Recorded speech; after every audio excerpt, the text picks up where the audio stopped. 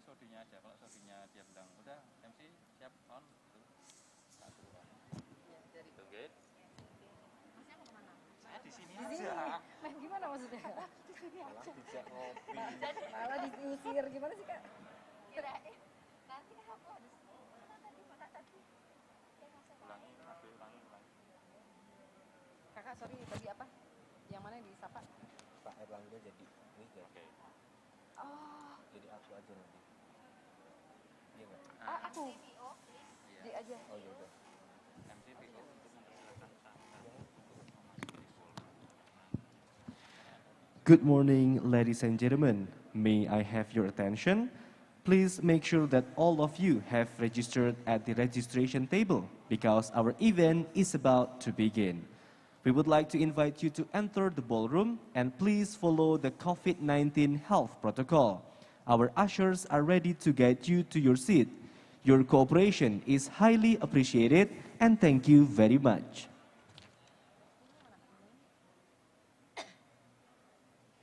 safety breathing. Welcome to the Alana Yogyakarta Hotel and Convention Center. We thank you for choosing the Alana Yogyakarta Hotel and Convention Center as a place to hold your activities. Your safety and security are our most priority. It is our obligation to convey safety instructions, especially in case of emergencies such as fires and earthquakes. Currently, you are in the Mataram City International Convention Center building. This building consists of 2 floors, the first floor for the ballroom and the ground floor for the meeting rooms. This building is equipped with fire protection facilities such as fire extinguisher, hydrant, smoke detector, sprinkler, and public annunciator. This building has 2 emergency staircases located at the right and the left side of this building. Our hotel has 18 floors and it is equipped with fire protection facilities such as fire extinguisher, hydrant, smoke detector, sprinkler, and public annunciator. To find out your position, you can look at the evacuation map, which is located behind the room door.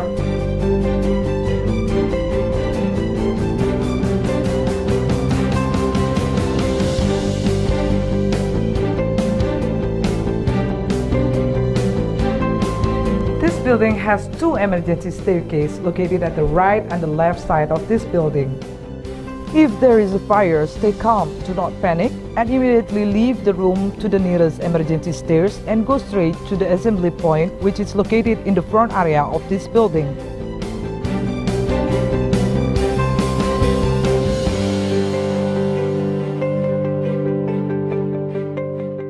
When an earthquake occurs, hide under the table and protect your head. Also, please stay away from the potentially falling objects.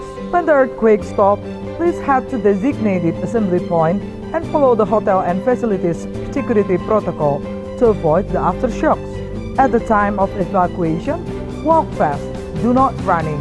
Take off your high heel shoes, do not use the elevator, use the emergency stairs instead.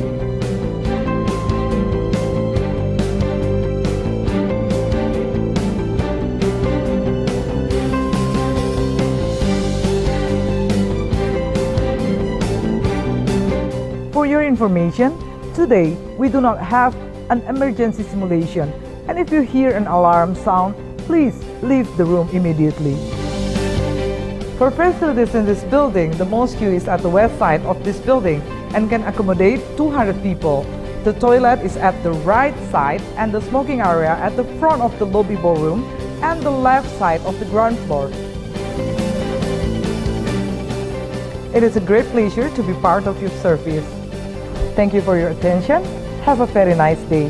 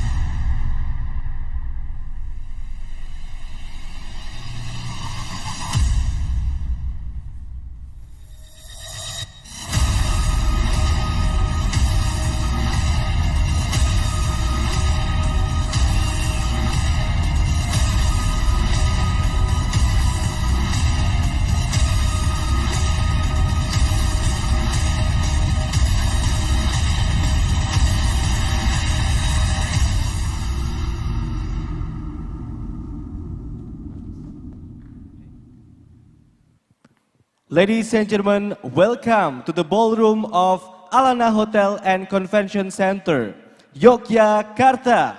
Good morning, I'm Adinda Dafi. And I'm Anggi Nugroho, and today we are going to be your morning's Master of Ceremony.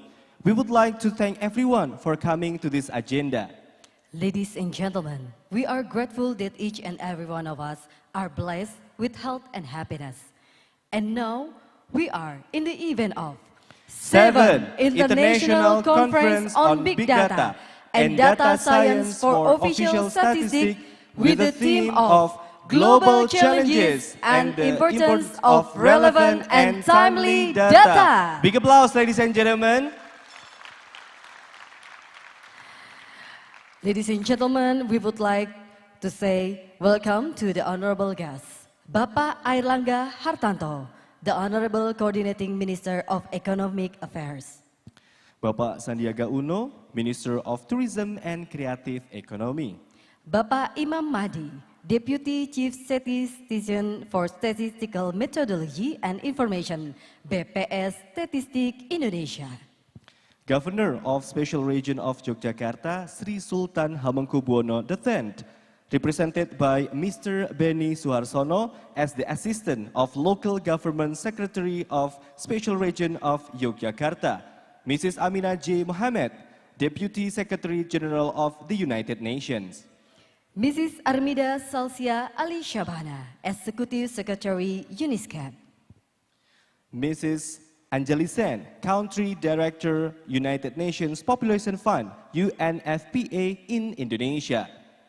Chair of the UNCEBD, Mr. Wisenga Maluleke, represented by Mr. Aswell Cherneker as Deputy Director General for Statistical Support and Informatics at Statistics South Africa.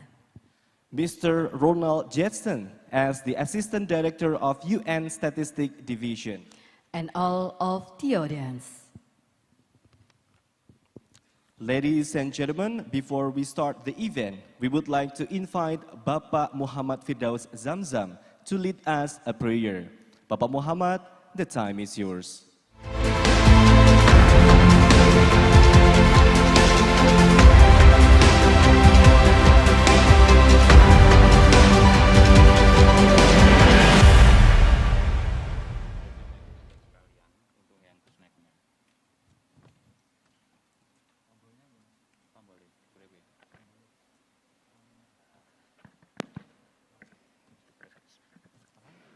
Bismillahirrahmanirrahim. Assalamualaikum warahmatullahi wabarakatuh.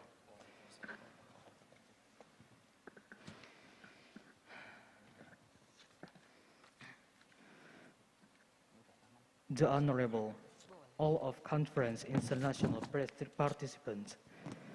First of all, let us pray to Allah, Rabbul Izzah, God Almighty, who has glory, in order to bless our activities and give smoothness in this implementation. Let us lead prayer in Islam. We beg by full respect for our audience who have other religions. Please pray suitable with your respective religions and beliefs. Bismillahirrahmanirrahim. Alhamdulillahi Rabbil Alamin. Hamdan shakirin. Hamdan na'imin. Hamdan yuafi ni'mahu wa yukafi mazidah. Ya Rabbana lakal hamdu kama yanbaghi li jalali wajhikal karim wa li azimi sultanik. Ya Allah, Ya Rabb, we glory your name, we sanctify your asma. Praise and gratitude we offer only to your presence. Thanks to your grace and your inayah. So we can gather at the place this to attend the 7th International Conference on Big Data and Data Science for Official Statistics. Ya Allah Almighty, by everything humility heard, bowed our head, spread out our hands, praying to you. Ya Allah, hopefully the overflow of this conference international are always given grace, blessing, and pleasure from you, Ya Allah. Make the activities of this conference to be sections from worship and charity our pious. Give contribution for development good in scale national as well as global scale. Ya Allah, Almighty wish, grant it to us wisdom so that we can get each other gain knowledge, sharing knowledge and experience for progress, statistic, development today and in the future. Ya Allah, Almighty, bringing together, give to us strength for each other, strengthen among us, but those that come from various domestic agencies and colleagues abroad, in doing various the trust that is carried on our shoulders, including in develop big data and data science to enrich official statistic that we have.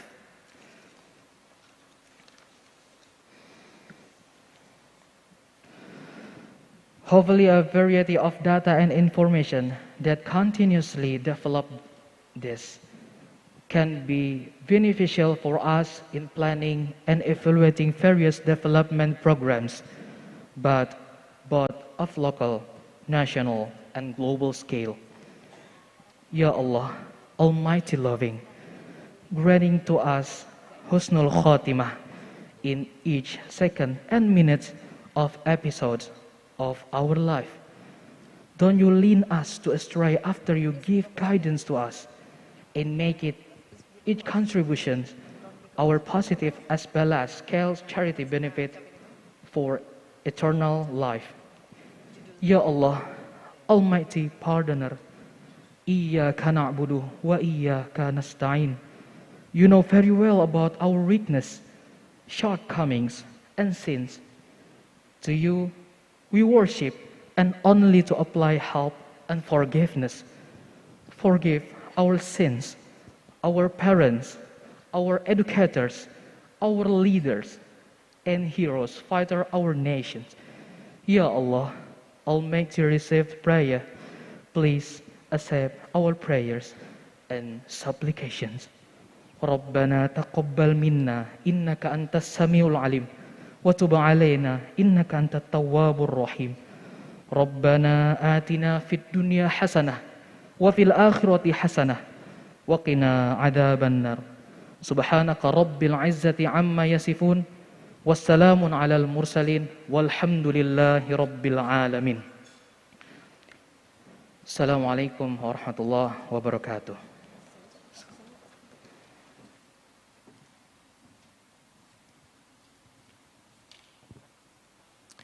We would like to say thank you very much to Mr. Muhammad Firdaus Zamzam, who have led us the prayer in this very grateful morning. Ladies and gentlemen, we would like to ask you to please raise for singing our national anthem, Indonesia Raya.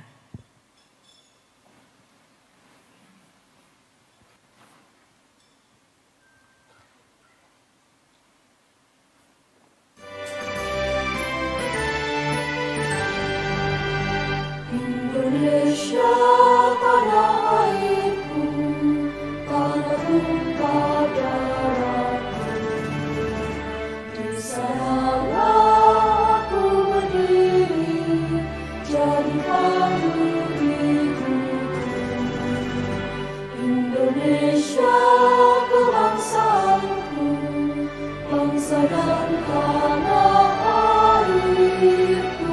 Marilah kita berseru, Indonesia bersatu.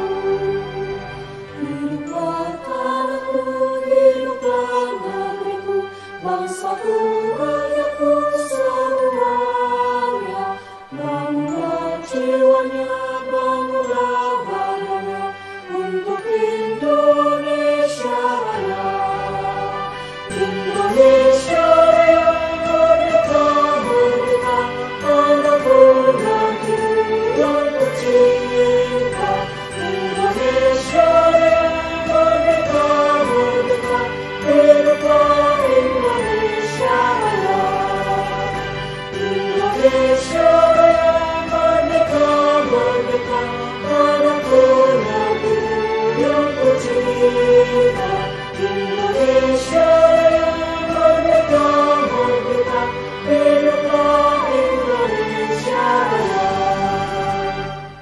Ladies and gentlemen, thank you for singing along our national anthem. Please take a seat.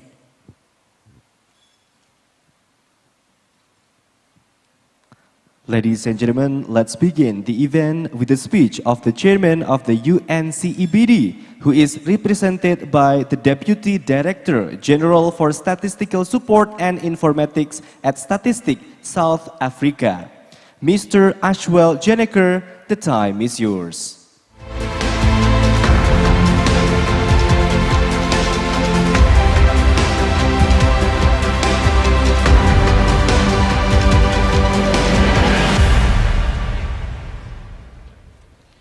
Good morning, everyone.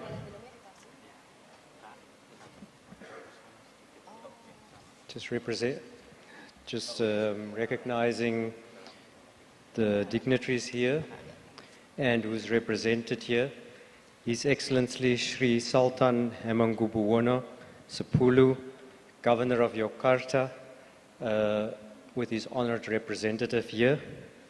His Excellency Johnny Plate, Minister of Communications and Information Technology, Ms. Anjali Sen, Country Director of the UNFPA in Indonesia, welcome. Mr. Margo Yuwono, Chief Statistician of Indonesia, represented by Mr. Imam Mahdi, welcome here. And then also thank you very much to those people who have honored us with videos, and we'll play these later, specifically His Excellency Joko Widodo, President of the Republic of Indonesia, Ms. Amina Mohammed, the Deputy Secretary General of the United Nations, Ms. Armida Salsia Al-Shabana, Executive Secretary of the United Nations Economic and Social Commission of Asia and Pacific. All protocol observed. Thank you. That was the most stressful part of my presentation, saying all the names properly. Welcome to all of you, to the beautiful Indonesia. I mean, it's truly wonderful to be here, and truly a great and lovely place that's surrounding us. Now, on behalf of the Committee of Experts and Big Data and Data Science for Official Statistics, I would like to welcome you. Thank you. Now, the committee was given the mandate in 2014 to explore the benefits and the challenges of looking at using the available digital formats of data for the compilation of official statistics. Now, as we know, the world is changing. So digital data is everywhere around us. I mean, we've got it on our mobile phones, we've got it on satellite imagery. Even when we pay, our payment transactions can be used to track what's happening around us.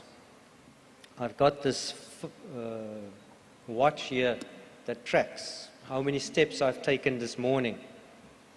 Okay. So if you press it once, it gives you your heartbeat.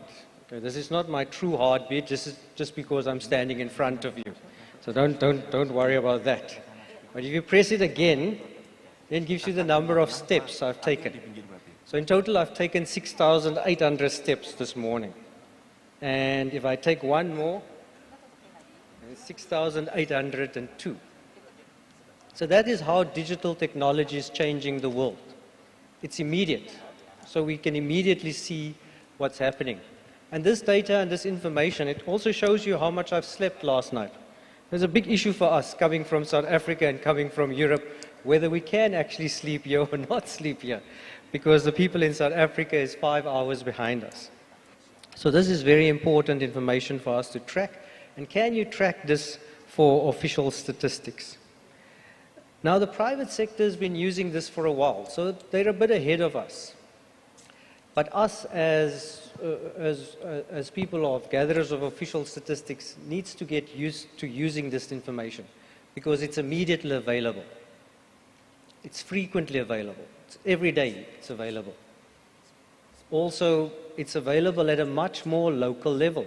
So when we compile official statistics, we've always got issues with the granularity of the statistics. When we do a census, we might do a census every 10 years. With big data, you've got that sort of data available immediately at your hands.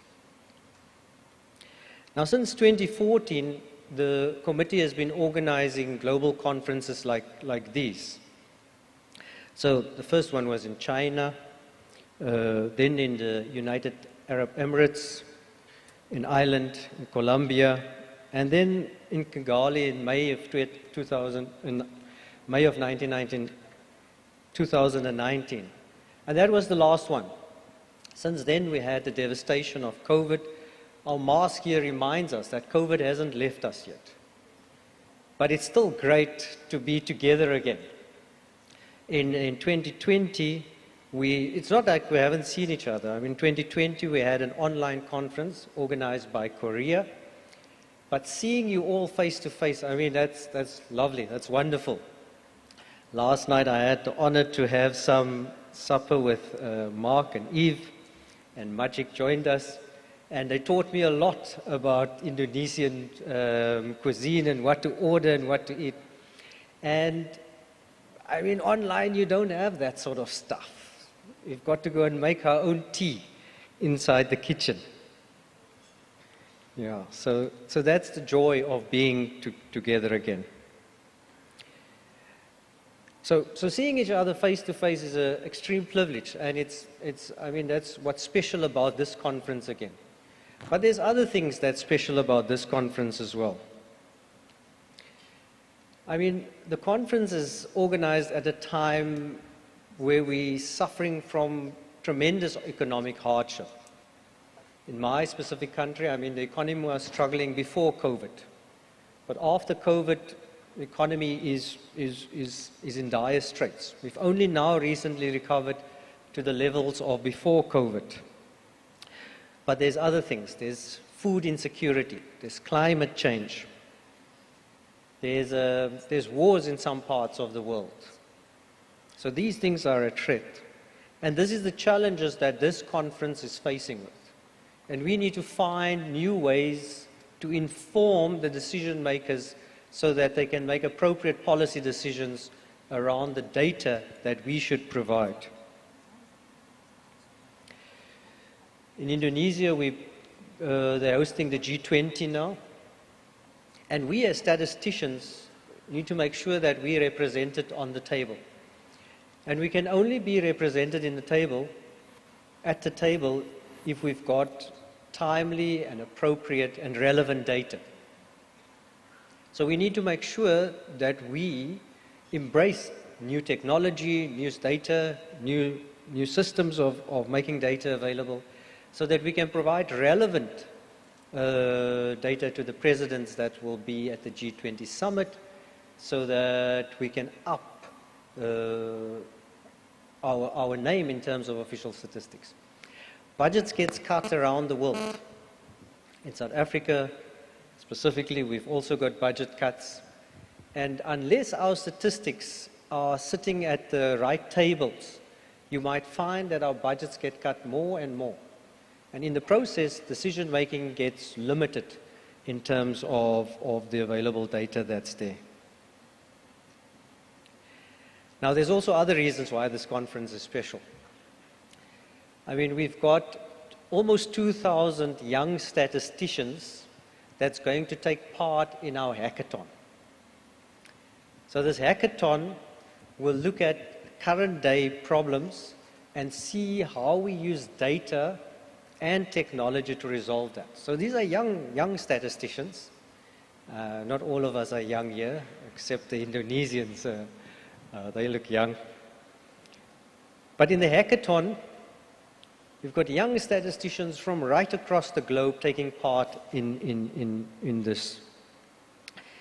And so that changes. I mean, that changes things. We haven't had that before, where we've had the ability of young statisticians taking part right across the globe in our conference. I mean, that transforms the way we look at things, creates lots of opportunity, because you've got these young, creative minds looking at problems different from the way we've been looking at it.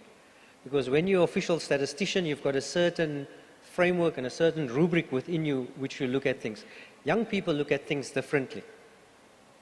In South Africa this year, for example, we had the census. So it takes us 3.2 billion rand to do the census. This time around, because people are afraid of us because of COVID, because of crime, because of many other reasons, people didn't necessarily open their doors.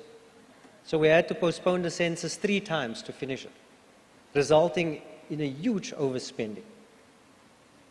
So as time goes by, it will become more and more difficult for us to conduct official statistics. Now in South Africa, interesting, for every person, we've got more cell phones than people in South Africa. I don't know if that's like that in Indonesia.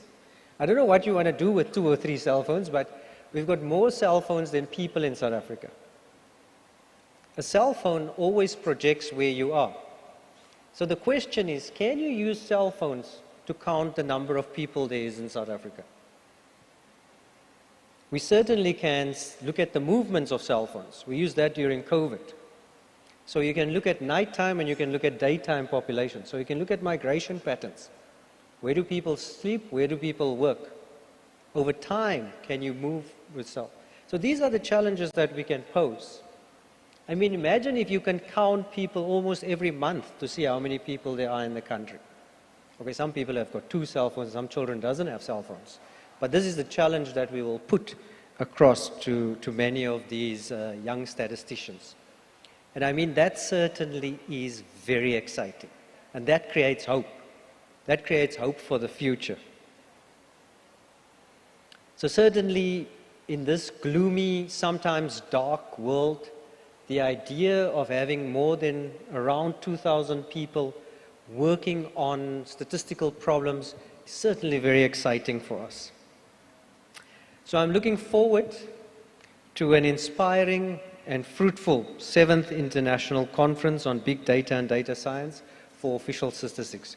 Welcome and enjoy and deliberate and have, most of all, have fun this week. Thank you very much.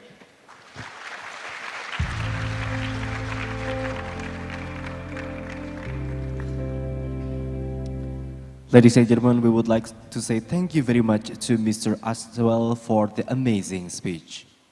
Ladies and gentlemen, now we would like to invite to the stage Country Director, United Nations Population Fund in Indonesia, Ms. Anjali Sen. The floor is yours.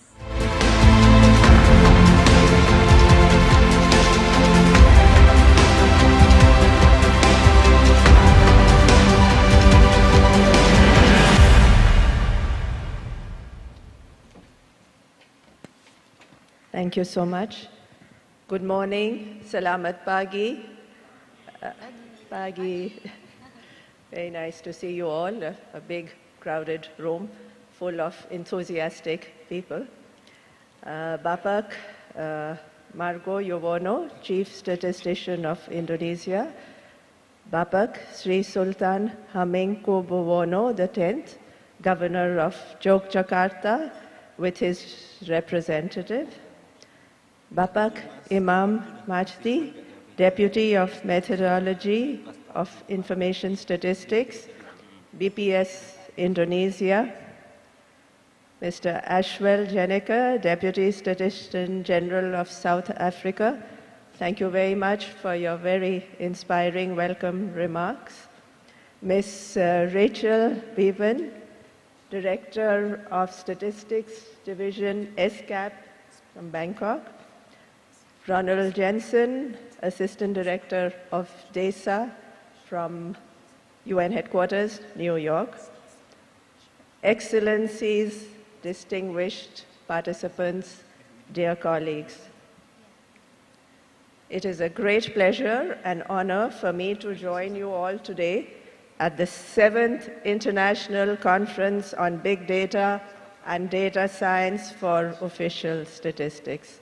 What a wonderful ceremony that was, and I'd like to congratulate the dancers as well for this beautiful opening. I'm here to represent the UN team in Indonesia and our resident coordinator, Ms. Valerie Julian. This conference is indeed held at a very auspicious time, as was also mentioned by Ashwell, in the midst of growing global challenges, when timely access to relevant data is particularly crucial to help tackle these global challenges of sustainability, economic recovery, and food security. Innovation in data science and big data is therefore of utmost importance. I was very inspired to hear about the 2,000 young statisticians who will be indeed coming up with innovative solutions and guiding us in this field. While the COVID-19 remains a threat to social and economic stability, the war in Ukraine and the resulting cost of living crisis is taking a toll on people's lives and livelihoods across the globe. And of course, this means greater uncertainty for economic recovery, economic conditions, hampering the progress towards the Sustainable Development Goals on many fronts, and particularly amongst the poorest and the most marginalized communities. And this is where we really need to step up our efforts and really redouble our efforts to get these Sustainable Development Goals back on track. While the world is bursting with information, we have so much information going around, there is still a lack of data where it is most needed. Data on the poorest and the most vulnerable and marginalized communities. And if indeed we are serious about leaving no one behind, which is the central premise of Agenda 2030, then we need to be serious about data. No SDG target can be met until it is met for all, everywhere. And there is an urgent need for us to harness the power of data as we confront these many global challenges, complex global challenges, all interconnecting at the same time. And data is a strategic asset. We know that with reliable data, we can ensure that we can build back better from the pandemic and deal with this double crisis of energy and food insecurity. The data revolution encompasses the open data movement, the rise of crowdsourcing, the new ICT for data collection, and an explosion in the availability of big data, which was also elucidated very eloquently by Ashwell. And these, along with the emergence of artificial intelligence, the Internet of Things, can help accelerate the achievement of the SDGs, really ensuring that no one is left behind. And we from the United Nations are committed to support the use of big data for policy making and sound policy decisions and response. With Indonesia as the host of this conference, and I'm indeed very privileged to be here as a representative of UNFPA to Indonesia for the last 3 years. It is a beautiful country with wonderful people, and we have this strong partnership with the government and the United Nations and its leadership to use big data for policy making. And we have supported the government in this endeavor. The UN supports filling the information gaps in the development and humanitarian sectors through the adoption of big data and application of the service design, of course with emphasis on gender equality, disability, and social inclusion. We have in the UN also supported the COVID-19 response through the development of various big data platforms and approaches. For example, we used innovative data collection systems to support government interventions for children and families that were affected by the COVID-19 pandemic. And we also supported the deployment of digital platforms to support vaccine distribution. This year also marks the 10th anniversary of the Pulse Lab Jakarta, which is a joint facility of the United Nations and the government of Indonesia. And they have carried out numerous exploratory research activities using a broad range of big data sources and applying its analysis to support effective and inclusive development and humanitarian action. And we know that the UN, we also provide the space, expertise, networks, partnerships to facilitate the promotion and adoption of innovative solutions to achieve the SDGs, including innovative financing mechanisms, ICT tools, and data collection and analysis. And in this respect, we will continue to support the government and the key stakeholders to harness these new and advanced formulas, big data, innovative practices, technologies, and leverage partnerships for the attainment of the SDGs. I wish you all success on my own behalf and that of our resident coordinator and the entire UN system. Every success for the successful deliberations at the conference and the implementation of this huge endeavor, the big international conference, convening after the two plus years of the COVID-19 pandemic in person. And it is indeed such a joy to be here with everyone in person for this very significant and an important conference. I wish you a fruitful discussion over the next few days. Thank you very much. Terima kasih banyak. Thank you. Thank you, Ms. Anjali San. Ladies and gentlemen, we would like to present the speech video from the Executive Secretary of United Nations Economic and Social Commission for Asia and the Pacific, Ibu Armida Salsiah Alissyahbana. Ladies and gentlemen, please pay attention.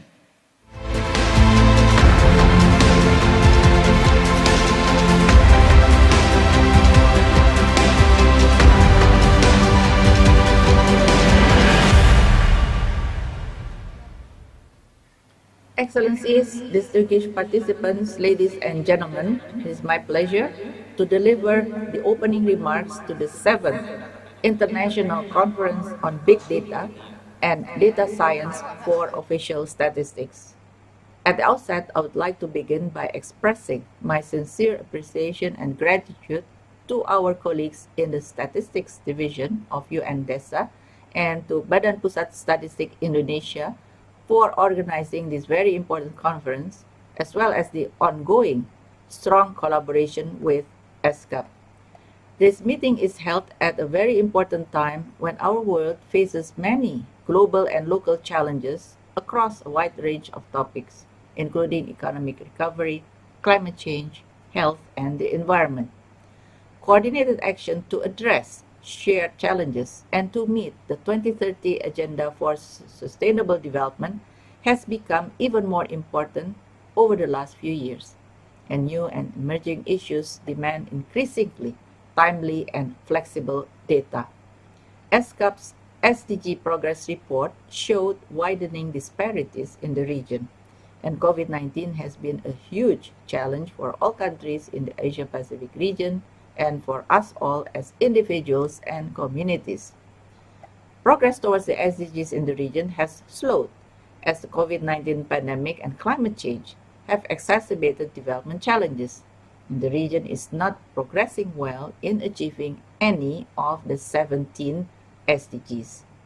As the statistical community, we can be proud of our work, which makes it possible to not just measure the SDGs, but more importantly, to achieve them. I'm very pleased to see that the availability of data in Asia and the Pacific has sharply increased since the first SDG benchmark report back then in 2017. Indeed, the number of indicators with sufficient data has almost doubled since then. This trend testifies to the tremendous effort which has been made to strengthen national statistical system in the region to respond to the monitoring demand of the 2030 agenda. However, there are still very significant data gaps, especially where traditional data are missing. Big data can be part of the solution to help monitor the SDG indicators. Big data already permeates many aspects of people's lives, from daily communication and interaction to shopping and consumption and the medical treatments they receive. Big data is also transforming the way people and businesses make decisions and measure things. With an invaluable continuous flow of digital transformation about activities and their impact on society, the economy, and the environment, big data holds tremendous potential for official statistics. I've been pleased to see the statistical community increasingly turning its attention to new data sources despite numerous legal, technological, and financial challenges. As it is constantly being collected and generated, big data provides timely, frequent, and granular insights, crucial attributes in critical situations. These timely and detailed data can inform policy and help assess crisis' immediate impact on society and the economy. I'm hopeful this conference will provide an important opportunity to exchange the newest practices in countries and share knowledge of emerging methods and standards for using big data and data science for official statistics.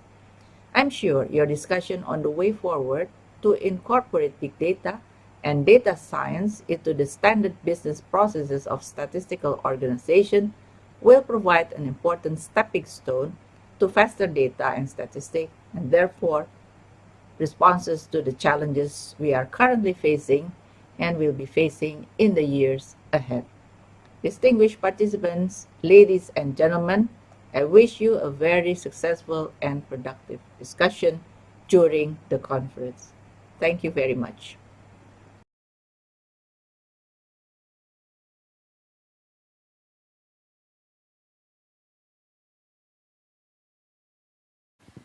Ladies and gentlemen, now we would like to present the Deputy Secretary General of the United Nations, Ms. Amina J. Mohammed.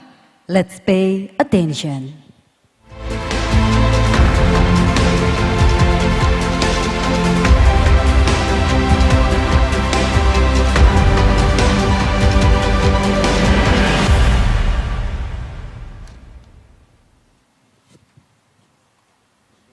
Excellencies, ladies and gentlemen, I'm pleased to greet the 7th International Conference on Big Data and Data Science for Official Statistics. As you are gathering in Yogyakarta today, a few hundred miles to your east, the G20 are meeting in Bali. Our world is facing grave challenges. The COVID-19 and the war in Ukraine have disrupted supply chains and caused major spikes in energy and food prices, fueling a cost of living crisis. For their families is becoming an impossible struggle. At the same time, the climate catastrophe is worsening, testing the resilience of our societies against typhoons, floodings, and other severe weather events. To effectively combat these challenges and more, timely and relevant data to inform our policies and monitor progress will be essential. This is why you, the global data community, are so critical to our collective efforts. We rely on you to bridge data gaps, provide a clear understanding of where and how we can do better, and deliver deeper insights and smarter decision-making. I'm greatly encouraged that almost 2,000 young data scientists and statisticians from every part of the world will compete in a data hackathon to find creative solutions to addressing the many challenges we face, above all, climate change. The engagement of young people is crucial. We must ensure that the voices of those with the greatest stake in our future are heard loud and clear. And I would like to thank the United Nations Major Group of Children and Youth for your enthusiasm and dedication. I was also encouraged to learn that many national statistical offices, international agencies, academic institutions, and major tech companies are supporting the UN Youth Group to make this hackathon a resounding success. Together, we can meet the test of our time and build a better, brighter future for all. Thank you.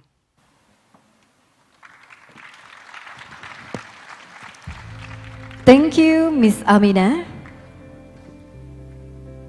Ladies and gentlemen, now we would like to invite to the stage the Deputy of Methodology and Statistical Information. Ladies and gentlemen, please welcome Bapak Imam Mahdi.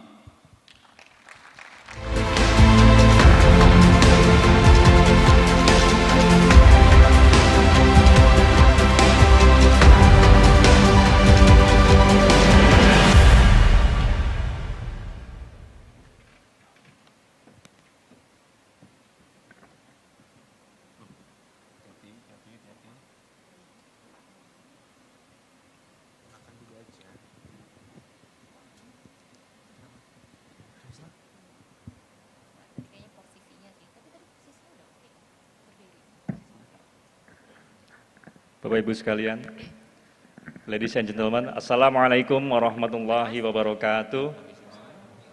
Good morning everyone. Excellencies, the Coordinating Minister of the Economic Affairs, Bapak Airlangga Hartanto, the Minister of Tourism and Creative Economy, Bapak Sandiaga Uno, the Governor of Special Region of Yogyakarta, Bapak Sri Sultan Hamengkubuwono ke-10, in this time represented by Assistant of Regional Secretary, Bapak Beni Suharsono.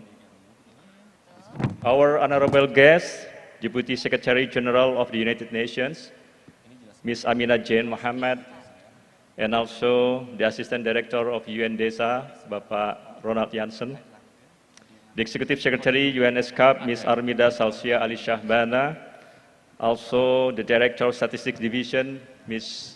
Rachel Bevan, the Country Director, United Nations Population Fund, UNFPA, in Indonesia, and also co-chair of Data Monitoring, Evaluations, and Learning Working Group UN in Indonesia, Ms. Anjali Sen, the chair of UNCBD, in this time represented by Deputy Director General for Statistical Support and Informatics at South Africa, Mr. Ashwell Jenneker. All distinguished speakers and moderators, distinguished participants from many different countries, Echelon 1, Echelon 2, ministries, BPS, government agencies, universities, and non-government organizations and associations, and also our young statistician that will be participated in the hackathon. Ladies and gentlemen, first of all, I would like, on behalf of the BPS Statistics Indonesia, to warmly welcome all of you to the 7th International Conference on Big Data and Data Science for Official Statistics. This event is held by the UN Statistics Divisions in collaboration with BPS Statistics Indonesia. Unfortunately, this morning, our chief statistician, Bapak Margo Yuwono, is unable to join with us in this opening ceremony since at the same time he also holding the wedding ceremony for his beloved daughter since yesterday. She asked me to convey his deepest regrets and apology, and also sends his warmest regards to all of you and wishes for the success of this meeting. Now I would like to read his welcome remarks that he prepared for these opening sessions. Ladies and gentlemen, in previous session that this conference is already held by the UN Statistics Divisions regularly in many different countries, and in this year, Indonesia has the honor to host this prestigious event. Was not without reason that we decided to hold this event in the beautiful city of Yogyakarta. Yogyakarta is the city with many predicates, among others, such as the city of tourism, the city of culture, and most importantly, the city of students or the city of education. Its role in the development of the education in Indonesia has been widely acknowledged. It is our sincere hope that the love and passion of this city for education will spread to all the participants, which will contribute positively to the achievement of the meeting objectives. Ladies and gentlemen, in recent years, the world is facing numerous global challenges related to the environment, climate change, health, food security, economic recovery, and also human displacement. Government must face the challenges by taking appropriate action through relevant and timely data. The statistical community has been tasked with delivering this data, particularly the data on the Sustainable Development Goals. This is why the conference is extremely important. It brings us together, many parties, to address and discuss about the global challenges and the role of the relevant and timely data in order to support evidence-based policy making. The theme for this conference is Global Challenges and the Importance of Relevant and Timely Data that cover three main topics. The first one, global economic recovery, food security, and also the access to relevant data. In addition to the conference, we also arrange workshop, hackathon, and exhibition. Through these activities, we hope that at the end of the conference, all contribute to the provisions of relevant and high-quality data as the basis for effective policy making. Ladies and gentlemen, before I close my remarks on behalf of BPS Statistics Indonesia, I would like to express my deepest appreciation to all of the speakers and moderators for sharing your valuable knowledge. In particular, also we would like to extend our gratitude to the Governor of Yogyakarta for the warm welcome and support for the success of this event, and also our gratitude to the coordinating Ministry of Economic Affairs and the Ministry of Tourism and Creative Economy.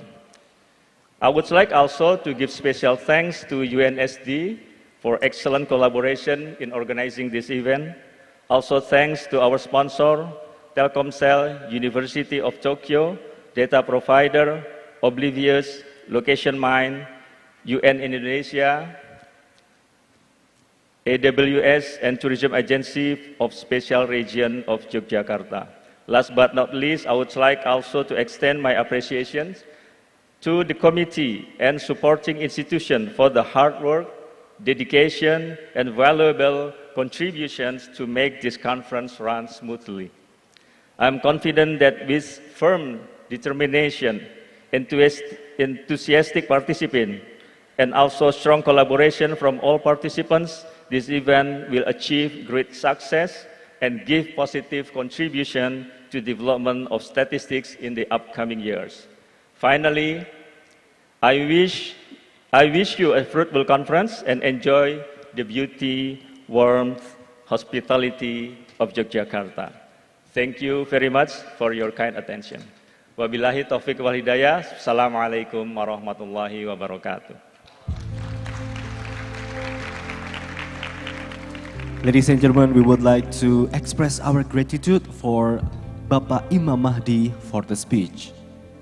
Ladies and gentlemen, we would like to present the Minister of Tourism and Creative Economy. Let's pay attention. This is welcoming speech from Bapak Sandiaga Uno.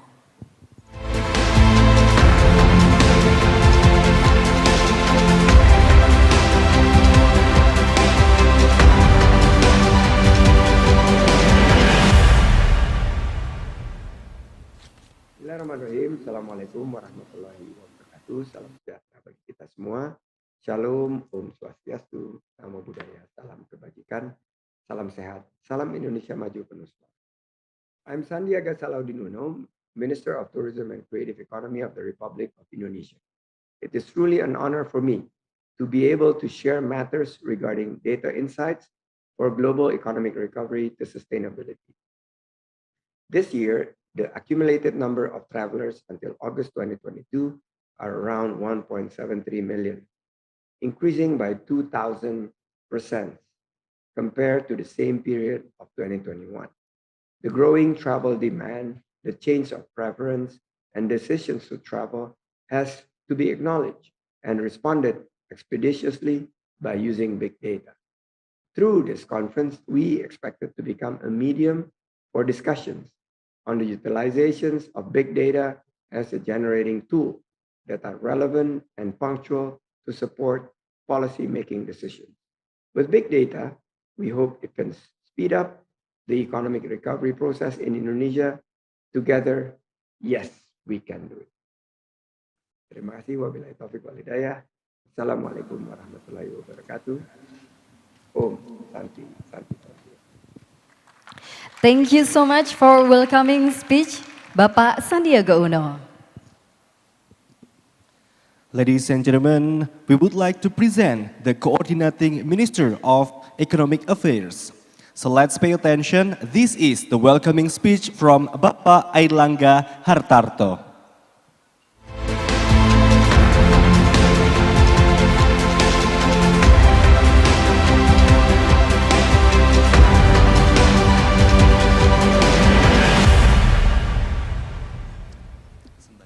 Assalamualaikum warahmatullahi wabarakatuh. Yang kami hormati Gubernur Daerah Istimewa Yogyakarta Bapak Sri Sultan Hamengkubuwono X yang diwakili oleh Sekda Yogyakarta Pak Raden Kadarmata Baskara.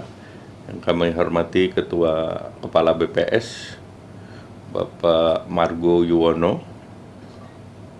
Yang kami hormati Kepala UNCEBD Bapak Risengga Moleleki yang mewakili Dirjen Statistik Support Informatik dan Statistik Afrika Selatan, Country Director UN Population Fund, Ms. Anjali Sen, Executive Secretary UNESCO, Ibu Armida Salsiah Ali Shahbana, Deputy Secretary General of the UN, Ibu Aminah Muhammad, hadirin yang berbahagia. BPS sebagai institusi penyedia data dituntut untuk independen sehingga data yang dihasilkan dapat digunakan oleh pemangku kepentingan untuk menghasilkan kebijakan tepat sasaran, tidak terkecuali dalam pemulihan ekonomi Indonesia.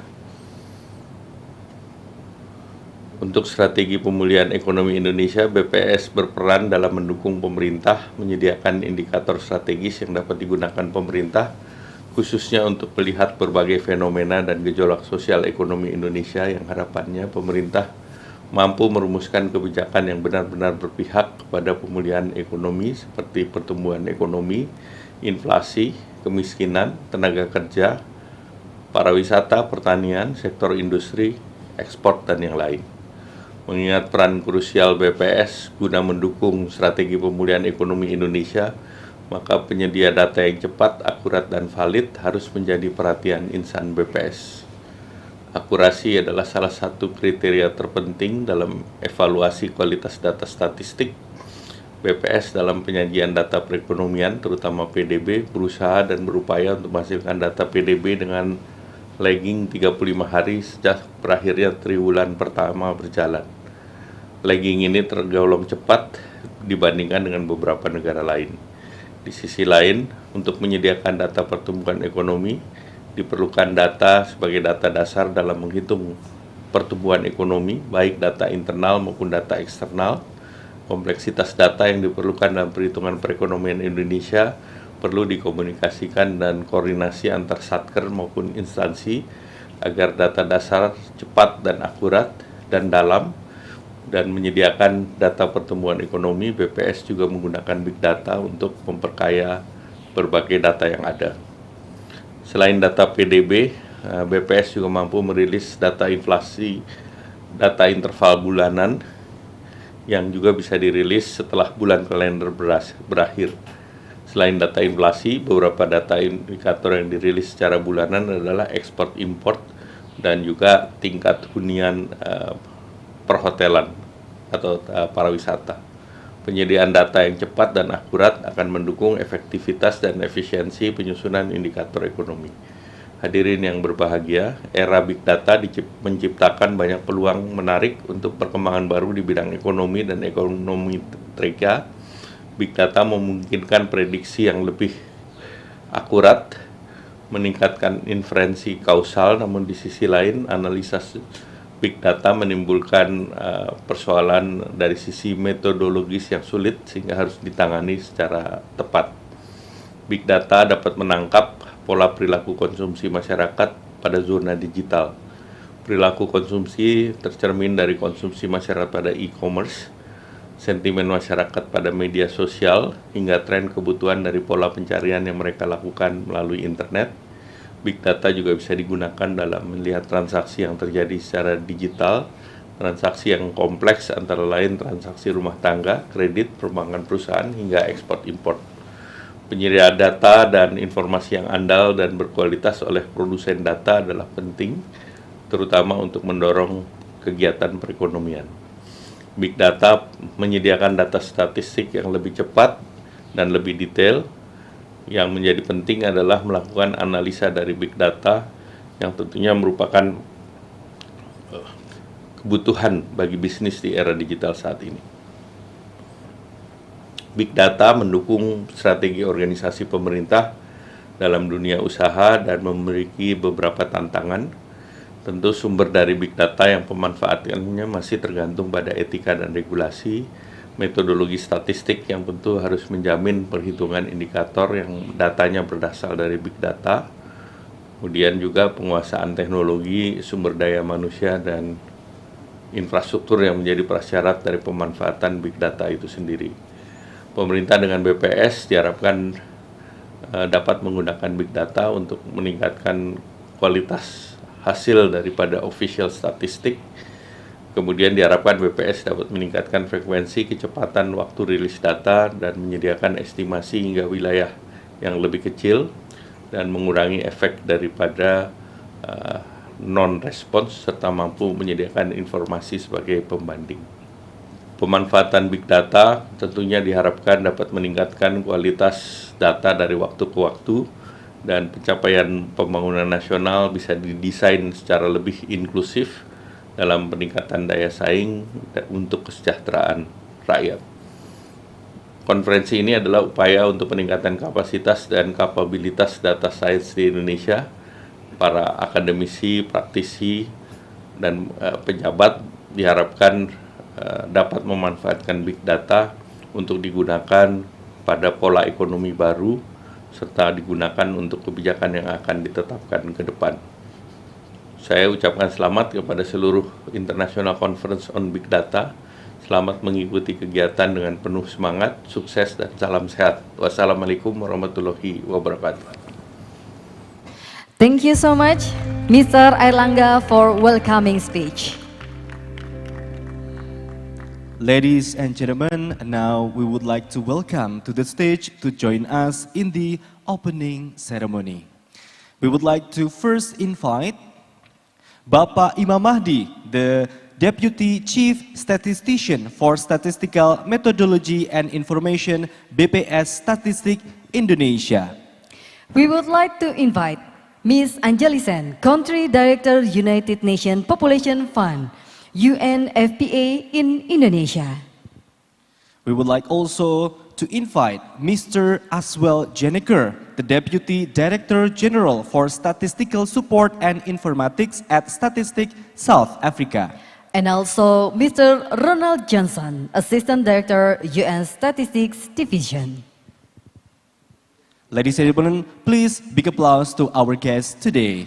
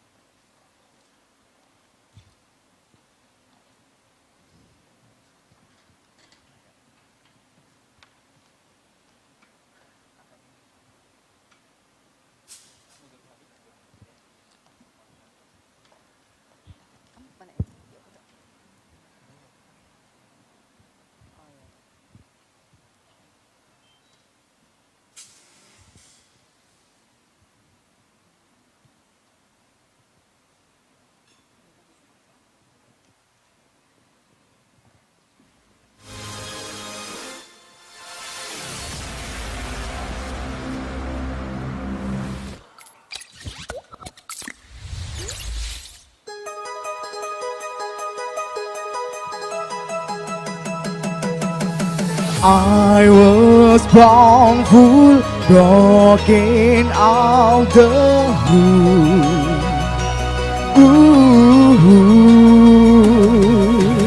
Saying I'll know, dying all of the truth.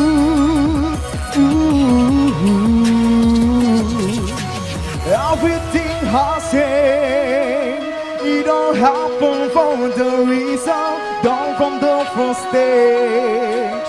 It is something revival. Never want them this come of fail. Turn myself so cold and hopeless, but one thing else you know. Oh, it is so lalu. Soko kesalahan mati ning diri ono ing ati.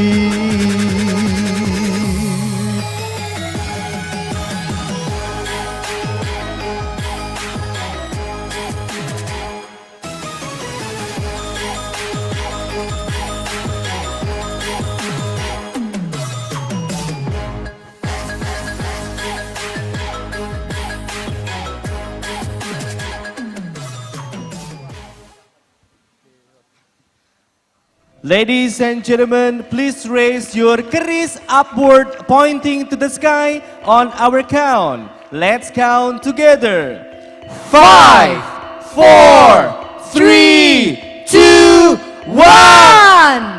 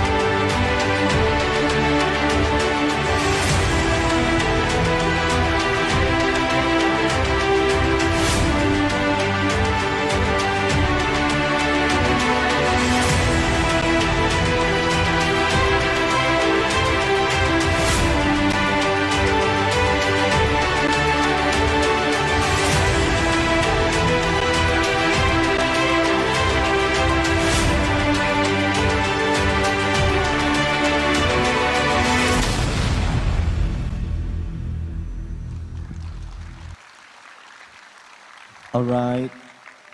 Ladies and gentlemen, we would like to invite you to have a photo session together. So we would like to invite you to be at the center of the stage for the photo session together.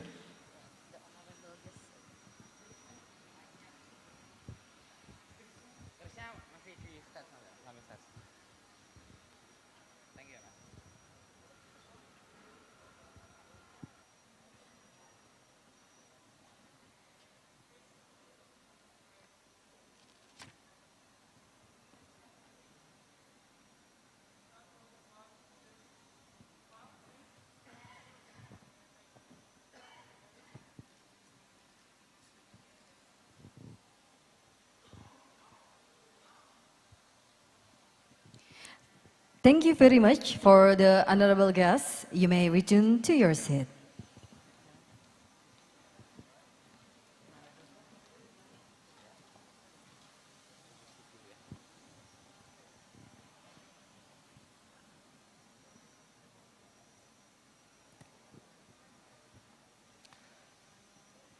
Ladies and gentlemen, that is the end of the opening ceremony of 7th International Conference on Big Data and the Data Science for Official Statistics with its theme Global Challenges and the Importance of Relevant and Timely Data.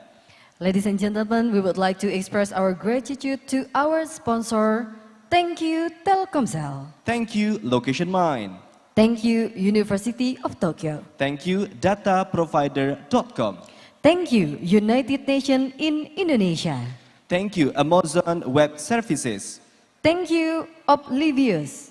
And thank you to the Tourism Agency of Special Region of Yogyakarta.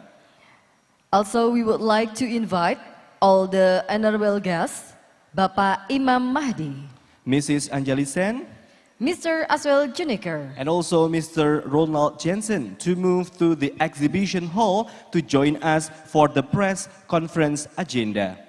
Ladies and gentlemen, thank you very much for your attention. We would like to invite you to join to the first high-level panel discussion at 10:30 a.m. And please enjoy the coffee break. Thank you.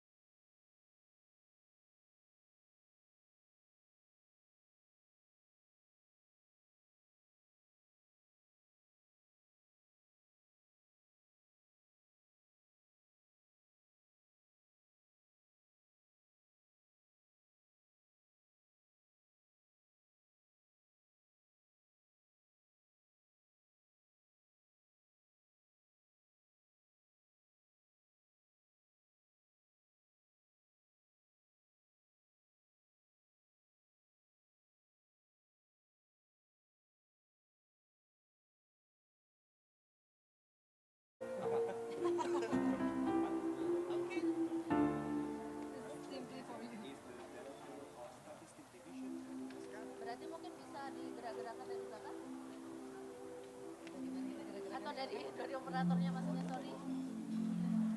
Minus joget. Kakak, tadi ini kita lebih santai karena hanya cuma show. Sayunya udah dua, masih satu yang belum, tapi itu third panel nanti akan kita katanya mau sudah.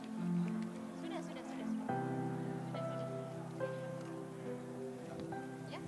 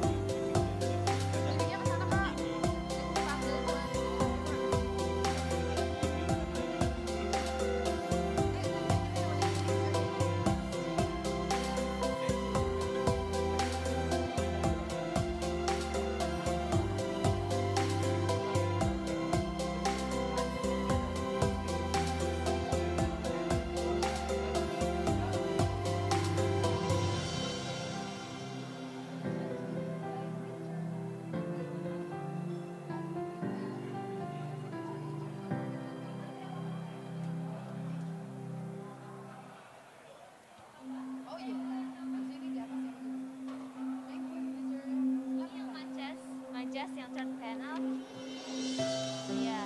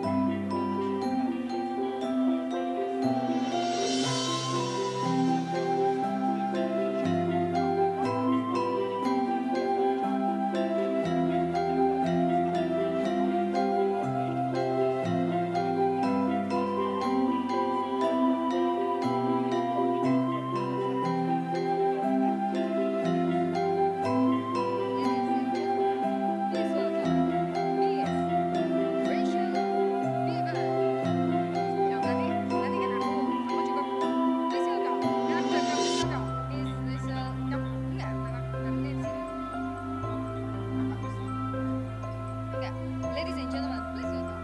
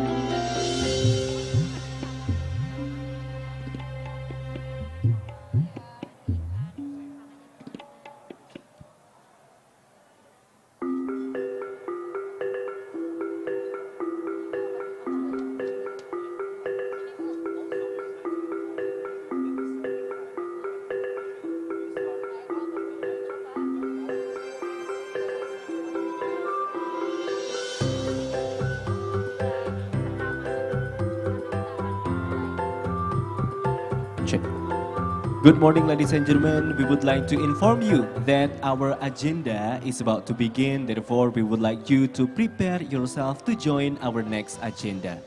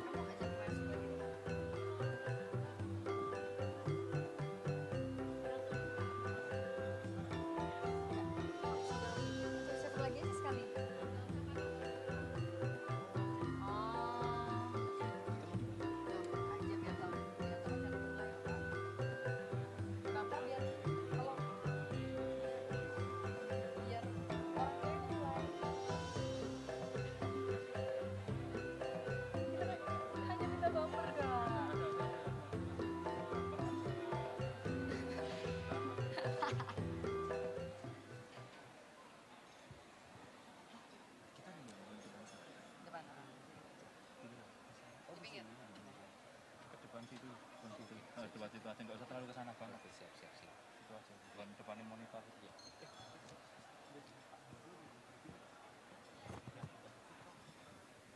Kan dia speech terus balik.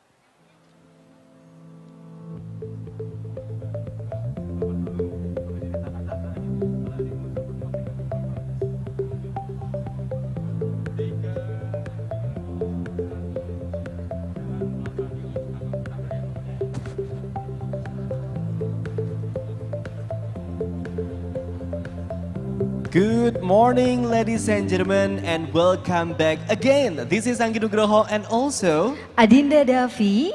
And of course, we would like to welcome you to our first high-level panel discussion with its theme, Sustainability and the Global Economic Recovery. Big applause, ladies and gentlemen.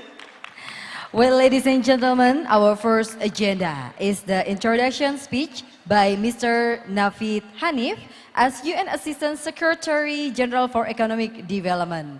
Please pay attention.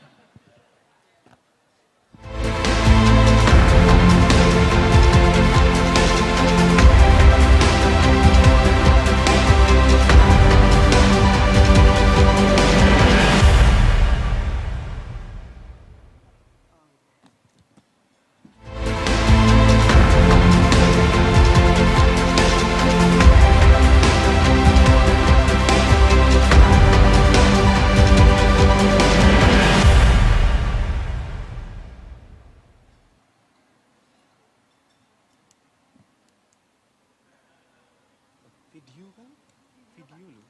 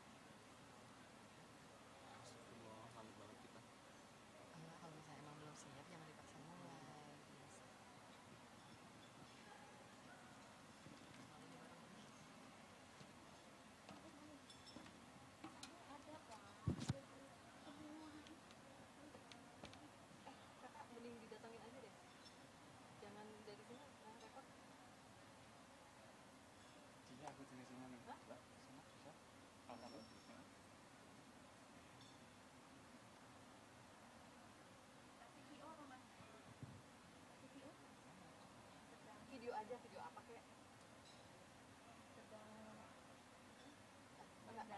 Enggak bisa, jangan. Mending video aja.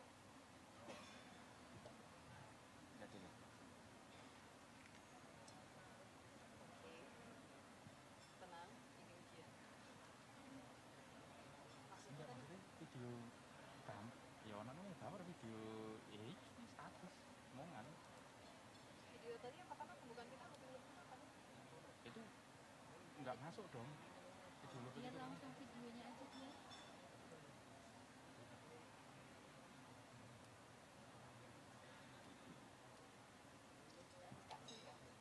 nanti berarti ngomongnya gimana mau masuk? Sensorinya gimana?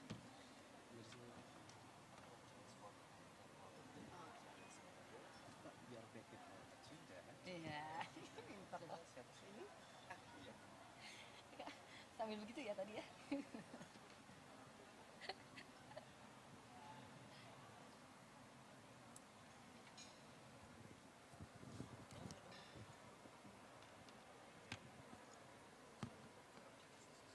Yang introductory remarks judul saya ya dia. UNSC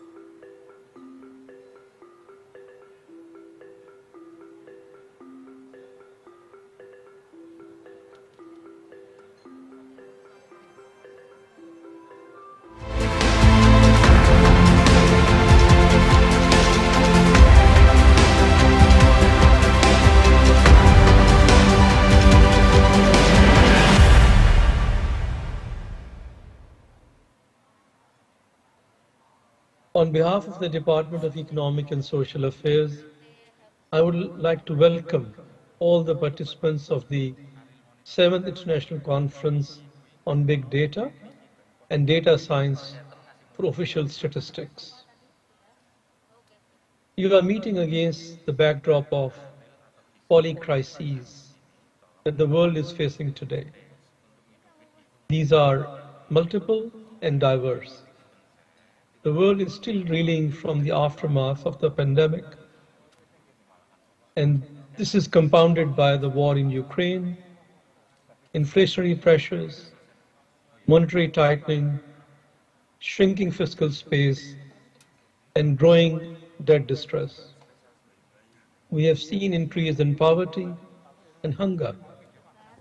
The ravages of climate change are exacerbating these challenges. The first panel discussion will focus on these difficult questions and how to bring the world on the path to sustainable, inclusive, and resilient recovery. I would like to focus on 4 key messages for your consideration. First, a message of hope. These challenges are surmountable. We have the solutions. We need to act urgently and with clear focus on people and the planet. That is where the role of timely and comprehensive data is critical. Second, we never before had access to real-time, comprehensive data that policymakers can use to sharpen their policy choices. I find that extremely important in setting inflation targets and making monetary decisions. Similarly, data is critical for fighting inequality and providing social protection where it is needed. We have it. Evidence-based policy decision will help us to steer through these troubled waters.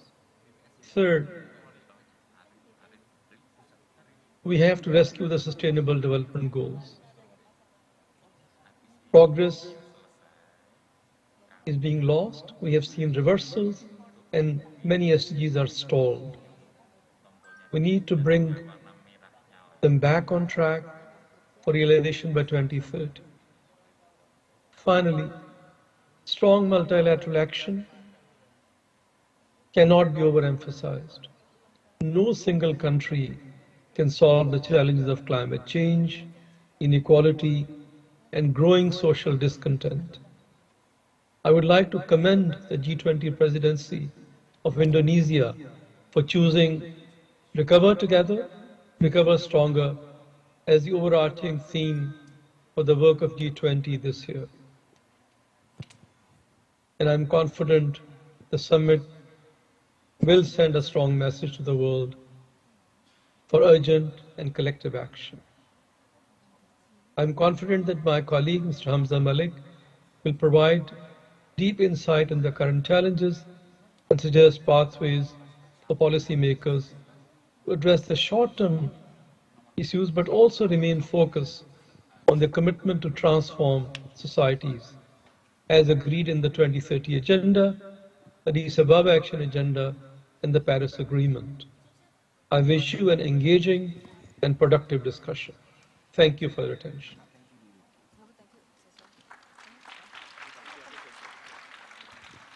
Thank you so much for Mr. Nafid Hanif for the welcoming speech. Yes, and ladies and gentlemen, we are absolutely sorry for the technical problem that we experienced earlier, but the show must go on, so we are going to invite you for our second agenda, which is the keynote speech by Dr. Hamza Ali Malik as the Director of Macroeconomic Policy and Financing for Development Division, UNESCO. Dr. Hamza Ali Malik, the floor is yours.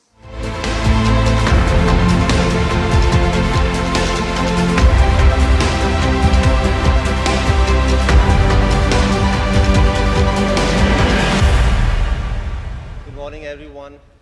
Wonderful to be here. What a spectacular opening ceremony we had. Bright, colorful, full of hope. Very glad to be here. Thank you very much to my UN statistics colleagues, Ronald in particular, for inviting me and giving me this opportunity to come and share and present what I call a narrative on what's going on in the global economy these days, what kind of near-term challenges we are facing, and how to overcome them. I'm also grateful to the statistics community of Indonesia for co-hosting this major international conference on the role of big data in general. I'm an economist by profession, and I like to think of myself as a storyteller. And economists cannot tell stories without information or without the script writers. And the data community or statisticians basically are the script writers for the policymakers, for economists to tell the narratives. And we need to check each other in their endeavors. I'm waiting for my slides. Can somebody put up these slides so I can get into the nitty-gritty?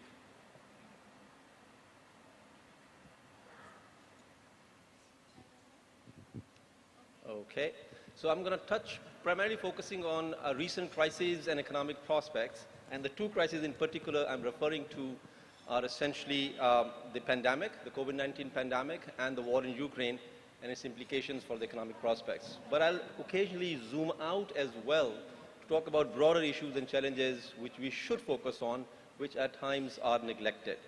Next slide, please. So let me start with the basic fundamental messages, the 5 key areas that I'm going to touch upon today. Number one, primarily we economists or global community has pursued what I call a GDP-centric development approach. What I'll show you briefly is it has come at a huge cost to social inclusiveness and environment sustainability. So there is a need to actually move away from this GDP-centric policy making and invest in people and the planet. Then I'll talk a little bit about what's happening nowadays in the economies in the aftermath of the war in Ukraine and before that pandemic, what kind of challenges are being faced. The third bullet you can easily see summarizes the policy constraints the global policy community is actually facing.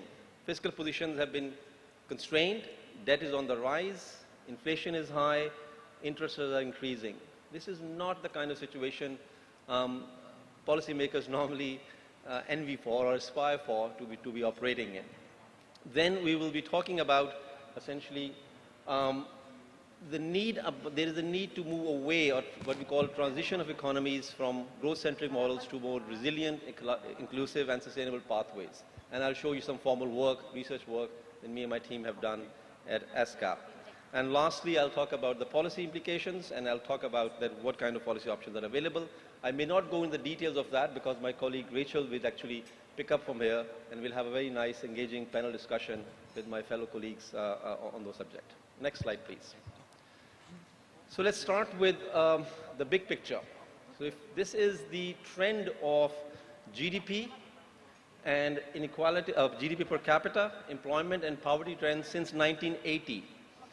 It's very visual. You can easily see. So I've normalized the data to 100 and 1980. So you can see the GDP has increased by a multiple of 3.7 or more than 3.5 times increase in GDP. GDP per capita, a proxy for income, has actually increased by about 2.5 times since 1990. Employment has been increasing, but by much less so. And importantly, the poverty has actually reduced by about 3/4 since 1990. So this is the framework economists like to think about, and that is why we tend to focus on GDP, because we claim GDP growth, high and rapid growth is good. It leads to employment generation, it leads to income generation, it reduces poverty. So let's focus on growth, and then rest of the things can actually take care of themselves. I tend to disagree a little bit, and I'll show you why. Next slide. So focusing on economic growth has come at a significant cost to societies. This is the data for the distribution of income. So again, I've normalized it at 100 since 1980, and you can see the trends in different segments of societies in terms of their GDP per capita or income growth. So you can see the top 1% have actually gained the most because of the rapid growth of last 30 years. This is the data for Asia and the Pacific I'm showing you. Then comes the top 10%, then comes the middle 40%, and then comes the bottom 10%. So the gains from rapid economic growth have been uneven in the region as a whole. Not everybody has benefited from economic growth. There's a fundamental point we keep highlighting in terms of making sure that economies grow with paying attention to inclusiveness. Next slide, please. Similarly, there have been significant impact on what we call environment degradation, or considerable environmental impact of this rapid GDP growth. You can see I've just shown two indicators here, domestic material consumption and greenhouse gas emissions. So they have been increasing in line with the rapid growth in GDP. So a significant increase has come. So the high GDP growth has come with a cost, both to the society and both to the environment. But in the policy-making world, as economists, we still tend to primarily focus on GDP growth alone, and the understanding tends to be, let's grow first, and then we will deal with inequalities later. Let's grow first, and then we will take care of the environment degradation later. What I'm suggesting here is they need to change that narrative. And a narrative change requires a good script. And that's where the power of data and big data comes in handy, because it can lay out all sorts of information for you, for the use of policymakers, how to actually use that data to pay attention to the things that should be the objective of policymaking as well. Not as an afterthought, but as a priority. This to me is an essence of the Sustainable Development Agenda, the three broad categories of the Sustainable Development Goals: economic dimension, social inclusiveness, and environment sustainability, right? So they need to go hand in hand. Next slide, please. If you zoom out a bit more, and this is going to 1751, this is not by my team, but it's a very interesting graph. You can see the damage to environment started taking place in 1850 onwards. This is not a random year. This is for the beginning of industrial revolution. But you will hear a lot of conversations in the global economic community now about climate change and climate justice. Who's going to pay for the costs of the aftermath of disasters happening because of human-induced environment degradation? So initially, you can see almost the entire 20th century, the bulk of contribution to environmental degradation coming from US and Europe. They started to tone down their contribution. Their contribution started to go down a little bit only in 1990 onwards, very recently. And that's around the same time when the rest of the world took off. China in particular, India, and many other Asia-Pacific countries, including Indonesia and all that. This now is a source of major debate, right? Because the advanced economies like US and Europe are saying, let's reduce our footprint on climate change. We need to do X, Y, Z policies. And the rest of the world is saying, no, you have actually made a mess for the last 100 years or so, or more than that. It's our time now, and we need to use the resources to be able to grow fast, to be able to reduce poverty, and so on and so forth. And that's a source of tension now, because now the major contribution is coming from non-US, non-European economies, right? So this is how this is one example of how to present data and lay out a narrative. But it's up to the policymakers to interpret that. And this is, again, as I said, it's a very interesting one. We'll touch upon that a bit later. Next slide, please. So after the big picture, let me zoom in a little bit on recent crises, what's going on. Next slide, please. So this is the global GDP trends. I won't go into too much details. The left-hand panel is simply showing the quarterly GDP growth. You can easily see that the global economy had a major dip beginning in March 2020, and by June, the entire global economy was in a recession, right? Albeit there are big differences between different regions.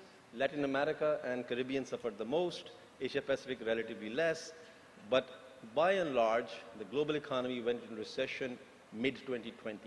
Then there was a rapid recovery that started to take place, and by sort of September 2021, things were looking okay when the Delta variant of COVID came along, and then there was massive reintroduction of lockdowns and restrictions and so on and so forth.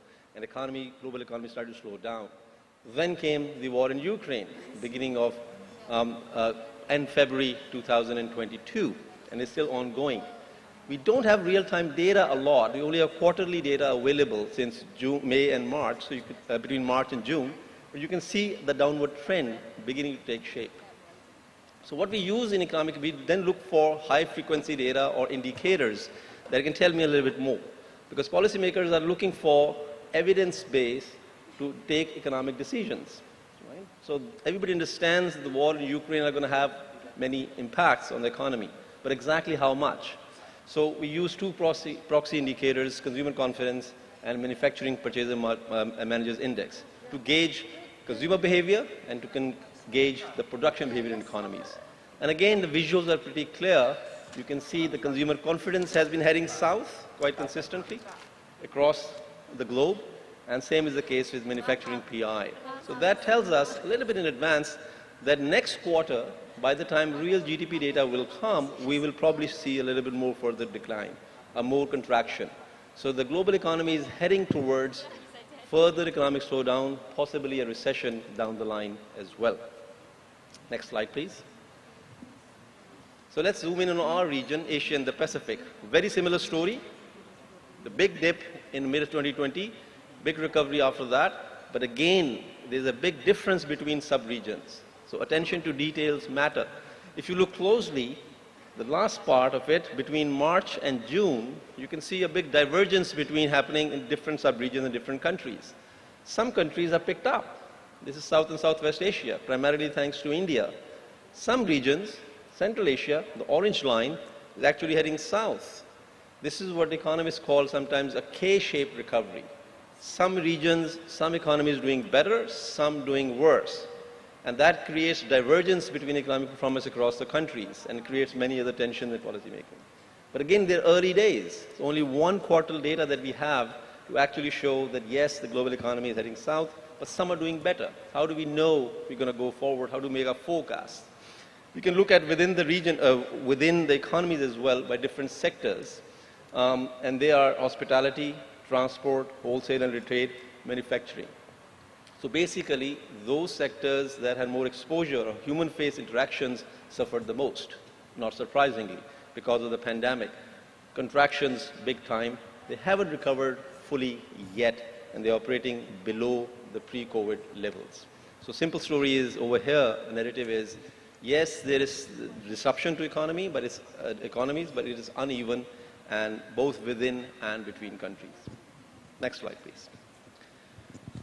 So it's not just about GDP dynamics that we should pay attention to. I just want to show you the impact on what I call people and livelihoods. So the left-hand panel is the impact on jobs, employment. We're using the data from ILO. So in 2020, in Asia Pacific as a whole, 140 million full-time jobs were lost. So some recovery was there, but in 21, the orange bar, about 65 million jobs were still lost. So there are a major loss in livelihoods essentially across the board. The right-hand panel is based on our research in ASCAP and my team, impact on poverty of all these economic dynamics that I was showing. And again, you can see if you use the metric of $90, the blue bar, 85 million people have been pushed back into extreme poverty. If you use a different mark, the impact on poverty of economic slowdown is fairly considerable. So the pandemic came with a heavy cost to people and their livelihoods. Next slide, please. This is something important. I'm going to come back to it later in terms of fundamental messages, importance of resilience, right? So shocks leave long-term scars. It's not about 1 quarter GDP up and 1 quarter GDP down. You need to pay attention to what happens over time. So the pandemic is likely to leave long-term impacts, or what we call long-term scars. Multiple channels, labor markets, people's skills have been eroded, and the chances to re-enter in the labor market, job market, have actually come down in many, many economies. There is a significant reduction in capital investments, which affects the future productivity of economies.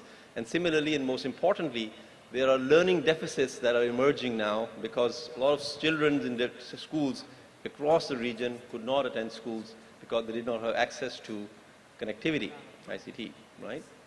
And this aggregate impact is already about $2 trillion worth of output has been lost because of the primarily pandemic in between 2020 and 2021. Right? Next slide, please. Then comes the things were barely stabilizing, and then comes the war in Ukraine. I'll be very brief here. There are 3 broad ways to look at the impact of the war in Ukraine on economies. One is through the impact on prices, food prices, commodity prices, oil, fertilizers, so on and so forth. One is through the weakening of global demand. Our region depends big time on our exports, so demand from outside of our region has been affected. And the third one is the sheer amount of uncertainty, which affects, among other things, uncertainty, right? Among investors, among consumers. People are nervous to take a long-term position. And investment decisions require this kind of clarity. And then there's all sorts of details. So rather than taking you one by one, I'll show you some visuals, actually, how it is affecting the policy making and what economic decisions are making. I've tried to make it very visual. As I said, I'm trying to tell you a story here based on the data that we use and how we use data. Data is not neutral. I'll give you an example in a minute, a couple of them, how we use this. A UN official like myself, for instance, present the same data something differently. IMF colleagues sometimes present the same data differently. I'll share a couple of examples with you to drive the point home. Next slide, please. So this is the trends in commodity prices across the board. Significant increase. Again, for the ease of comparison, I've normalized them to 100, and you can easily see most of the commodity prices have actually gone up. One small attention, if you want to be interested in, the rise in prices started before the war in Ukraine. It started mid-2021. So in a lot of economic commentary, sometimes you will hear the war in Ukraine actually led to inflationary pressures. That's not true. The inflationary pressures were picking up before that. And why? Because there was pent-up demand that was coming back on track after the restrictions were eased in many economies. Number 2, during the pandemic, economies across the globe introduced extremely extensive expansionary policy packages through various monetary and fiscal measures. About $1.8 trillion of worth of liquidity was injected in the system. That did not disappear in thin air. It's going to feed into some pressure on demand eventually. And that was showing up at the beginning of 2021. I remember having very interesting, heated conversations with our colleagues in the regional commissions, with IMF and other colleagues. And they were like, no, it's temporary, it's not going to go up. We took, in ASCAP, a very clear position. This inflation trend is going to go even higher, primarily because of this pickup in demand and very expansionary policies that countries have reduced. They had to introduce them, but they should have been ready for the consequence of those things. And then came the war in Ukraine to add insult to injury in many ways, and that is why you see huge prices. Look at the yellow line, for instance. That's price of fertilizers. High price of fertilizer means the basic input in agriculture commodities. So food prices are likely to remain elevated for some time. Right-hand panel clearly shows that as well. Significant impact happened on oil because of the disruption from one of the major exporters, the Russian Federation. Things have stabilized a little, or not stabilized, coming down a little bit, but primarily the trend is on the rise. Next slide, please. So this is the global inflation picture.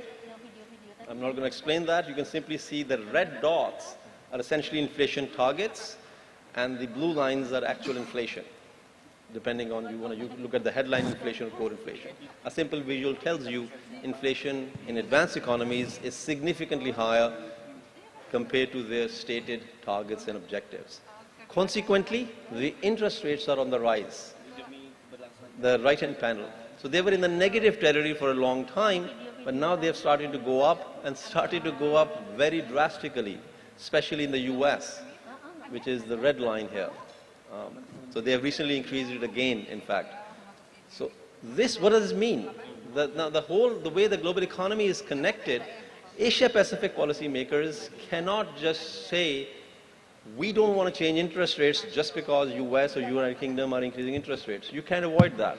Because if you don't, there's going to be capital outflow happening from the region because it's more lucrative to invest in US compared to the rest of the region. And I'll show you the data for that in a minute, in a couple of slides, I think, that is indeed what is happening. So there is pressure on economies in the region, in developing countries, to increase interest rates. If they don't, they're going to experience exchange rate depreciations, which in turn feeds back into inflation trends and so on and so forth. So it exacerbates the challenge. Next slide, please. So this is the Asia-Pacific picture I was talking about. Very similar trend. Things started to pick up mid-2021, before the war in Ukraine, and since then we have been seeing a rising trend across the board, exacerbated by the war in Ukraine impacts beginning of this year. Same thing on the right-hand side, you can see inflation has been significantly higher compared to the targets, which are the blue triangles, in almost all economies. Some economies are suffering the most, like Turkey, Sri Lanka, Iran, Laos PDR. Inflation is massively high in those countries, excuse me, creating serious problems for policymakers, for people, and in general, the overall economic prospects. Next slide, please. So this is how central banks are responding now, right? So monetary tightening, increase in interest rates in advanced economies is one factor, but domestic inflationary pressures is a second factor, which is causing the policymakers in the region to increase interest rates as well. And the whole scenario has changed very quickly, very drastically. You can see the left-hand panel. The blue bar is the countries that kept they were actually reducing interest rates. And the light blue is policymakers that kept the rate unchanged, and red is the increase in interest rates. See how the picture changed between 2019 and 2020, when almost most countries were reducing interest rates, how it changed the situation in 21 and then more so in 2022 so far. Most of the countries are now increasing interest rates. In my own assessment, they are behind the curve. Further interest rates increases are likely to come. This is the country level detailed information, same thing, increases in interest rates in Asia-Pacific economies. You can see almost all of them have increased the interest rates in 21 and 22. To how much? That remains to be seen. As the economies, our assessment is probably going to be even more in the coming months and years. Next slide, please. So, dollar is becoming stronger, as I was saying, because relatively speaking, the interest rate increase is much more pronounced in US and other advanced economies compared to the region. So approximately $75 to $80 billion have already flown out of our region to those destinations because it's more lucrative to go there. Money always chases returns. So US dollar, in the consequence, have gained strength, and countries in Asia Pacific are experiencing exchange rate depreciations. People don't want to invest in their currency. That's why the value of that currency is declining. Most pronounced in, again, Sri Lanka, Laos, Turkey, the same countries are experiencing high inflation because inflation and exchange rate are not independent variables in some sense. Next slide, please. So this is one of the most important graphs in a way, and I'll show you how to interpret the data here just to tease you a little bit. So fiscal space has dwindled, shrunk, financing pressure is high, debt is up, and fiscal consolidations are expected. What does that mean? First of all, look at Asia Pacific was fairly stable on average when it comes to fiscal deficits up until 2019. It was hovering around 1% deficit, which is very small compared to global standards. Then came the pandemic, massive injections of fiscal measures, which were much needed. However, consequently, the deficit went from, on average, about 1% to about 5%, right? About 4.5%, 5%. And then the debt went up same time. So the deficit is going up, debt is going up, which means the need to finance that gap is increasing. You need more money to close that gap, right? So where is the money going to come from? Well, money is already heading outside of the region, capital flows. You're not attracting enough. So there is significant what we call liquidity and financing pressure being faced. As a consequence, the price of that liquidity, interest rate, are going up. It's becoming very difficult now to find money. Then comes the projections. Now here is the twist, how economies create narrative from the same data. This is the IMF graph essentially by the International Monetary Fund for the future, for 22 onwards. Why the graph is not showing the deficits are going to increase? We tend to, some observer will say, well, the countries are taking measures to stabilize fiscal deficit around 5%. What kind of measures we are talking about? We talk about fiscal consolidation, cuts in spending, increases in revenues or taxes to try and close the gap. As UN, we are not supportive of that approach. It builds in significant contractions, cuts in spending on social protection, on healthcare, and many other measures where we strongly believe that they're important for sustainable development goals. So these are, in a way, IMF desires that they are suggesting to countries, not neutral projections. That's the power of data. I can use the same data to use different projections and portray a very different narrative, which is going to be saying, I want the countries to continue to spend on essential needs. Yes, they will run high deficits. Yes, the debt will go up. But let's talk about how to finance that rather than impose cuts. There's a full different policy prescription coming from the same data, right? So that's one example. Actually, I'll share one or two more like that, how you use the data or interpret the data differently. Next slide, please. Then this is based on our research. I'll show you only one graph. The impact, why I think fiscal policy or fiscal measures are extremely important, or why fiscal consolidations are actually not good. Well, fiscal consolidation tend to lead to increases in inequalities. Research formally confirms that. And then it reduces the incomes of societies for some years. That is why we are not in favor of fiscal consolidations, although from IMF's perspective, the way they look at situations, they prescribe something slightly different. Next slide. This graph took us 4 months to put together, or more actually. This combines all the fiscal measures of Asia-Pacific economies and the rest of the world in one visual. What we simply wanted to do was to isolate which fiscal measures are most effective. So there are examples of investments, spending side, on education, health, direct transfers, and then there are other examples like taxes, VAT, value-added tax, and other indirect taxes, going from 1, 2, 3, and 4. And then we assess the impact of these policies on average across the region. So the white bars are essentially the Asia-Pacific countries, the other dots are other advanced countries, depending on the availability of data. Again, you can see the impact of 1, 2, and 3, which are spending on education, health, and direct targeted transfers, is much more pronounced. They are much more effective in reducing inequalities as compared to taxes. So the lesson we draw from this very extensive research is expansionary fiscal position in a targeted manner and targeted also in certain areas, education, health, and social protection in particular, helps reduce inequalities.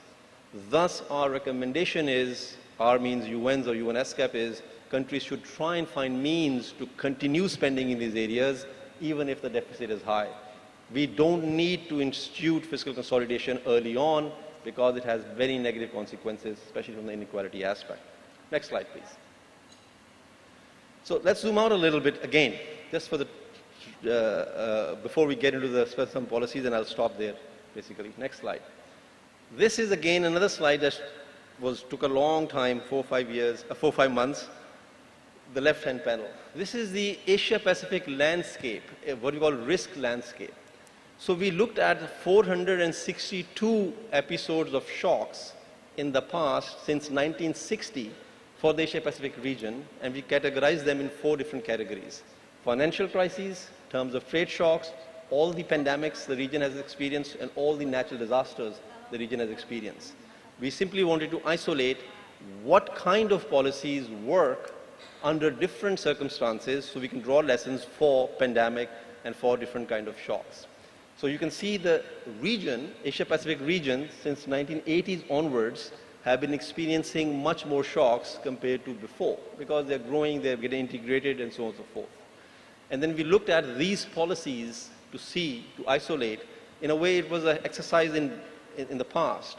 So we wanted to zoom in the past, since I think 60 years data, which policies have worked in the past and why. So we can say, prioritize those policy areas as you build back better, as you build forward better. So these are just examples of mainstream economic policies. I'll show you 1 or 2 visuals only, and the rest are more structural features that actually matter in these kind of considerations. Next slide. So this is the reason why we pay attention to these things. Same point I was highlighting before. You need to pay attention to these shocks because some of them tend to have long-term impacts. The first one is the impact on investment. So financial crisis caused significant slowdown in investment for several years. Pandemics lead to increases in inequalities for several years. That is why I was emphasizing earlier, need to pay attention to reduce inequalities through fiscal measures, because it's not a one-off thing, it's not going to go away in a quarter or so, it's going to leave a long-term impact for several years. Same is the case with natural disasters that tend to create havoc on that. Next slide, please. Oh, slide disappeared here. So the economic impact of pandemics tend to be much more severe. You can see 3 examples here. One is high public spending, one is low health spending. Similarly, formal work arrangements and informal work arrangements and the quality of infrastructure. You can see performance actually being different. Blue line is actually what we call resilience enhancing policies, and orange lines or yellow ones are less resilient enhancing policies.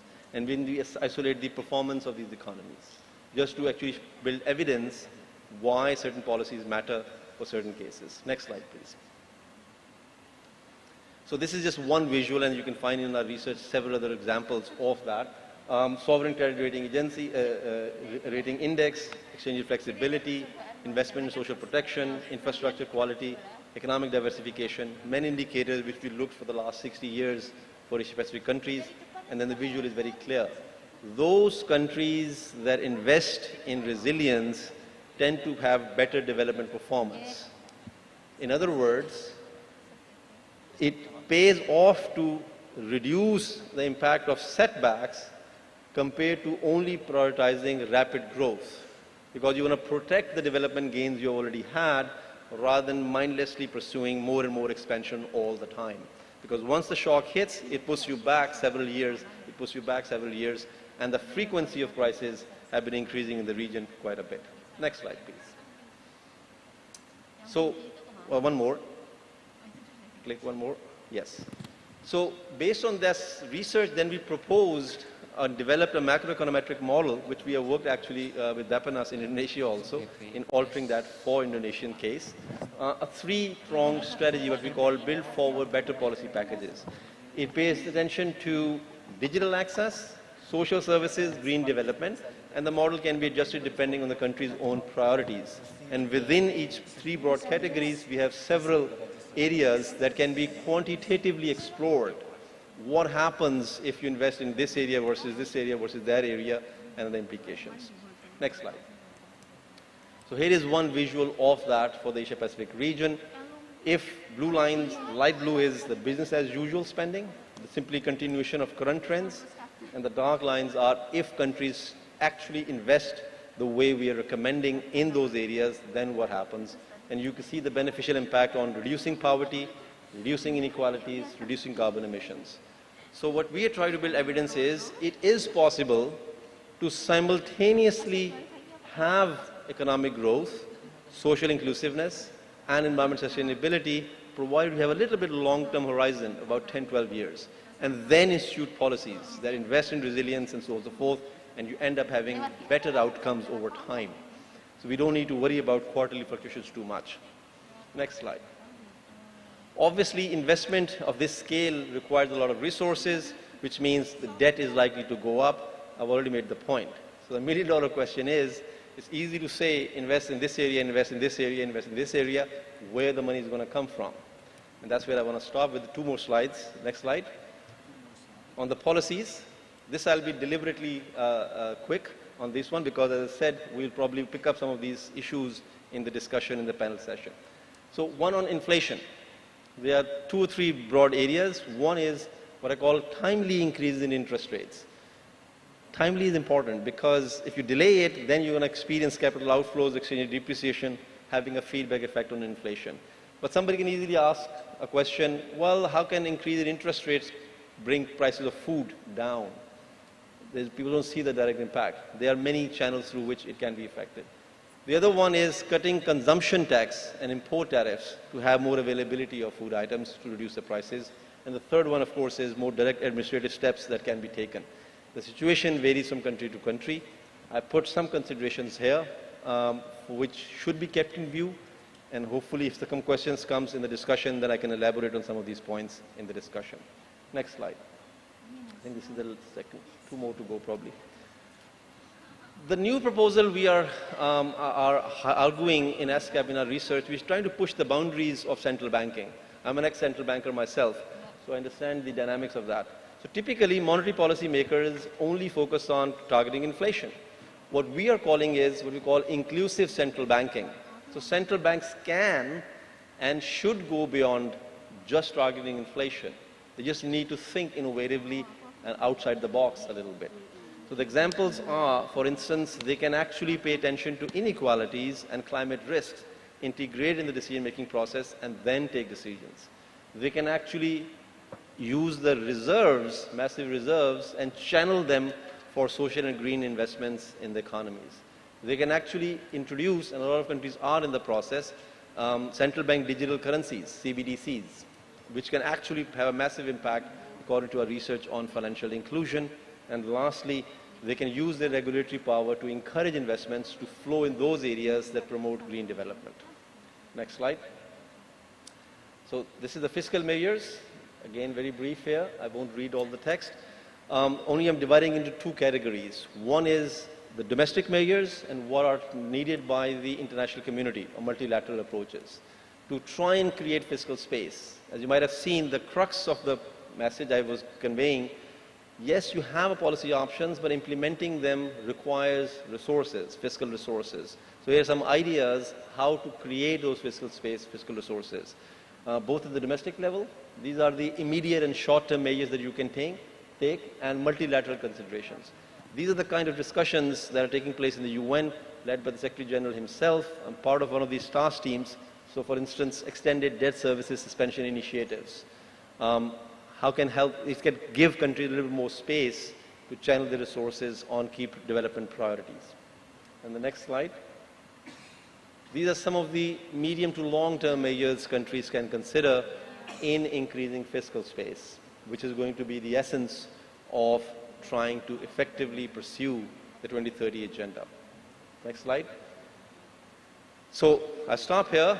So here are the bottom line, few things that I want you to remember.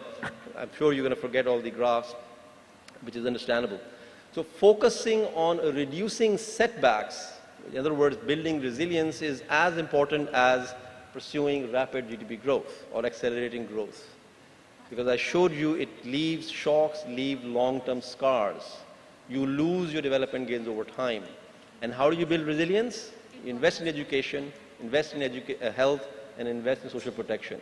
And I showed you evidence of that, why they are beneficial for the economies. Second, we need to rethink, not just economic thinking actually, development pathways. So it's deliberately, simultaneously pursuing resilience, inclusiveness, sustainability. Not GDP growth first and then the other considerations simultaneously. And the model that we have proposed or using, Build Forward Better, policy package on 3 areas can actually do that. Near-term situation is looking pretty grim, to be honest. Things are going to get, most likely, going to get a bit more worse. Later 2020, well, 2020 is almost over, at least in 2023 for sure. And then the crux of the entire thing is, so what are the policy options? What can policymakers do? Well, there are some options that I've very briefly presented, both on the central banking side and the fiscal side, leaving hopefully teasing enough interest in the audience. Hopefully you'll raise some questions and then we'll engage in that conversation in the panel discussion. Thank you very much for your attention, and I look forward to engaging conversation. Thank you. Thank you so much to Dr. Hamza Ali Malik for the keynote speech. Right, ladies and gentlemen, our next agenda is the panel discussion, which is going to be led by Ms. Rachel Bevan, the Director of Statistics Division, UNESCAP. But before we would like to call her, we would like to introduce her first. Hello. Please join us, ma'am. So ladies and gentlemen, Rachel Bevan is the Director of Statistics Division at UNESCAP. This is a role that she took up a year ago, and prior to this role, actually, she has over 30 years of experience in government statistics. She is one of the founders of the Inclusive Data Charter and established a data science hub with the Office of National Statistics of the United Kingdom to explore the use of data science to monitor SDG progress. Well, ladies and gentlemen, please welcome special Miss Rachel Bevan. Thank you. Hopefully you can hear me. Great. So thank you very much. Good morning. Selamat pagi. It's fantastic to be here, particularly to see some real people and not just to see you all on the screen. So I'm delighted to be able to moderate today's session. I'd like to say a huge, huge thank you to my colleague Hamza for really kind of setting the scene in what we've been doing, but also really to show us the importance of data, but not just any data. It's about having that right data at the right time, but also the importance of historical data as well, because that's what policymakers need. So I'm going to be joined today by 3 panel members. The first needs no introduction, so Hamza, you're very welcome to come up and sit on the stage again, to be up here again. And then I'm joined by 2 other fantastic panelists. So we've got Dean Effendi, and he works here in Indonesia for the World Resources Institute. So if you can join us up here, please. And his work is really looking at how you use data of particular areas around forests, climate, cities, oceans, and food. And then our third panel member is Stefano Balbi, and he's a researcher in sustainable science and natural resources management. And his work also includes, he's previously worked with UN Development Programme as well. So I've got these great panelists, and we will hear from them in a minute, but first of all, because I like to make it a bit more interactive, because we are here in person, we're not on the screen, so we don't need to just stay sitting down like we're looking at people on the screen. So that's why I'm coming down to see you all down here for a minute. So as they're getting ready to respond to the questions, and they've got 3 to 5 minutes each, and actually Hamza will get less time than that, just because we're a bit pushed for time. But first of all, it would be really great to get a quick show of hands amongst everybody, including the panelists, who here would see themselves as a data user. Put up your hands. I'm not going to test you, I'm just asking if you use data. I think Hamza, we already know you do up there. Okay, so we have got some who are admitting to it in the audience. And what about data producers? Who in the audience would see themselves as a data producer? We've got a few more. Interesting. I think some people put their hands up both times, which is probably a good thing actually as well, because I'll be pretty sure that actually the reality is we all use data, don't we, in our daily lives all the time. And we use it, you know, to make decisions in our own lives. So we all understand that importance of data, but I think we all, sometimes we can forget when we work in a national statistics office just how important our data is, and that policymakers need that data to make some of these decisions that they have to make.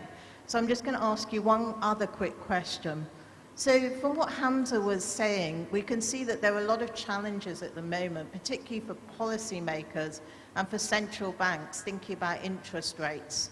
So if for a moment you can put yourselves in the kind of shoes of the central bank governor in your country, whatever country that is, and just think for a quick moment about if you were in that position, would you choose to raise interest rates at the moment?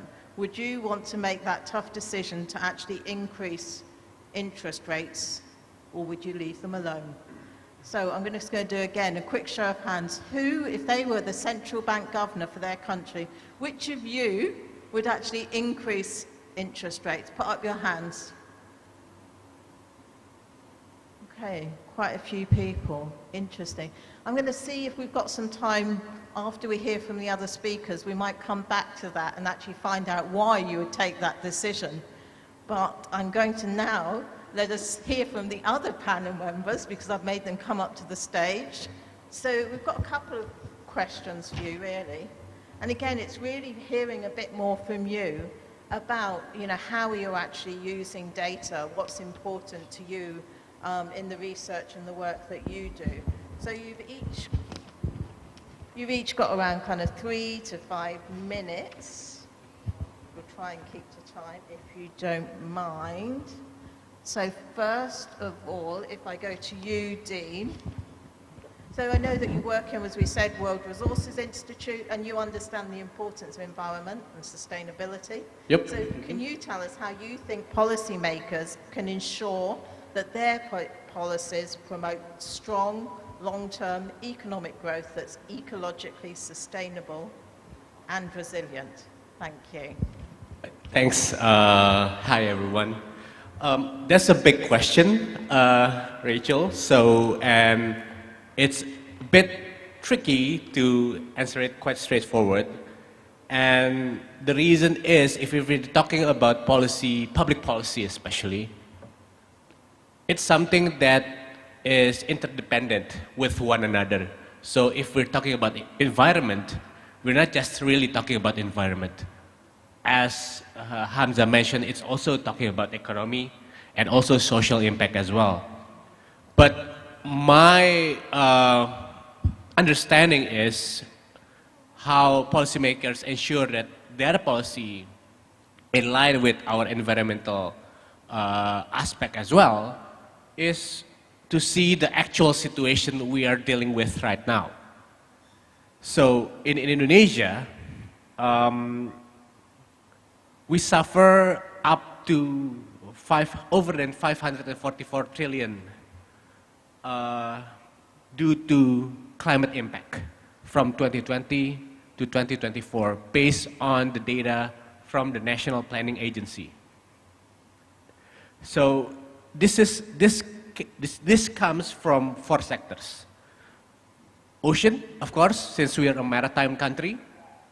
Water decrease, or decrease in water availability, agriculture, and health.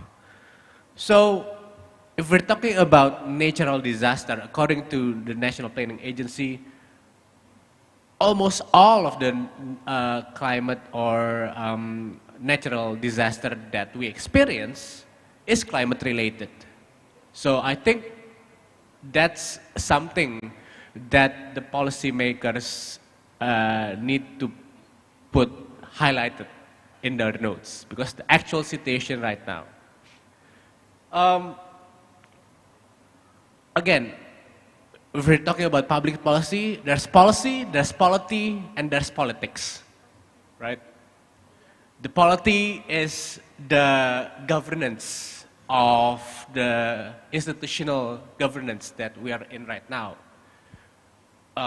That's the polity. The politics is the power dynamic between it, and the policy is the product. So it's a hard balance if we're talking about public policy. So as a data provider or a data user, it's important for us to remember that the data that we produce need to be translated in a language that is chewable for policymakers.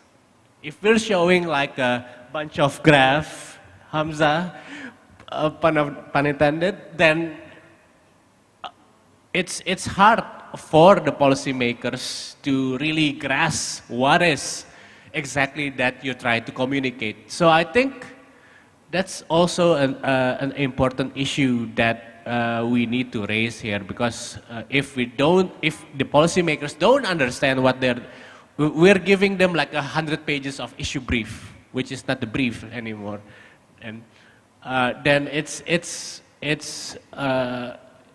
useless almost to think about that they will read it. So it's important for institution like BPS or WRI to really able to translate the data so it would be more chewable or in a language that the policymakers could understand.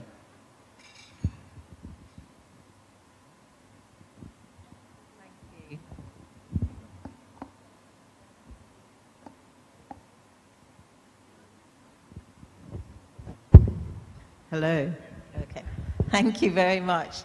And I think that's a really important message, isn't it? It's not just about having the data, it's about making sure it's in a way that can be used and understood, and that policymakers are really able to kind of quickly understand it as well. So now we're going to move to you, Stefano. So we know that having strong economic growth is not enough. It also needs to be inclusive and sustainable. So can you tell us how you think policymakers can ensure their policies promote inclusive and sustainable economic growth? Thank you. Thank you for the question, very important. And hi everybody, nice to meet you in person. So one thing I think was positive about COVID, maybe one positive thing, is that we were able to use science in a timely way.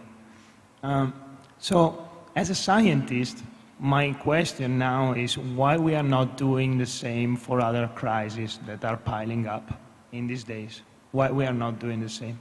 Why we're not doing the same for climate change. Why we are not doing the same for environmental collapse.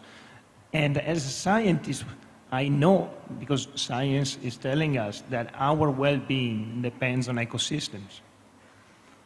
But we are not doing anything, we are not doing enough to protect them. And we have the instruments now. One of the reasons why I'm here, actually the main reason why I'm here today, is that I represent a sector hub of the UN Global Platform dedicated to a technology for the system of environmental and economic accounting.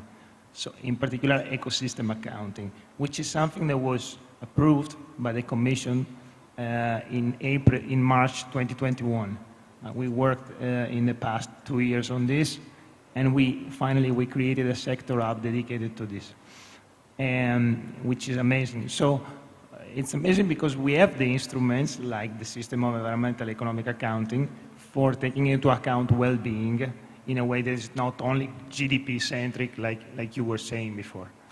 But one thing that I want to say about this sector hub is related to data and models, and it's something that I think I've been thinking about it while I was listening to everybody before, because we have a deluge of data, we have big data, yes, but this data is too often compartmentalized. It's not building up to collective knowledge. We are not creating a system that is democratic.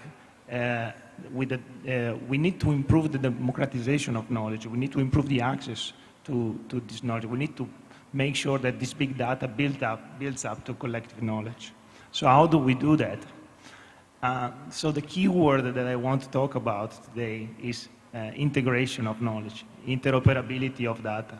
It has not been mentioned yet, but I think is a key point. Otherwise, we keep on building new boxes, new silos that are just compartmentalized. They don't build up to anything else. So we have a system design problem, I think, in this moment, in the way the economic system is, the social system is. Everybody works in isolation. We have all these beautiful boxes, but these boxes are not connected.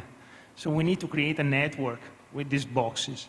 And I hope that in this conference we have the opportunity to talk about this, because it's very important.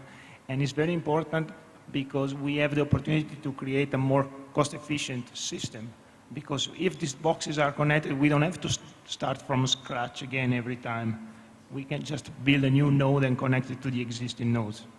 So we need to find the incentives and propose the incentives so that this can really happen. And this is my message to the policymakers, to understand the power of integration and to kind of have a vision in this direction. Thank you. And thank you very much as well for kind of also reminding us of things like ecosystem accounting, where a huge amount of work's gone on by lots of people here as well to really kind of build that system. But I guess then it's that challenge, isn't it, actually getting policymakers to use that data, and how do they use it. But coming back to you maybe, Hamza, I don't know if you want to respond a bit to what others have said, or if you want to also say a bit more about how policymakers can actually use some of these other data sources to promote inclusive and sustainable economic growth. Thank you. Thanks, Rachel. Thanks, colleagues. Let's a broad comment first and then maybe an observation on these things. A bit provocative here. I like to think when you use the data as a user of data, there are 4 stages in a way. One is raw information, raw data, or raw information is a better word. Statisticians essentially convert that into data using some standardized frameworks. That data then is used by policymakers or economists, let's say, for the current purpose, into a knowledge base or a certain narrative. And then eventual decision makers, the policymakers, use their wisdom to use one narrative over the other. Right? So these are the kind of stages that happens. In some sense, I think there is a plethora of data. I think we heard in the morning opening session, one of the speeches, we can count our steps that we have taken live. There's one very good example of how much data is actually available at hand. Similarly, for economy, if you want to monitor or gauge, there are tons of indicators. Why then the world is not becoming better? Why we still keep having issues of inclusiveness? Why we still have issues of environment sustainability? That's one way to look at it. The other way is, maybe the world actually has become better, but because people have so much information in their hand, they're interpreting it their own worldview. Right? A simple example is, people tend to think now the conflict is increasing a lot in the global, has increased quite a bit globally compared to in the past. Well, before people had no idea what was happening in other parts of the world. Now we watch it over our breakfast on our cell phones in our hands. The latest developments across the globe on all sorts of events. It's too much information, too much data. The point I'm highlighting is, and that's why it becomes extremely pertinent, how we use that data. I think that's the point you were essentially saying. How do we produce that data? So as users, I can create a narrative, which I try to do using some graphs, some visuals. Is that the right way? Is that the only narrative? Is that the only knowledge base that policymakers should use? Maybe some other presenter using the same data can present something different, right? It becomes, at the end of the day, it becomes the judicious use of the information and data, not the data itself. Yes, having more data helps a lot, having various narratives. I'll start with a simple example. I was telling Rachel in the morning. When I was central bank, we used to highlight a lot on inflation, for instance, right? So let's say, hypothetically speaking, inflation target in any country at any point in time is 10%. Inflation this month is turned out to be 15%, and the last month it was 20%. So this is information given to me. This is nothing invented by an economist using. So I'm going to present, I'm thinking one way to present a narrative is, country has missed the inflation target by 5%. Target was 10, now it's 15. We missed the target, more needs to be done, interest rate needs to be increased to try and bring inflation down. That's one narrative. Somebody else can come and say, well, look, inflation was 20% last month, now it actually come down. Why are you presenting a pessimistic view when inflation actually is coming down and maybe down the line it's going to hit the target? That's a fundamentally different narrative which can lead to a fundamentally different policy prescription. So at the end of the day, it boils down to decision makers to use what I call wisely the information, not relying too much on experts, not relying on the plethora of data, but figuring out what is overall good for the society, what are the overall objectives of the society. We cannot ignore inclusiveness aspects, we cannot ignore ecological boundaries. How do we use that information in taking decisions through these 4 steps that I was highlighting? That's one way for me to think through these issues. Thanks. Thank you very much. I'm going to come down to the audience because you've been hearing a lot of things, and I think it's now your opportunity as well to ask some questions. So I just think it's good for me to walk around. So anyone, put your hands up. If you've got any specific questions for Hamza or Dean or Stefano, put your hands up and I can kind of come to you now. But I think, what they're really highlighting and what they're saying as well is that we really need to bridge that gap between kind of data producers and data users, and we need to kind of, really work with policymakers to make sure that data is actually getting used and getting used in the right way. But has anybody in the audience got some questions, easy or hard ones, for the panelists? I'm going to look at people I know as well in the audience, so it will be good to hear from you, because this is your chance. We're actually not on a computer screen for a change. We've got real people and we can ask real questions. Fantastic, thank you. Say who you are as well. Hello, thank you. Yves Jacques from UNICEF, inside the Chief Data Officer section. One thing we're seeing with big data as we try and use it ourselves is that much of it is in the hands of the private sector, and we find that it can be either legally complicated or expensive to use. And how do you see the role of government or international agencies and so on to help resolve this situation going forwards? Thank you. Maybe we can come to the panel. Yeah, why don't we come up to the panel? I don't know which of you would like to answer that first. Maybe I can take this one. So, compared to private sector, probably the public is lagging a little bit behind. I think it was said in the morning. And one of the things I want to say is that this sector hub that I mentioned is quite a strange one. There are 4 regional hubs for the United Nations Global Platform, and there is this one that we created in 2022 that is called Sector Hub, and is very one on its kind. But basically what we do, we focus on developing technology for interoperability, and we have our cyber infrastructure. I mean, we have our physical infrastructure. Why I say this? Because everybody's talking about the cloud, but the cloud is not really in the cloud. The cloud actually is somewhere.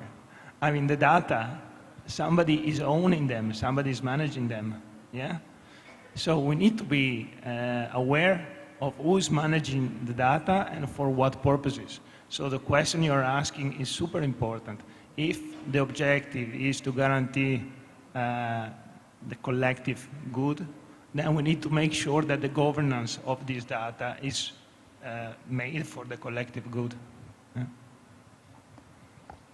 Thank you. Do you want to? Yeah, just to add a little bit from what Stefano just mentioned is, I think civil society and perhaps other organization like UNICEF or PPS could act as a convener to bridge between the public sector and also the private sector, because sometimes or most of the time these sectors just don't talk with one another. But in my line of work, there is some avenues that is starting to give some kind of a bright spots. For example, the science-based target initiatives, for example, where we able to gain coalitions from multiple private sectors, Unilever, Nestle, HSBC, from multiple sectors, to come up with their own net zero emissions, for example. And on the other side of the table, there's the government, where they could, give some kind of incentive or maybe disincentive as well to the private sectors in terms of the governance that Stefano just mentioned just earlier. That's from me, Rachel. Yeah, a quick observation, very good question actually. Let me give you an example of climate finance, for instance, right? There is a spectacular growth happening in climate finance, and a lot of data being shown by the private sector, how they are channeling their investments which are serving climate action. Literally from next to zero to multi-billion-dollar industry. You might have heard the term ESG investments, environment, social governance related investments. But when we, as economists, when I use that data, I'll look at it, okay, so that means the climate goals should have improved, or the journey towards that should have improved. As Rachel will tell you, one of the only goals that actually is regressing in Asia and the Pacific is Goal 13 on climate action. So where is the money going? If private sector is claiming they are putting so much money for climate finance, for climate action, but when you measure the impact of that, it's actually not there. In fact, it's going the other way around. So the role of government becomes in standardizing. When a private sector says, yes, I am putting my money which is consistent with climate objectives, who is defining that, whether they're actually doing that or not? The issue of greenwashing, basically, right? So the role of regulators or policymakers or governments becomes essential in standardizing, harmonizing the definitions and data use. Otherwise, private sector has a lot of capacity, technology. They can produce all sorts of data which can either potentially mislead in setting a certain narrative. Thank you. I just want to hear from some other people as well, some reflections or questions. Somebody over here, thank you. Thank you very much. Hello, my name is Shabi Abdurrahman. I'm from the High Commission of Planning, the NSO of Morocco. I have a small remark and a question with it. You highlighted the use of big data from the beginning, and I'm aware as my IT background that big data is a must right now. And you also highlighted the fact that we have data and data users who could provide, between brackets, fake data or fake outputs of data or big data use. So right now the NSOs are known for giving outputs that are somehow certified good quality data. And they must use big data inputs, which is new in our experience. And as I've seen from NSO experience, we don't have standard methods known for the use of big data. We have some experiences here and there. I would say shy experiences. Even if they're fruitful, they are still shy compared to private sector use of big data. This is specifically because the lack of standards in terms of creating outputs out of big data inputs. So what do you think should be done, especially in here, in this gathering we have all international institutions and most of the NSOs. Thank you very much. Thank you. I was looking around in the audience. I think the people I would ask that question to might be BPS Indonesia, because I know they're doing some fantastic work, and I've heard them speak quite a few times about how they're using big data and what they're doing.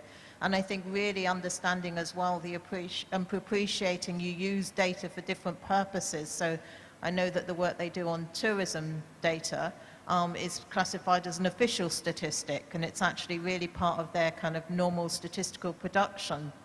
Whereas they also do other work in a number of other areas where they use big data, and that data is more used for insights. So for instance, work that they're doing kind of web scraping and getting information on jobs, but they're using that for insights. It's not feeding in as a kind of official statistic. But there's some examples, but I don't know if others have reflections on that either from the panel or from the others as well in the audience in terms of how you see that balance between, kind of getting at quality assurance of the data, and particularly big data sources that national statistical offices are often less familiar working with and don't necessarily have established systems for setting those up and using them. I'm just looking around the room. Does others in the room also want to ask any questions or any reflections? I'm going over this way, and then actually, as I'm walking over that way, it'd be great to hear from you. Carry on. Really few words on this. This year, we worked with many national statistical offices. For example, we work with South Africa, we work with the Philippines, we work with several countries in Africa. I think we noticed that there is a lot of capacity. I think the real challenge is how do you preserve, for example, the diversity of approaches while having an harmonized approach. Because at the end of the day, you want to do something that is comparable. So the idea, for example, of natural capital accounting is exactly that, having an harmonized approach, but using the best data locally available and the best knowledge locally available. This is the challenge, I think. This is the main thing to aim. We have a technological answer for this, but there are also other barriers that are not technological, governance, cultural. So yeah, it's super interesting. I could go into the details, talk about, for example, the nightmare of having to deal with land cover and land use data with all different classifications of the world, and still having to come up with harmonized results is super challenging and very, very, very interesting. Yeah, a very good question, if I understand it correctly. But let me share an example. We 2017, 2018, we'd worked with Oxfam on inequality trends and taxes and inequality nexus, right? Now, Oxfam had a prior narrative. Prior means prior to looking at the data. They wanted to show inequality has skyrocketed across the globe, and the message has to go out there to get the attention of policymakers. So we're like, fine, that's a serious concern, inequality is a concern, so on and so forth. They put together a narrative. We verified with a lot of data sources. It was not panning out. Issues of wealth concentration, for instance. You get these global headlines, only 1% wealthy people in the whole world are holding this much wealth, generated by the private sector or by NGOs at times. And then you look at the source and it's not very credible. So data actually brings policymakers or keep them grounded with reality.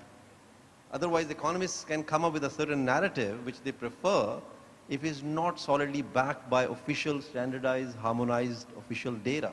You're going to run into serious problems. It grabs headlines. It's a populist approach, right? You can say a lot of things, you can create a narrative, but unless it is backed by very serious data, and nowadays that's the power of big data, right? So it cannot be denied. You cannot come up with a narrative which is contradictory to the reality. So it's a two-way street, basically. Data provides inputs to a narrative setting, and once a narrative is set, it needs to be checked again whether it's consistent with official data or not. Otherwise, you run into problems. Thank you. I just want to hear from more people before we close this session. So let me pass over to you. Yeah, thank you, Rachel. I'm Bartel Bruijsma from Statistics Netherlands. This is partly a commercial break because we have just established a new task team under the Committee of Experts on Big Data, which deals with facilitating access to privately held data sources. Earlier this year, in January to March, we have had a series of sprint sessions on the topic of global value chains, which was very briefly touched upon in the keynote before, this disruption of supply chains and so on. And this is also an area where I think we need better context between the data users and the data producers, because from our side, and we work here together also with the network of economic statisticians, but they're also on the statistics producer side, so we can try to get better insights into global value chains, but we need the economists to ask the right questions and ask us what kind of questions we should address. So question from us is, what are the most burning questions in the area of global value chains where we as statisticians should provide better insights than we currently have? So thank you. Thanks very much. So really thinking there about that link between the policymakers and data producers, that we need to know what the questions are,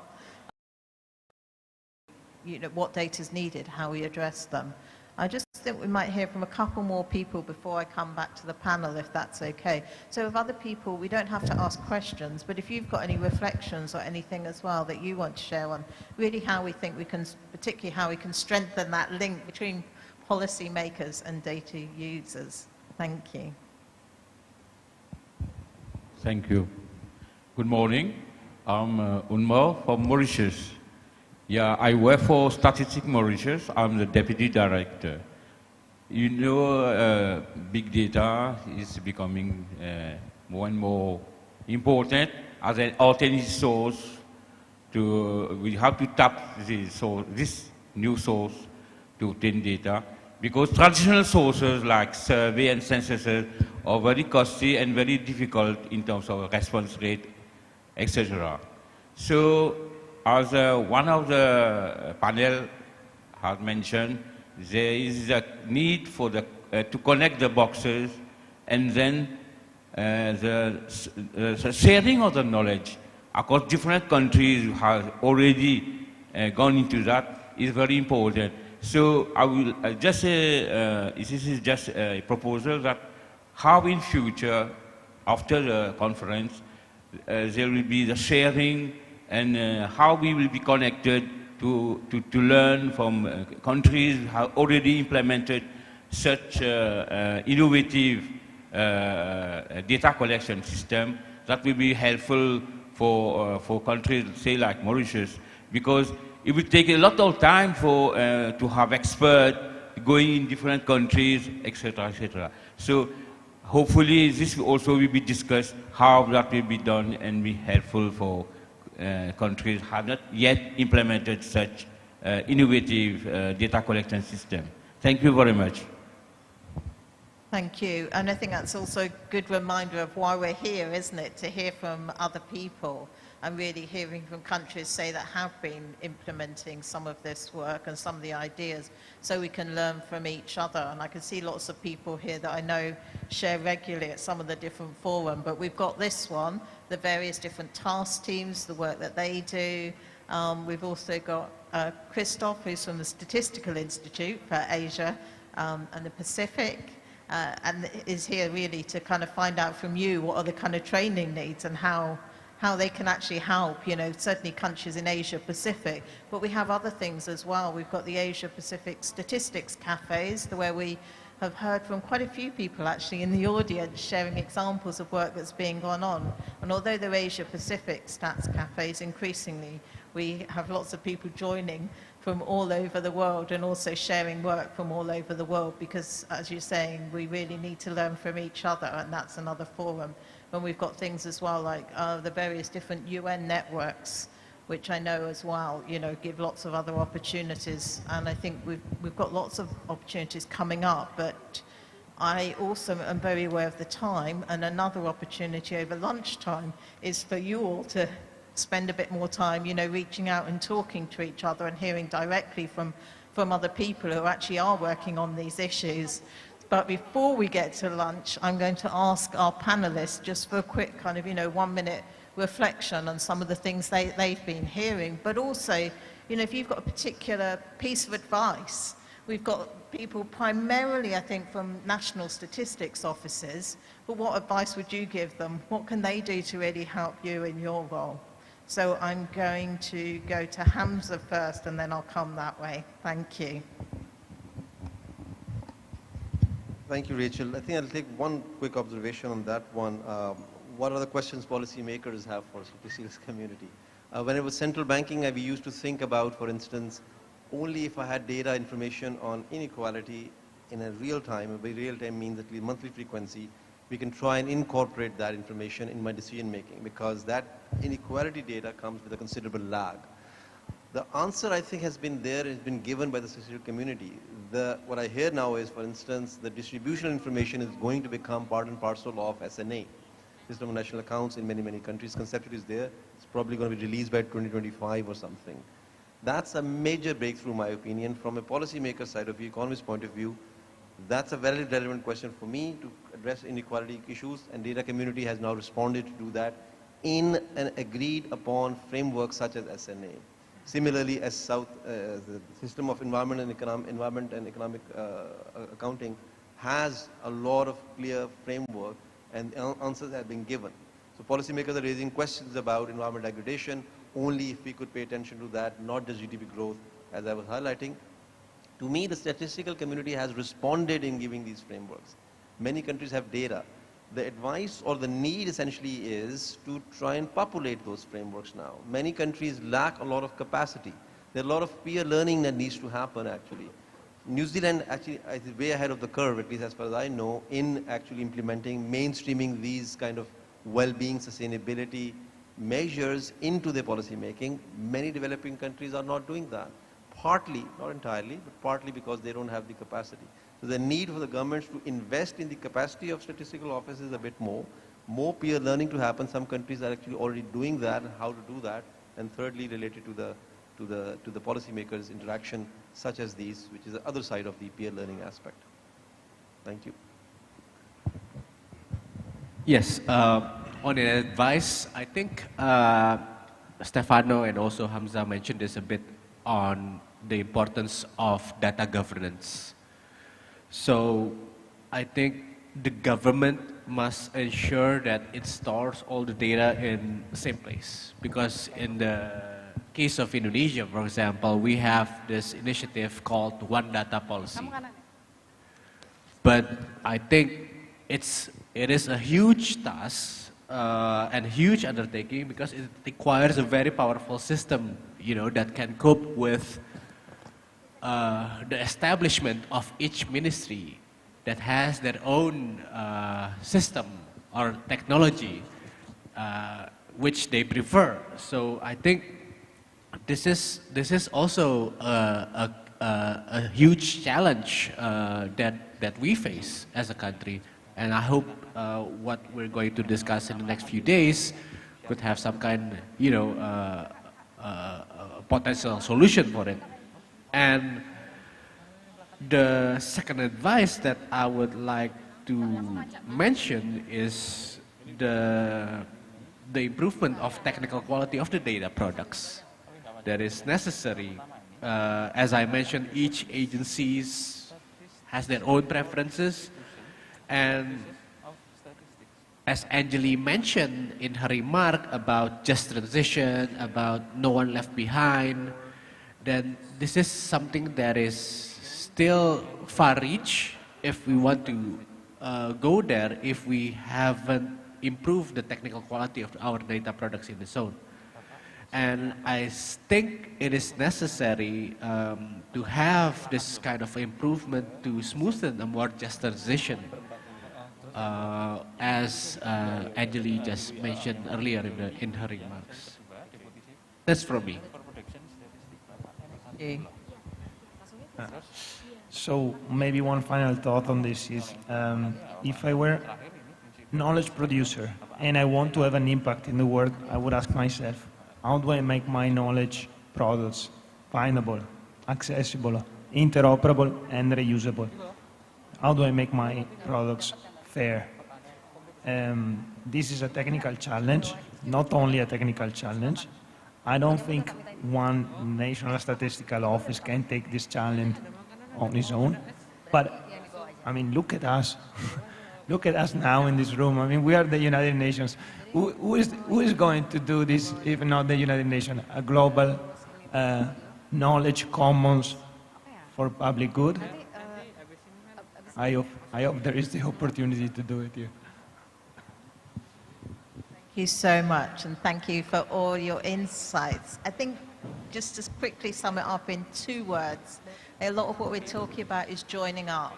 So it's about joining up the data itself, it's about joining up the data producers with the data users, and then also what we heard about is joining up globally, finding out what others are doing, learning from others, and realizing we're not on our own and we can do this in partnership so much better. But let me just say a huge thanks to the panelists. Really appreciate your insights. Thank you, Hamza. And thanks also to your team, because I know it was a lot of work to put together the information. So we really appreciate that. And thanks also to all the participants as well.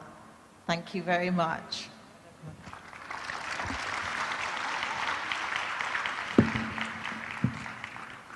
All right, ladies and gentlemen, once again, please give a big applause to our guest today. Please stay on the stage, ladies and gentlemen, because we would like to give you something for today.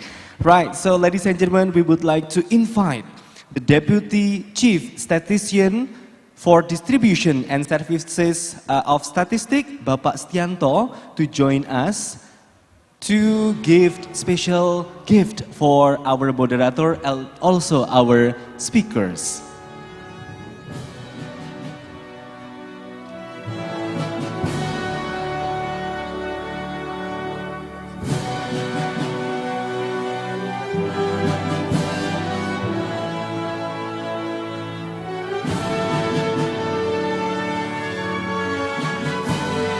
You can open the placard, Miss. You can open the placard and show our special gift.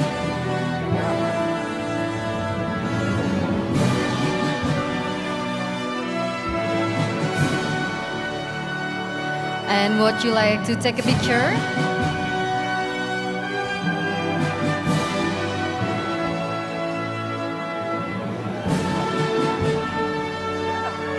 All right. Ladies and gentlemen, we are going to take a little bit of photo session. Would you like to please stand in front of the table? Ladies and gentlemen, please stand in front of the table for the photo session, please. All right, we would like to invite Mr. Setianto to be at the center of the stage with our moderator and also speakers for the first panel session, of course. Yes, ladies and gentlemen, please once again give big applause to Miss Rachel Bivan and for all our panelists. Thank you very much, ladies and gentlemen. Thank you very much to Miss Rachel Bivan and also all the panelists. Thank you very much to Mr. Setianto. It was a really, really enjoyable experience to be able to learn so much from this panel. Yes, well, ladies and gentlemen, our next agenda is lunch break. Also, we would like to inform you that the second high-level panel discussion will be start after the lunch break. Exactly at a 13, quarter to yes. 2. Oh, A quarter yes. to 2. Therefore, please enjoy your coffee break session.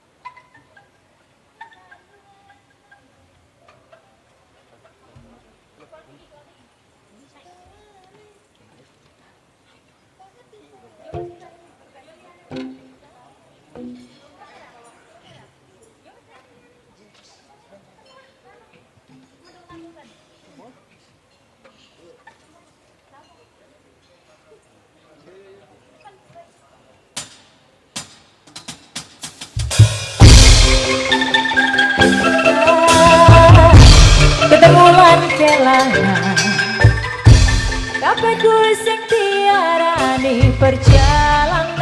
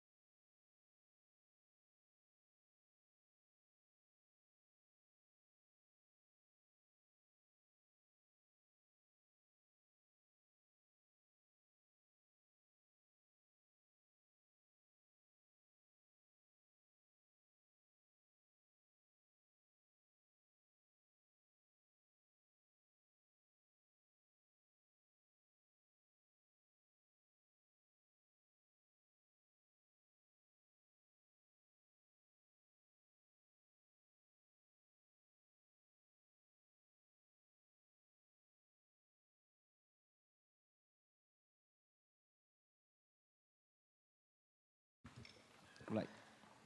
All right. Hello, everyone. Hello. Let's say hi to our first table. Hello. Hello. Maybe we wanna ask from what's your name and where are you come from? Hello, beautiful miss. Hello. May we you. know your Yes. name, please? My name is Sharena. I am Sharena? From, yes. Okay. I'm from Georgia.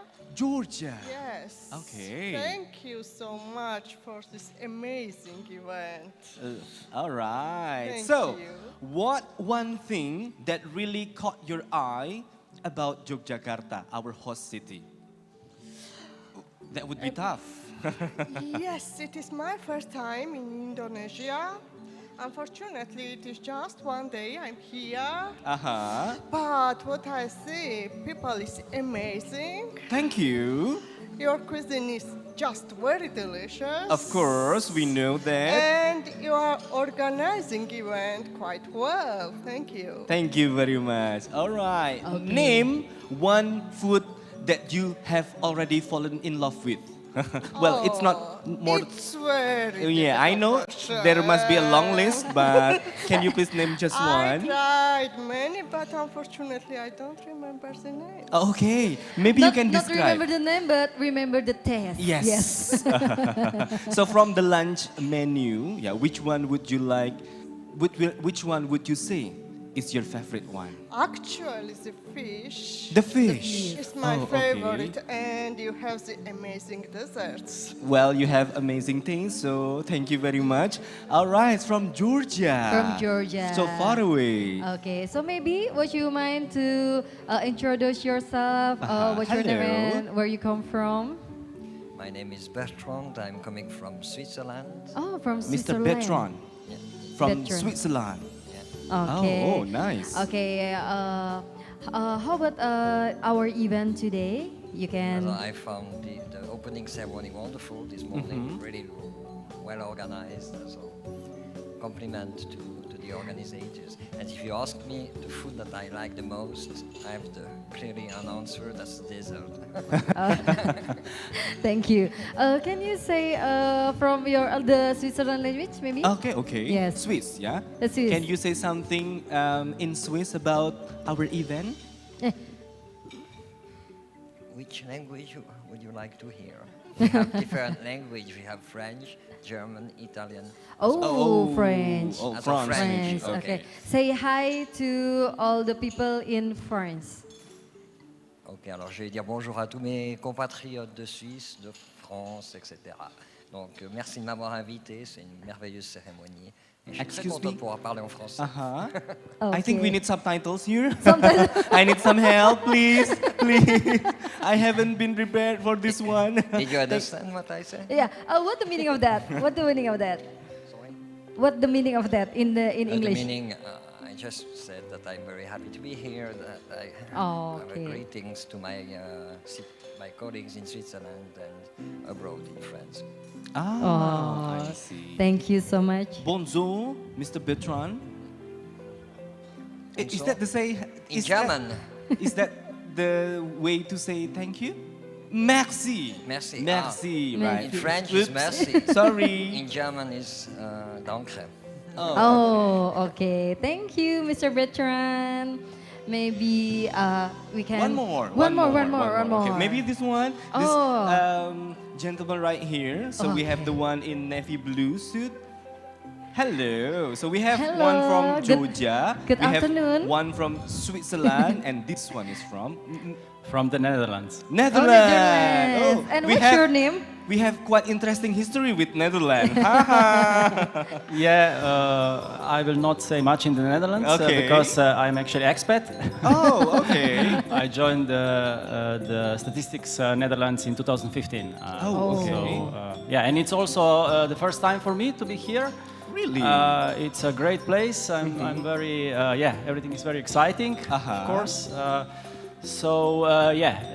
Food particularly. Yeah. So I really enjoyed the stew. That was easy to remember also, by the way.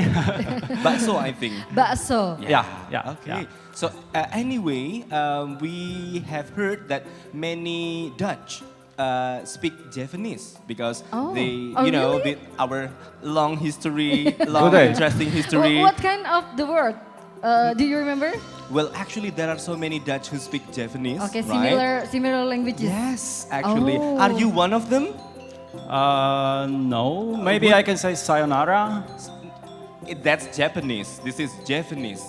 Japanese, sorry. Japanese. I Are you understood one of wrongly. them? Are you one of them? No. Unfortunately, no. Would you like to learn a little bit of Japanese? Definitely Okay. Japanese, yeah. I will guide you. You will repeat after me, okay? Okay. Kulo, tresno, Ngayogyakarta. Ngayogyakarta. Boleh kita berikan tepuk tangan, please big applause. Do you know what that means? No idea. Kulo means I, tresno means love, Ngayogyakarta means Yogyakarta, the city that we are now in. Yeah. All right. Fantastic. Yeah. Thank you. Kulo, tresno, Tresno. Ngayogyakarta. Thank you very much. Thank you very much. Georgia, Switzerland, and And Dutch, Dutch. all coming to Indonesia for one amazing event. Yes, and ladies and gentlemen, after this we will deliver the second high-level panel, and of course, this is our second agenda. But once again, we invite to all the people who in the foyer, what you come to come forward and come join to the here because we will start the event. Right, ladies and gentlemen, we would like to invite you to come to our room because we are going to start the event just in a moment because we have another session, which is the second high-level panel session, and we would like to open that with all of you. So please join us now because we are going to start in a moment. Yes, and the second high-level panel, we have a special team. Yes, of course. And the theme is food security. Correct. So it's quite related to the lunch that we have had, right? Yeah. So many of you have tasted the amazing food from Indonesia, Yes. right? So after the lunch, we're going to talk a little bit about food security, which is kind of a little bit ironic. After the lunch, we talk about food security. But anyway, it's a very interesting topic to talk about. And it's not only interesting, but also necessary and important. Yes, and ladies and gentlemen, and after this, we will also invite for the keynote speech. Okay, but we still waiting for the audiences. Yes. So we would like to inform you, everyone, maybe you have your friends still not coming here. Maybe you can also contact them because we are going to start the event in a moment.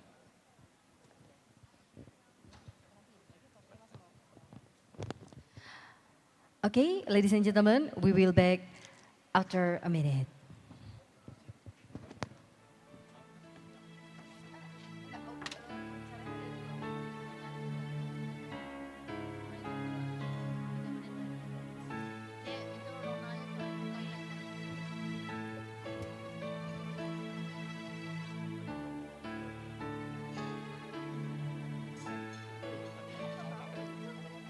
Punya gimmick. Iya. Itu tadi yang barusan yang nanya-nanya.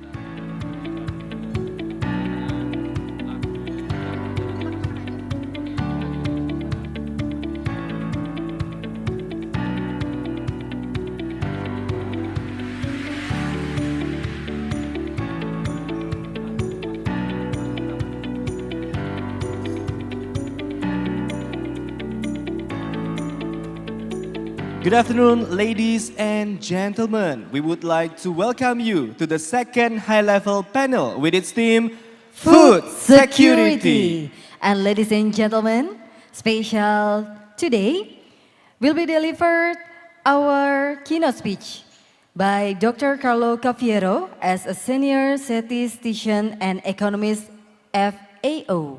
Well, to Dr. Carlo Cafiero, the floor is yours.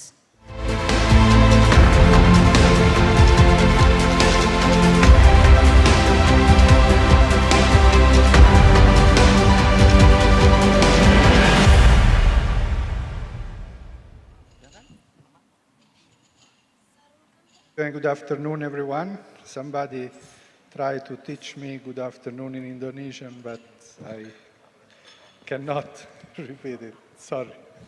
It's really a pleasure to be here. And I was a little bit hesitant at the beginning when deciding on the topic of this speech.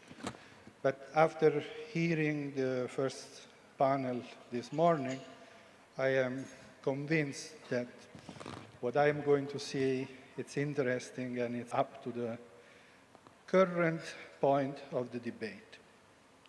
So as you see, I'm a senior statistician at FAO and I'm in charge of food security statistics. Can we go to the next slide? And what I will be discussing today is what is the role, where are we in terms of informing policies that are intended to favor, to improve access to food on people. But before going into the detail, I want to make a small premise to highlight what we currently look at food security in a way that is different than what is probably still common in some areas, in some quarters of the debate. So if we can click on the link, for example, this is a framework that we have just introduced in a recent publication that was published by the high-level panel of experts on food security, which is one of the governing body of FAO, in which we try to give a picture of the complexity of the system that is responsible for food security. And by food security, we essentially mean the outcomes at the individual level. So in my speech, and more so when we discuss of food security, it is no longer talking just about food availability, but rather is individuals' ability to access the food they need continuously and of the right quality.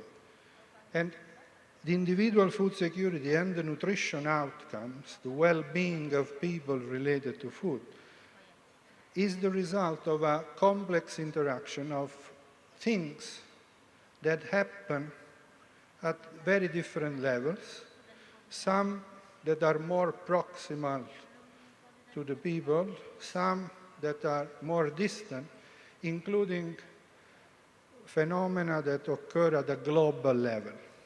So, and we can now go back to the previous slide. This is the reason why we see food security as the result of many interactions. And this is quite a departure from more traditional way that look at food security, say, only as the adequacy of the total supply. So you just look at the food balance. It's more important to understand what happened with the food that is available and how different people can actually can or cannot access it. And next slide, please. And another premise is that normally we have been taught to define food security as composed of several dimensions. And recently, the definition has been expanded to include not only availability, access, utilization, and stability, but also agency and sustainability, to recognize the importance of people to take control of what they eat, of how they utilize the food, but also of the environmental and social impact of food systems. Next, please. Now, because of this, it is clear, and I don't need to spend many words because we have already been having hints, big data can help in many areas. Given the complexity of the system, there are definitely many areas in which data is useful and can be effectively utilized to guide policy. And I won't go into specific details of examples of specific applications, because I think in the course of the conference this will be covered by even people that are much more competent than I. And the hackathon might probably be an opportunity also to show even additional utilization. Next, please.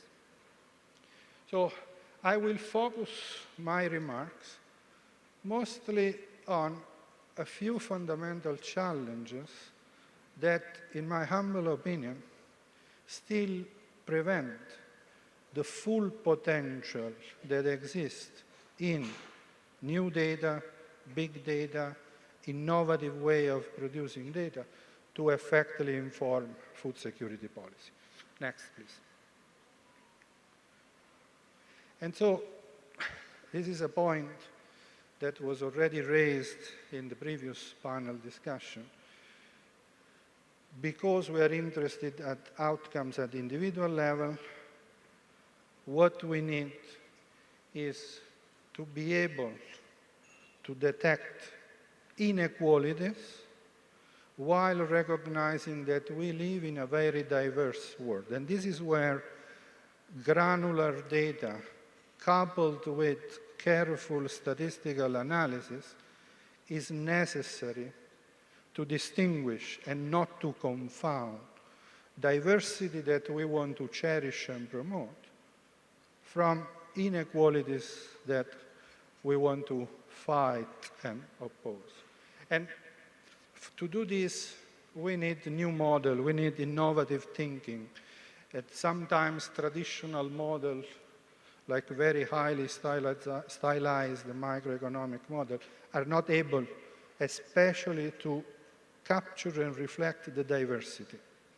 We are not all equal, and this is very good, but we all have a fundamental right to access the food that we need. And so this is what we need to achieve. Next, please. And the final premise or initial caveat is that because of this complexity, because the space in which data is generated and information is used is so complex and so wide, it's very important to have integrated governance systems, including for the data. And this is because decision-making is not occurring only at one level. And if we can click to the other link, please. In the same report I was mentioning, we also introduced a data-informed decision-making cycle to highlight the circular element, features of how data enters into decision made at different levels with a lot of feedbacks so that information produced by some can be used as data in a following steps. And all of this is only possible if we have an effective data governance. Can we go next, please? Next. Okay, so now, and as I said, briefly, it is clear that there are plenty of opportunities for big data. And I am focusing here in one specific area, which is food consumption data. So what do people eat? Which is a very important area, domain, on which we still lack a lot of information. And big data presents a lot of opportunities. Next, please. Just to give you an example of the complexity again, this is a matrix that shows by level into the conceptual framework that I showed first, and by dimension of the food security concept, what kind of data we would like to have, and each of these cells is equally important because there are aspects that must be known in order to act. And this is a picture of what's there. And it's not a very pessimistic picture. There is a lot of information out there, even though sometimes it's fragmented, sometimes it's difficult to locate, but it's there. However, next please, there are also areas where we still have fundamental gaps. And I think that this is where the work that as a community we do, and the work that joining forces with the private sector and all data generators can provide the highest benefit. We lack, for example, data on food composition, the composition of local foods. As I said, we live in a diverse world. The kind of food that people eat is very different. And so if we want to evaluate, assess the quality of the diet from a nutritional point of view, we need to know what's in the food we eat. And strangely enough, this is still an area in which we don't have readily usable information. But what the situation is a little bit more problematic is in the last row, which is the micro level. It's at the level of individual consumers, at the level of individual farmers. And this is where traditional data collection system, essentially based on surveys of farms, as far as food production is concerned, consumers, citizens in population surveys, present some challenges. And I'm very glad to be here in Indonesia, a country where there is one of the strongest and more effective tradition, for example, in collecting household survey data. The SUSENAS is probably the most developed, the oldest household survey, and it's conducted every year at a scale that is incomparable with what happened to other countries. And BPS does an egregious job in making the data available very quickly, but this is an exception. In most countries of the world, and I say including developed countries, we lack timely, granular information on what people eat, on what people consume. And the same we could say on local food systems, how food production occurs at the very local level. So there is plenty of opportunities to be exploited. Next, please.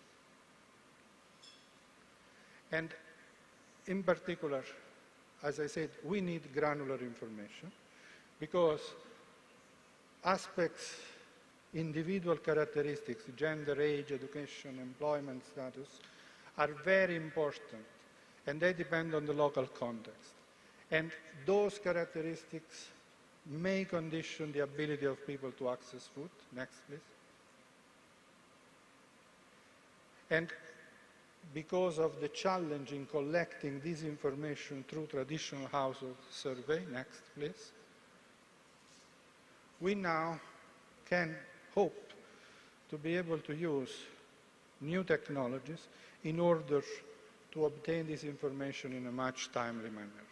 And personal device like our cell phone, our participation to social networks, even the information that we provide when we order food for delivery, etc., it's something that only a few years ago was simply impossible. Next, please. And we want, please, let's go next. Also, another important aspect is that modern forms of food consumption are simply not captured in the traditional household level-based survey. So we have a hard time understanding food behaviors when people consume food away from home, which is becoming a dominant way of getting food. Next, please. Also, there is a very useful and important attention given to the relevance of food for health, and hence the need for food quality data, dietary quality data. Let's go fast. Next, please. Can you click again? And one point that I want to make is that the technology that we have potentially give us the possibility of getting that information. Because virtually we would follow and get data that sits somewhere that is related to food consumption. And also, this information could flow in both directions. So, from people to policymaker and from policy decision to people, hence enhancing that agency dimension of food security, giving people more power in controlling what they eat. Next, please. But, and this is my last part, this is still a potential. And there is still lots of things that can be done to improve and increase our collective ability to benefit from data. And therefore, I want to just focus on a few that, in my opinion, are key challenges.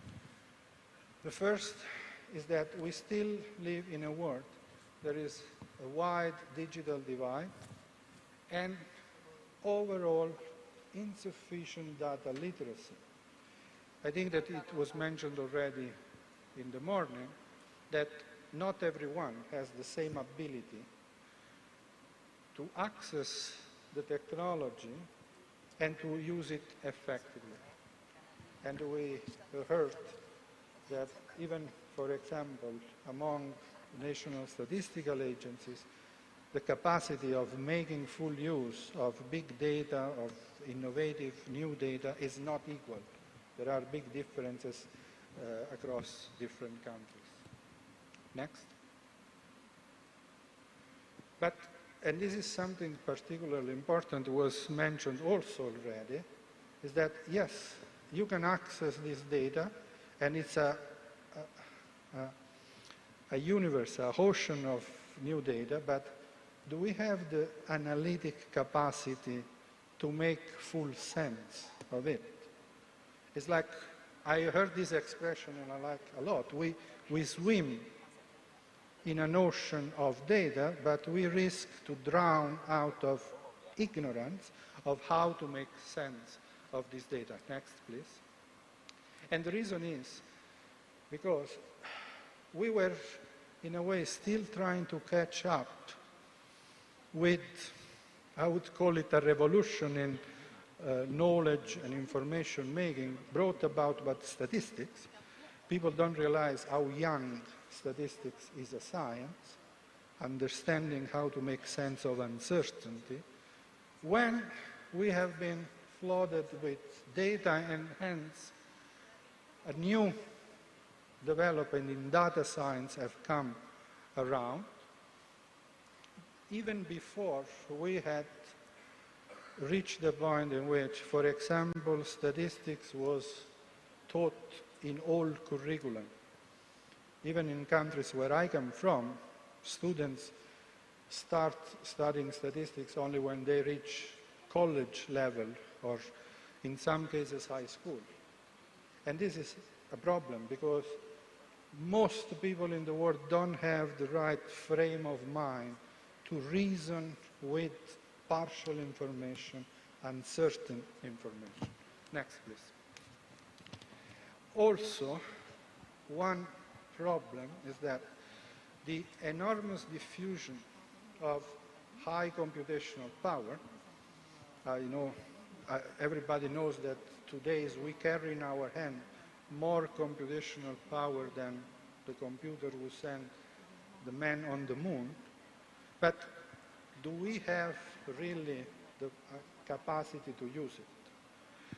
There is an illusion that we are able to substitute the thinking with the artificial intelligence or the algorithmic solution, which is an illusion because you still need to have proper human thinking to make sense of the information.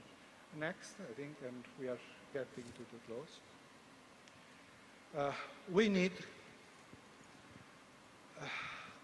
to address this problem because there is a divide also into developing this ability, and therefore, as it always happens when there is a scarce resource, there is a possibility that rent-seeking behavior start to appear from those who possess this scarce resource. In this case, I'm talking of analytic capacity, and try to use it for private, personal interest as opposed to the public good.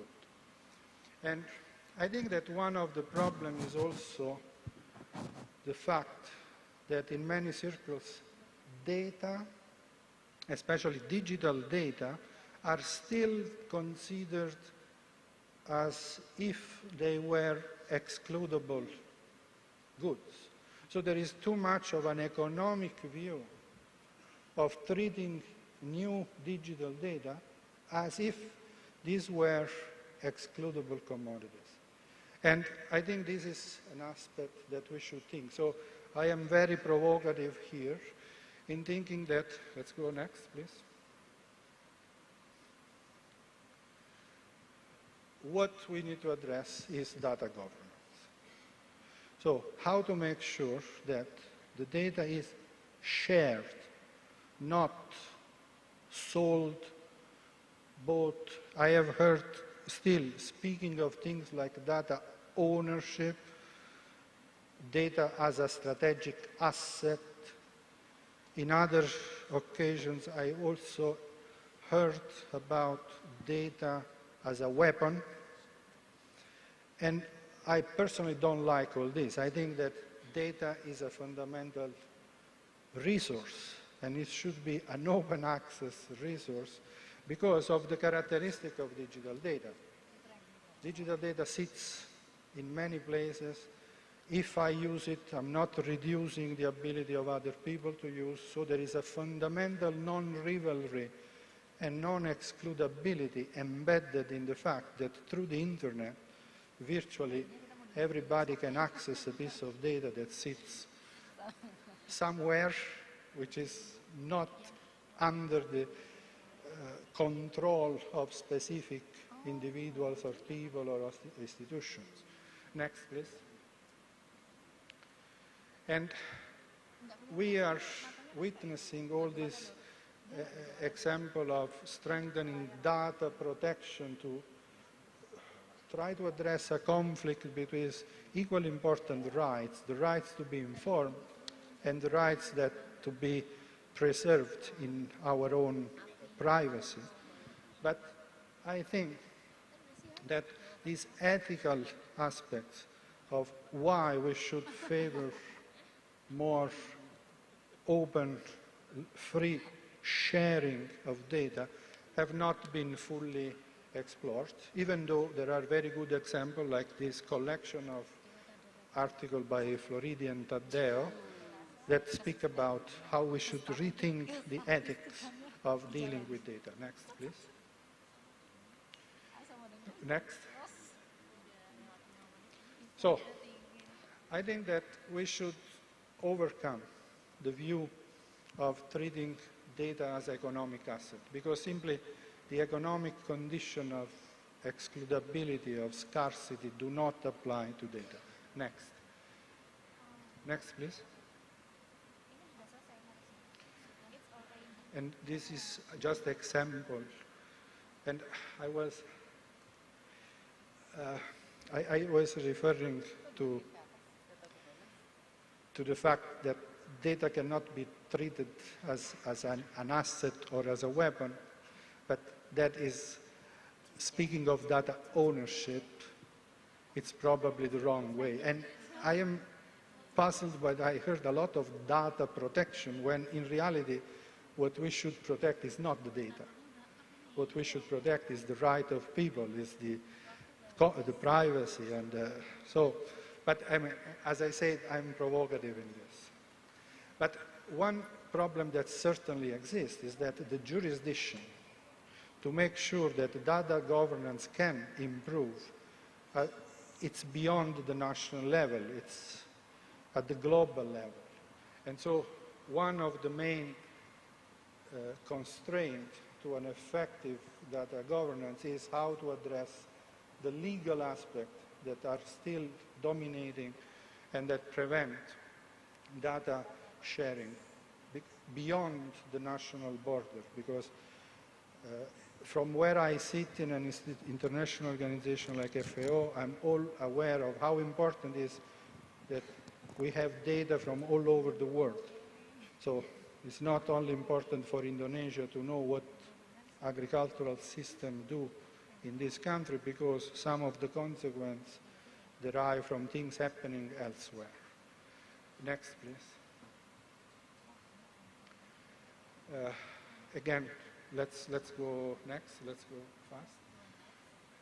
And so we have in the report some proposal on looking at alternative ways in which digital stored data can be seen as a public good. And in this way, it should be given open access, provided that it doesn't infringe into fundamental rights. Next, please. And this leads me to my most important conclusion, is that an optimal level of data sharing in this context can only be based on trust. It's not based on economic incentive, it's not based on strategic thinking. It's, as the Human Development Report recently described, we need a new social contract between people and governments and private institutions to share the data. Next, please. And in this HLP report, we make a proposal to, for example, considering creating for food security and nutrition data, a data trust, which means an organization that assumes and receives the mandate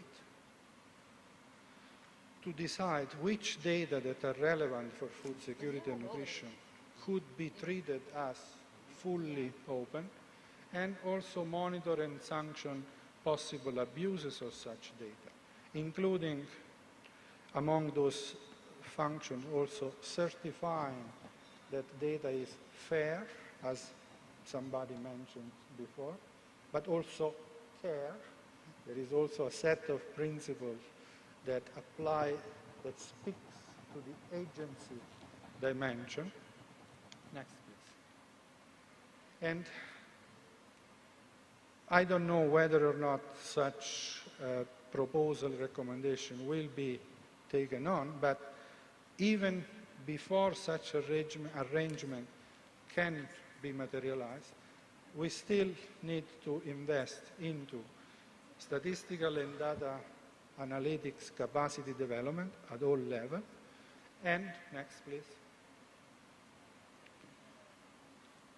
mechanism that prevents rent-seeking behaviors in data generation, management, storage, and to make sure that the benefit of this information goes back to the people for which the information is generated and used. And with that, I thank you for your attention. Thank you so much. Please give a big round of applause to Dr. Carlo Cafiero. Thank you. All right, ladies and gentlemen, our second agenda is the panel discussion, and today's panel discussion will be led by none other than the amazing Dr. Ronald Jensen. Well, ladies and gentlemen, before we will talk about the biography of Mr. Ronald Jensen. Ronald Jensen is Assistant Director of the United Nations Statistics Division in New York. He is responsible for the division work on data innovation and statistical capacity management since 2018. Of course, he joined the United Nations in June 1990 and worked for many years in the area of international trade statistics, covering trade in goods and trade in services. Over the last decade, he led the initiative of the division to better integrate international trade, business statistics, and global value chain analysis. In his current position, he supports the work of the UN Committee of Experts on Big Data and Data Science for Official Statistics, including support for the regional hubs for big data and the UN Global Platform. The platform is a collaborative environment for the global statistical community to share data, services, methods, and expertise, and jointly execute data innovation projects.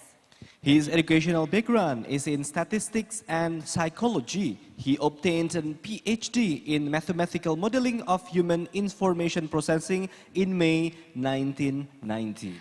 And now, ladies and gentlemen, please give a big applause. Ronald Jensen. The floor is yours.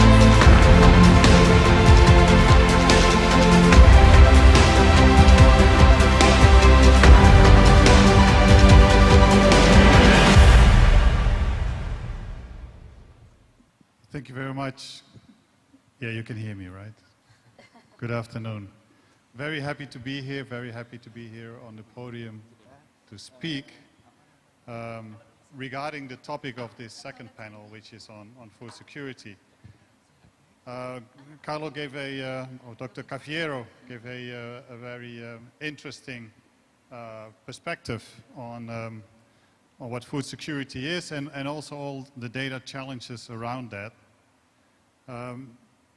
Food security has been a big topic in the news recently with higher prices, higher energy prices, also the shortage of fertilizers, and that has also been shown earlier on by Hamza, Dr. Malik. So there is a lot of attention to it, and I'm very happy to have in this panel some people who can really speak about that. So I would like to invite up to the panel here, I would like to invite Professor Martianto, please. I would like to invite Dr. Cardamanto, and I would like to invite also Dr. Cafiero to take place in the panel.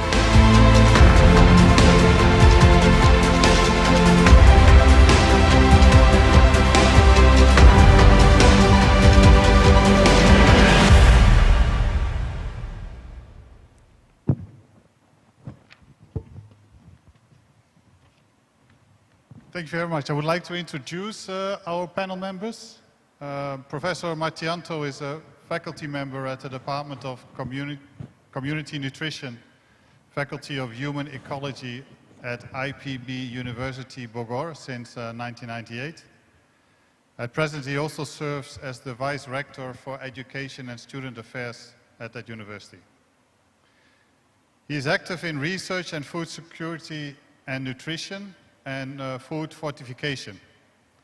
In the last 15 years, he joined the Food Security Working Group established by the Food Security Agency in the Ministry of Agriculture. He's also part of he's also part of the same time established by Bapanas in 2022. He works on food diversification stories, developing food security and a vulnerable atlas, and writing policy briefs. In the last 4 years, he closely worked with FAO Indonesia and Bapemas in several research on food systems in Indonesia. That is Professor Martianto. I would like to introduce as well Dr. Cardamanto. He is Director of Food Crops, Horticulture and Estate Crop Statistics at BPS Statistics Indonesia. He has been working, I have to look here. He has been working since about 2012 in this directorate on food crop statistics, horticulture and estate crops. Before that time, he was working in census and survey design for quite a few years. He also PhD in economics from the University of Tokyo. He is the chair of the FAO task team on National Quality Assurance Framework of Agriculture Statistics, and he's also a member of the Joint Task Team on the use of Earth observations for agriculture statistics. We have heard Dr. Cafiero. I did want to mention a few more words about what Dr. Cafiero is doing at FAO. Dr. Cafiero is a senior statistician and economist at the FAO. He leads the team in charge of producing food security and nutrition statistics at global, regional and country levels. He's the focal point for the indicators used to monitor SDG Target 2.1, and he represents FAO in the technical advisory group of the Integrated Food Security Phase Classification. What I especially wanted to mention is that over the last 8 years, he has managed the Voices of the Hungry project at FAO, which has been instrumental in establishing the Food Insecurity Experience Scale, a globally valid tool for measuring the severity of individual and household food insecurity. So prior to FAO, he worked at the University of Naples, and he taught statistics, agricultural economics, and agricultural policy at the Graduate School of Agriculture. Thank you very much for that. In this panel, I would like to get the audience involved, but I would like to start off to hear a little bit more from our panelists about their current activities. I first want to turn to Professor Martianto, and I would like to ask Professor Martianto on which issues he and his teams are currently working in relation to food security at the University of IPB. And if you could elaborate a little bit on your research, your latest research in that respect. Professor Paria. Okay, thank you, Ronald. Well, actually, we are at IPB University has developed what we call as a research roadmap for 4 years, and this is the latest year, I think. Among them are the food security dimension that's become one among the very important of our studies here at IPB. And currently, we're just working with the FAO Jakarta on how to develop the food, what we call a resilient food system for Indonesia, together with Bapenas. You know that Indonesia consisted of 17,000 islands. So with the different agroecological system, different food production capacity, and even different culture, food culture, etc. So we cannot just use one food system. I mean, there are a diversity. Diversity is among one that supposed to be very important to be considered in making a policy in food security. So we just developed that with Bappenas and also FAO. And then we are working together with, now it's Bappenas, Badan Pangan Nasional. Previously we call it Food Security Agency. We developed what we call as a FNVA, that's Food Nutrition Vulnerability Atlas.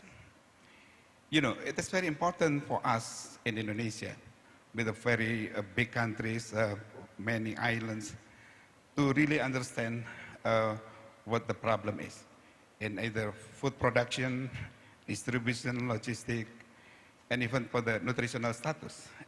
Yeah, as Carlo mentioned, that food security is a very complex system. So we are working on every dimension, and then we make a map. And also we develop what we call as a early warning system. We are working together with Food Security Agency and also WFP at that time, 2 years ago. So the beauty is we always working together with the government. So what the government needs, we really have to support, because at IPB we always have supposed to have to contribution for the government, for the betterment of the government. So the best practice also that I think I have to share to all of you here, that at Food Security Agency and Badan Pangan Nasional, they always there is always a group, what we call as a working group, consisted of all of the big university in Indonesia, from Aceh to Papua. We are joined together in this group, and then we can communicate every day. And also we have a regular meeting, so there is no gap between the government requirement to develop their policy and also the orientation of the university to do the research. So we work very closely for that. It's almost, maybe almost 20 years. Yes. Thank you. Thank you. Thank you very much for that work, and also to see that there is real collaboration between university, FAO and BPS Statistics Indonesia. And I want to turn to Dr. Kadamanto. Thank you for being in the panel. As mentioned, you're the Director of Food Crops, Horticulture and Estate Crop Statistics. Can you tell us a little bit more about which data your department collects and disseminates? And in particular, if you could say something more about the agricultural census in Indonesia and how you prepare for that and do this. Please go ahead. Yeah, thanks, Pak Ronald. First of all, I'm glad to be here, to be one of the panelists. Yeah, especially my colleague, Dr. Carlo Ferreiro, is my coach. Yeah, mentoring in agriculture statistics. Yes, as introduced by Pak Ronald, that I am in charge of producing food crop, horticulture, and estate crop statistics. And now we are preparing our 7th agriculture census. It will be carried out in 2023 or next year, and in May 2023. Yeah, I think the next agriculture census, or I call it the 7th agriculture census, that will be done by government of Indonesia, and different from the previous agriculture census, then I think the next agriculture census will cover very informative very informative data, and also very important data in showing the progress of agriculture sector in Indonesia. And as you know that next agriculture census at 2023 Indonesia census will provide SDGs indicator in agriculture. And it will be the first indicator SDG which can be provided by agriculture census. Yeah. And also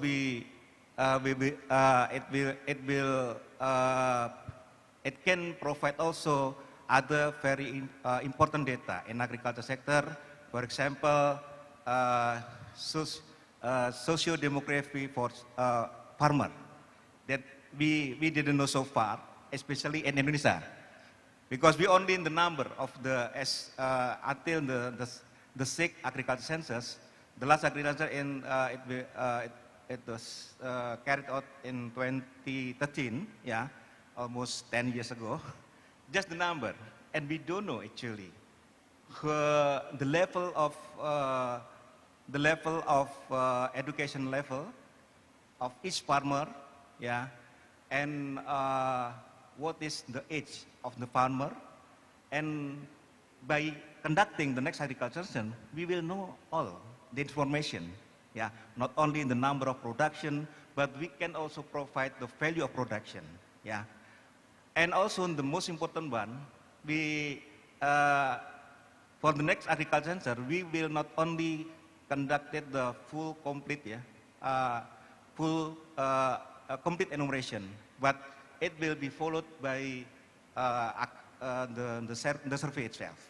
So in 2023, in May, we will conduct the complete count of agriculture census, and it will be followed by the agriculture survey, yeah, in around the end of 2023.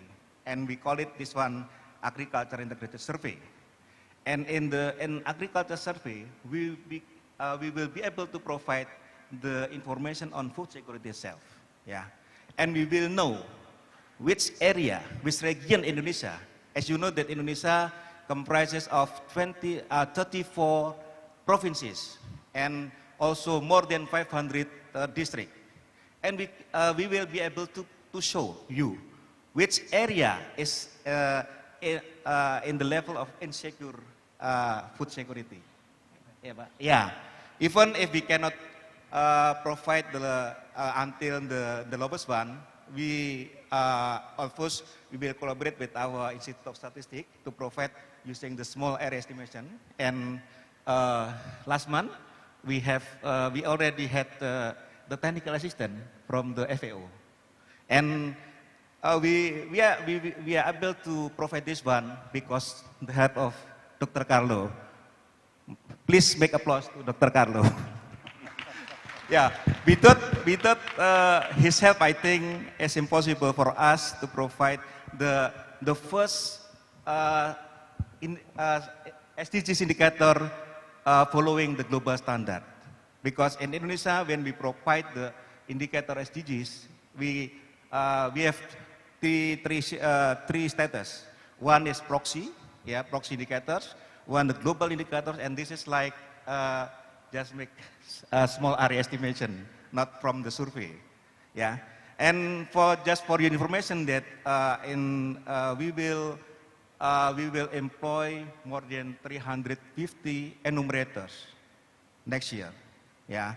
And it will cover, it will enumerate more than 28 million farmers, yeah, like this. Even we will also according to as suggested by Dr. Carlo also, we will also cover the agriculture establishment. In that case, we will give the complete picture on the fourth moment of agriculture sector in Indonesia. Yeah, this one, Dr. Ronald. Thank you. Yeah. Thank you very much. Just to be just a small thing. The enumerators, is that 350,000 or? More than 350 thousand. Yeah, Yes, sorry. exactly, yeah. Yeah, million is the number of farmers. No, It yeah, will that's be right. Yeah, enumerated. but you said 350 numerators. It's 350,000 It's my mistake, enumerators my mistake. for 31 million farms. It's just a very big undertaking. Yeah. Thank you for that. Before I turn to the audience for some questions, wanted to get back to Carlo, maybe just connecting with when we see the national level and then how the international level sort of connects with this. As you know, there is a lot of attention on this G20 Ministerial Summit on Agriculture. How does that relate to what's happening at national level? Maybe a few words on that. Oh, thank you, Ronald. I think it's, everybody knows that nowadays food security is a very hot topic in all international discussion, including at the G20.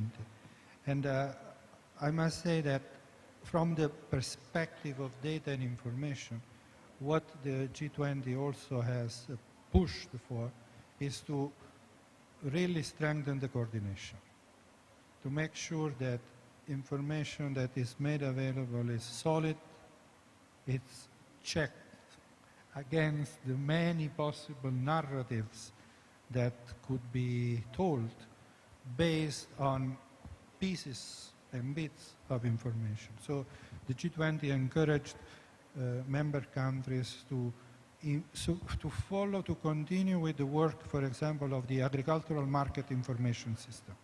The AMIS was an initiative created after the previous perfect storm that led in 2010 to the increase of international food prices, with the risk that policy reaction in an attempt to prevent negative consequences would actually exacerbate them. And in this context, for example, with all the uncertainty regarding international food prices, the worst that could happen is that reaction in closing borders, preventing trade, might actually make things even worse. And so the strong call at the international level is to make sure that data is coordinated, that countries work together in, as I said, giving each other important pieces of information that alone will not be able to guide the proper intervention. Thank you. Thank you very much.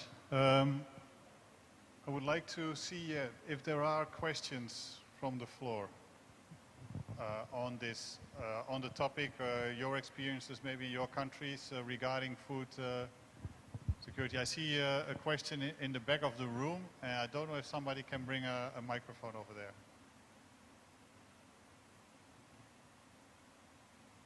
Do we have a microphone? It's in the way back. Yeah, you have to go a long way there. It's a large room.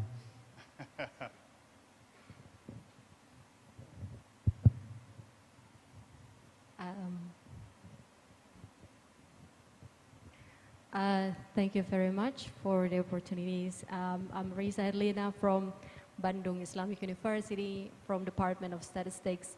And actually, I wanted to ask all of the panelists about, probably from the international perspective, what is the best practice in collecting all of the food security data? And have you seen any of the role model countries who has done the collection of the food security data? And for Indonesia, I would like to ask whether do we have any some sort of what is it called? Food security only surveys. Like we wanted to know if the household really do not have any access, probably not access to food, but lack or shortage of probably money or income or sort of the stuff. I would like to ask you if Indonesia data are available to public. Thank you very much. Thank you. Before I turn to the panel, I would like to see if there are other questions. There is a question, of course, at the other side of the room. It's all the way over there. Can we bring a mic to... Hi, hello? Can you hear have me? a mic? Oh, you have, Yeah. sorry, I did not see you. I saw somebody in the back there. Okay, please go ahead. I'm Ashish, I'm from UNFP Nepal. So I just heard one of the panelists talk about small areas. Can you speak up a little bit? Difficult to hear. Sorry. So I heard one of the panelists talk about small area estimation. So I think that is a very emerging estimation model that is coming in for calculating a lot of SDG indicators. So I wanted the panelists request the panelists to kind of elaborate on that method, the challenges they face, and the prerequisites that is required to do such estimation, and maybe certain validation that you do after the estimations, like just your experience on that, if you could elaborate. Thank you. Was it clear?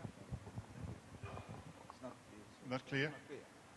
Yeah, they did not fully understand the question. If I understood the question, you were mentioning a model. Could you repeat the specific model? Yeah, the small area estimation model. Which model? Small area estimation model. Small I think, area yeah. estimation model? Yeah. If you use that in... okay. Any other questions? Okay, I'll turn... Yes, one more question, sorry, in the back.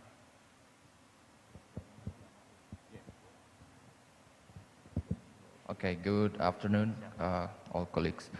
My name is Kautsar Fariza. I'm from WFP Indonesia. Should I stand? Okay, WFP also works together with Dr. Derajat on the FSVA production, the Food Security and Vulnerability Atlas. But my main question is not about the FSVA, but it is the most critical question for me, at least for the last 3 years. I work on VAM unit of the WFP. The most critical question for me is, how is the solution to be able to monitor food security situation in a more dynamic manner? So we can collect, derive information throughout the year. For example, if I example from Indonesia, like Susenas. Susenas is collected twice a year, in March and in September.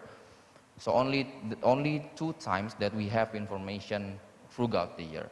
But we don't know what happened between March and September. What is the situation between that month, right? And also the Food Security and Vulnerability Atlas, it's also updated once in a year, right? But we don't know what happened between January, February until December. So my question is, how is the solution to monitor more dynamic the food security situation across the months, and how the big data can solve these big issues? Because I think it is one of the most important data that needed by the policymakers to respond, at least, and intervention in the quickly manner. Maybe some of you may have, maybe Dr. Carlo maybe have experience from international avenue. Thank you. Thank you very much. I will turn to the panel. And I hope you remember the questions. Yes. And you can pick on them. I just want to add to it. Yeah, so, and it came from your presentation, Carlo, is that, yeah, information like apps, crowdsourcing, citizen-generated data, are those the kind of data that we can use as well? There's a little bit towards also the last speaker. So what kind of data sources could be used for more frequent and more continuous kind of information flows. But I'll start with you. Okay, thank you. Yeah, I'll try to answer your question. I think this related the first two questions. Yeah, but I'm so sorry. I could not clear the name of the. I think I don't know, but I will try to answer you that this is actually especially in Indonesia. This is in the first step or maybe the initial stage that we can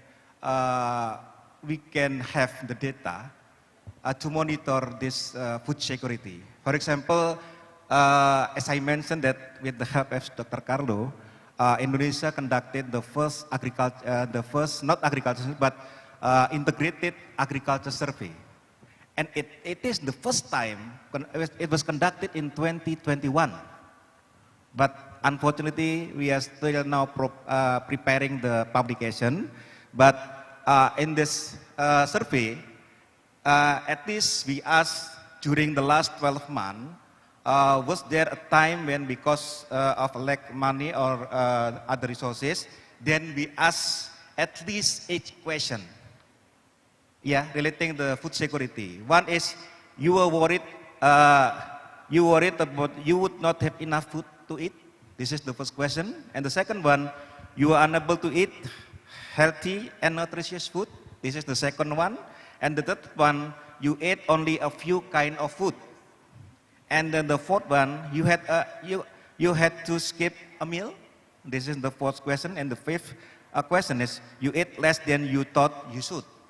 And then the sixth one, your household ran out of food. And the seventh one, you were hungry but did not eat. And the last one is you went without eating for a whole day. But as I mentioned that probably in the near future, or maybe we will try our best to provide this publication soon. Yeah. Of course, which is Pak Habibullah is here. I hope he can push the team to prepare or maybe to publish the result as soon as possible. Or maybe tomorrow we will get the publication on that. Yeah? And for the second one, I cannot hear the name of who gave this question, but at least we already had get the technical assistance from FAO how to make the disease indicator, SDG indicator especially 241. Yeah, this is related to food security, how to get the lowest level of administrative data. Because as I mentioned first, we will provide until the province level. If under one, then Lantic district level, we will try to provide by applying the small area estimation. Yeah, we already get the technical assistance, and of course there is Pak Setia Pramana here. Then we will get in touch with the close relationship with the Institute of Statistics in order to get to make the small area estimation for this new indicator. Yeah. And we will have the 34 indicators, yeah, provincial level indicator, and also, of course, until national level. And I promise with Pak Murdianto, welcome to collaborate with BPS, and we will share the data in order to give the picture of the food security in Indonesia. That's my question. Thank you. Welcome. Professor Martianto. Okay. Yeah, I'm quite agree that we really have to understand at the micro level of the food insecurity situation. And the household level survey is very much important. The data is supposed to be available. And fortunately that Central Bureau of Statistics, BPS, has already some, for example, that the one that you have already mentioned, the qualitative data of food insecurity, VS, food insecurity experience scale. It's already available. And actually the SUSENAS data is very, very much, very rich data. Of course, if we use all of the SUSENAS data set, we can make a disaggregation based on economic level, for example. We can divide to decile, quintile, etc. And then by education, etc., etc.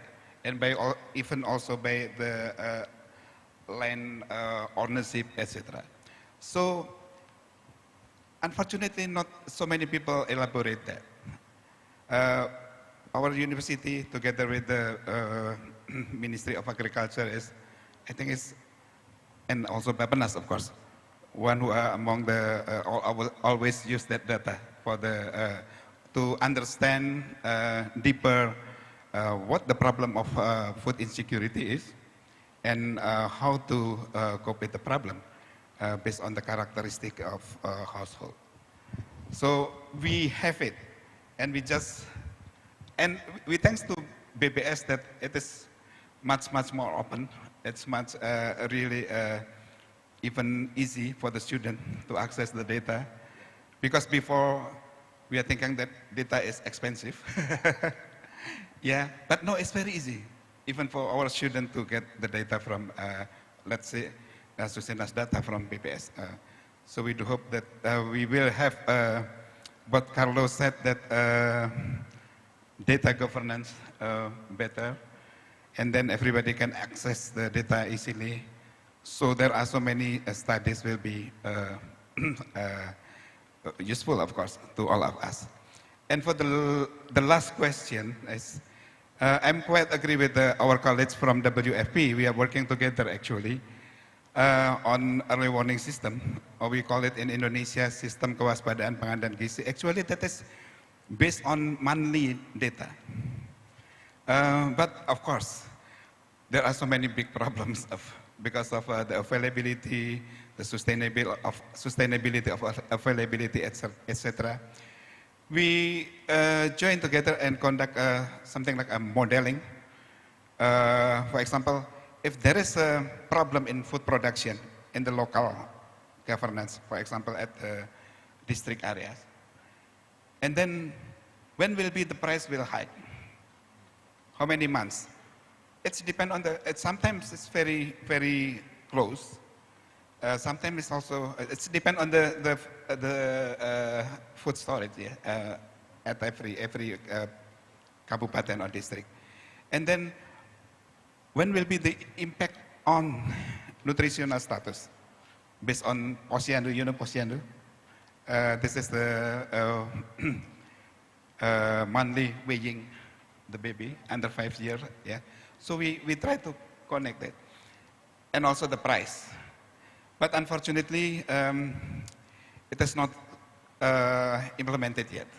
We have the study, but we do not have the system in place at present. So I think we have to encourage that, because this is everything is dynamic, right? Everything can change in just 1 or 2 months. So we really need that. So this is urgent, very urgent requirement for Indonesia. Thank you. Thank you very much for the details. Carlo, the last word to just to add, because part of what would have been my answers have already been given, but I want to add something to the last question and the importance of having real-time monitoring, high-frequency monitoring.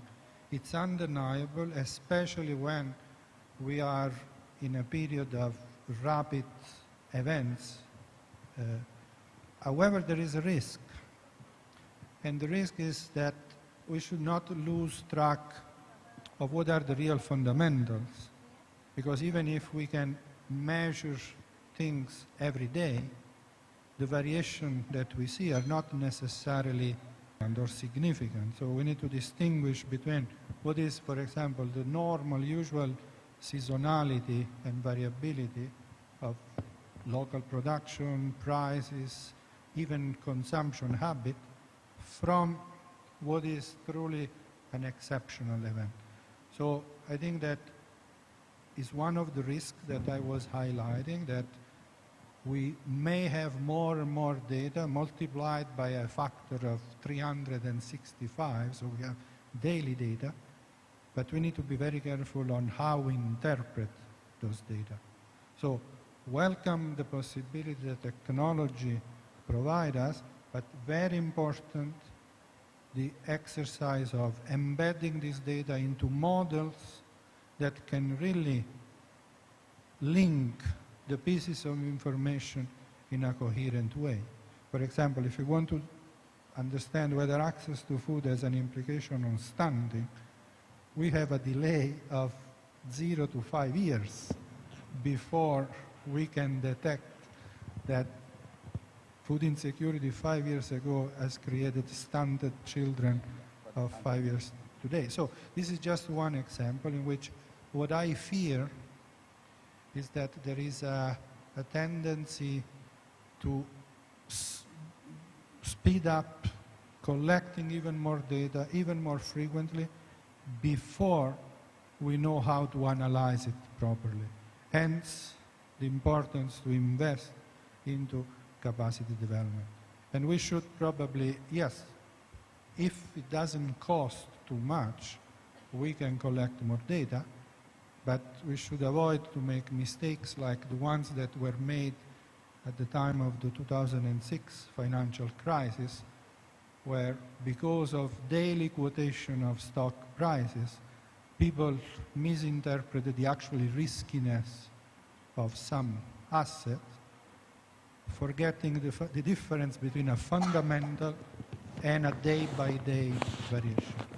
In agricultural production, fundamentals happens once or twice a year because the agricultural production has a long cycle. So we should be not important to monitor day by day the food production. We don't need that. And also in monitoring food consumption, our day by day food consumption may change, but for normal things.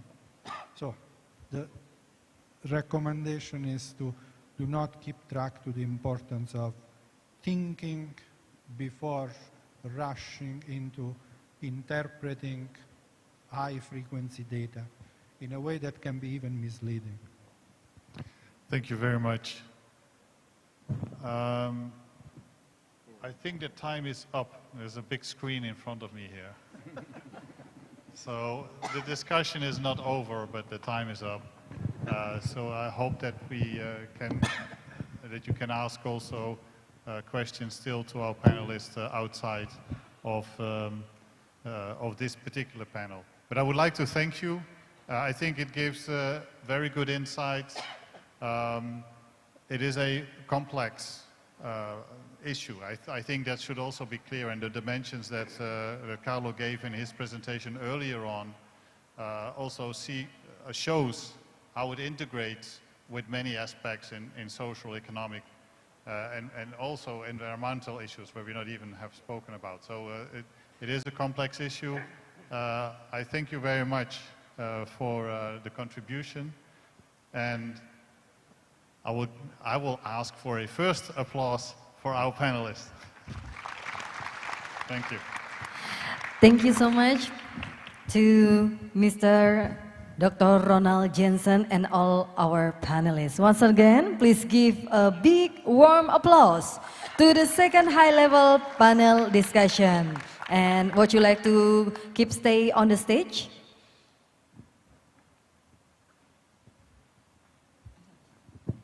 Right, and ladies and gentlemen, we would like to invite the Deputy Chief Statistician for Production Statistics, Bapak M. Habibullah, to join us on the stage to give special gifts for our moderator and also our panelists.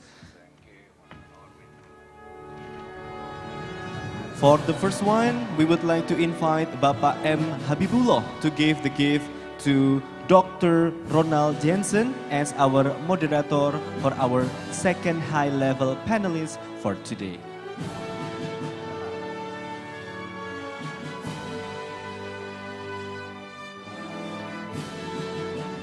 We would like also invite Bapak M. Habibullah to give the special gifts to the other three panelists who have been so great giving their speech, their ideas, their thought during the panel session today.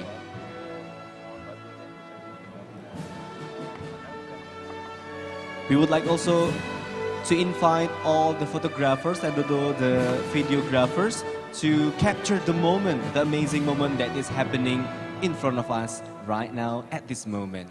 Okay, and next we would like to invite to take a picture. Please come forward. To Mr. Would you like to come forward? And for this photo session, please come forward, gentlemen. And once again, we would like to invite all the photographers and videographers to capture the moment, this amazing moment happening right in front of us today at this moment.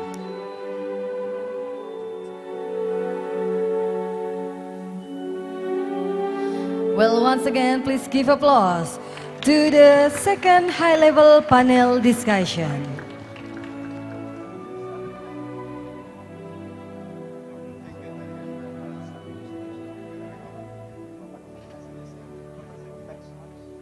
We would like to say thank you very much to Mr. M. Habibullah as the Deputy Chief Statistician for Production Statistics, and also to our moderator and also our panelists for the second high-level panel discussion for today.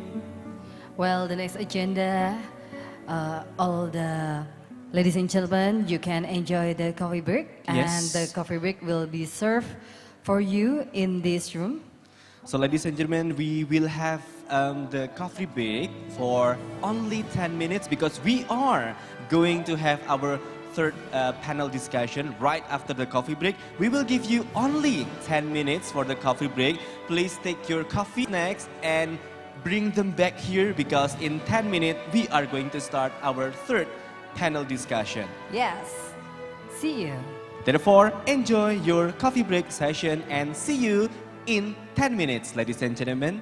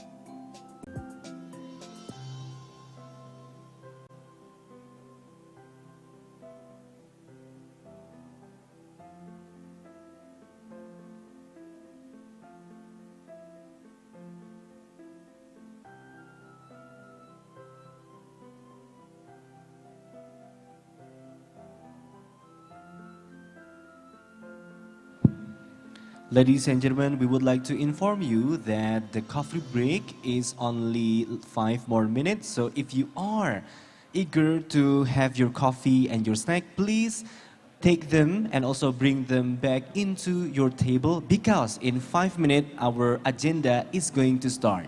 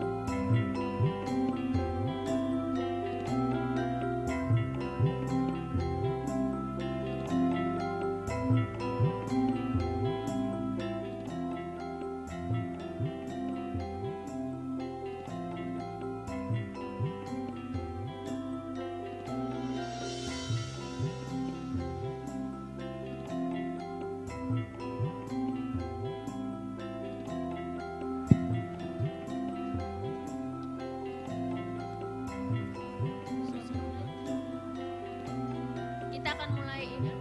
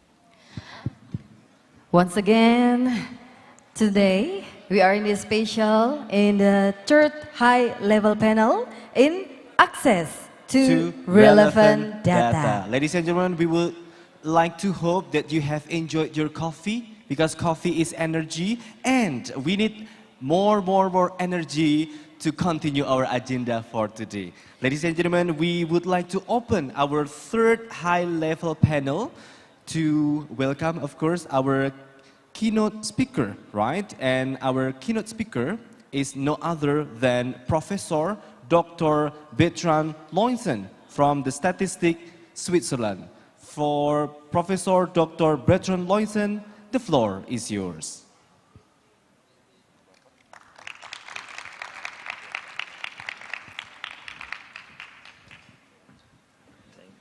Thank you very much. I can introduce myself. I am the Vice Director General of the Swiss Federal Statistical Office, and we speak this afternoon about the work that we have done in Switzerland regarding the creation of a data science competence center on one hand, and also about the strategy and the data governance. But in order to do that, I need the slides.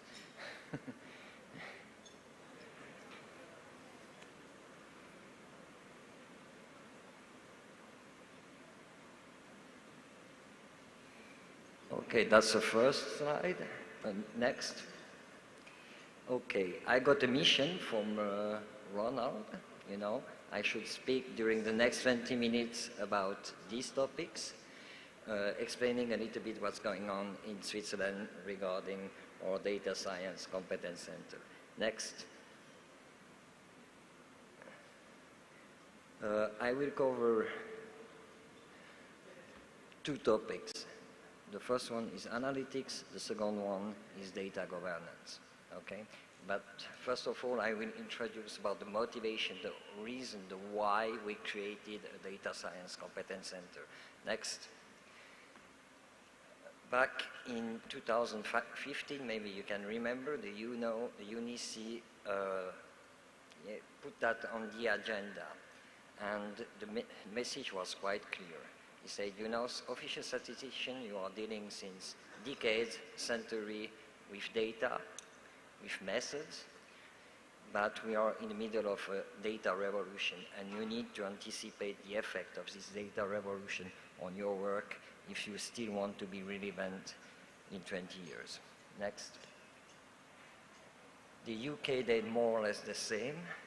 From the economic point of view, they published a very interesting report regarding, or asking the question, are we still measuring the right thing if we want to understand our economy?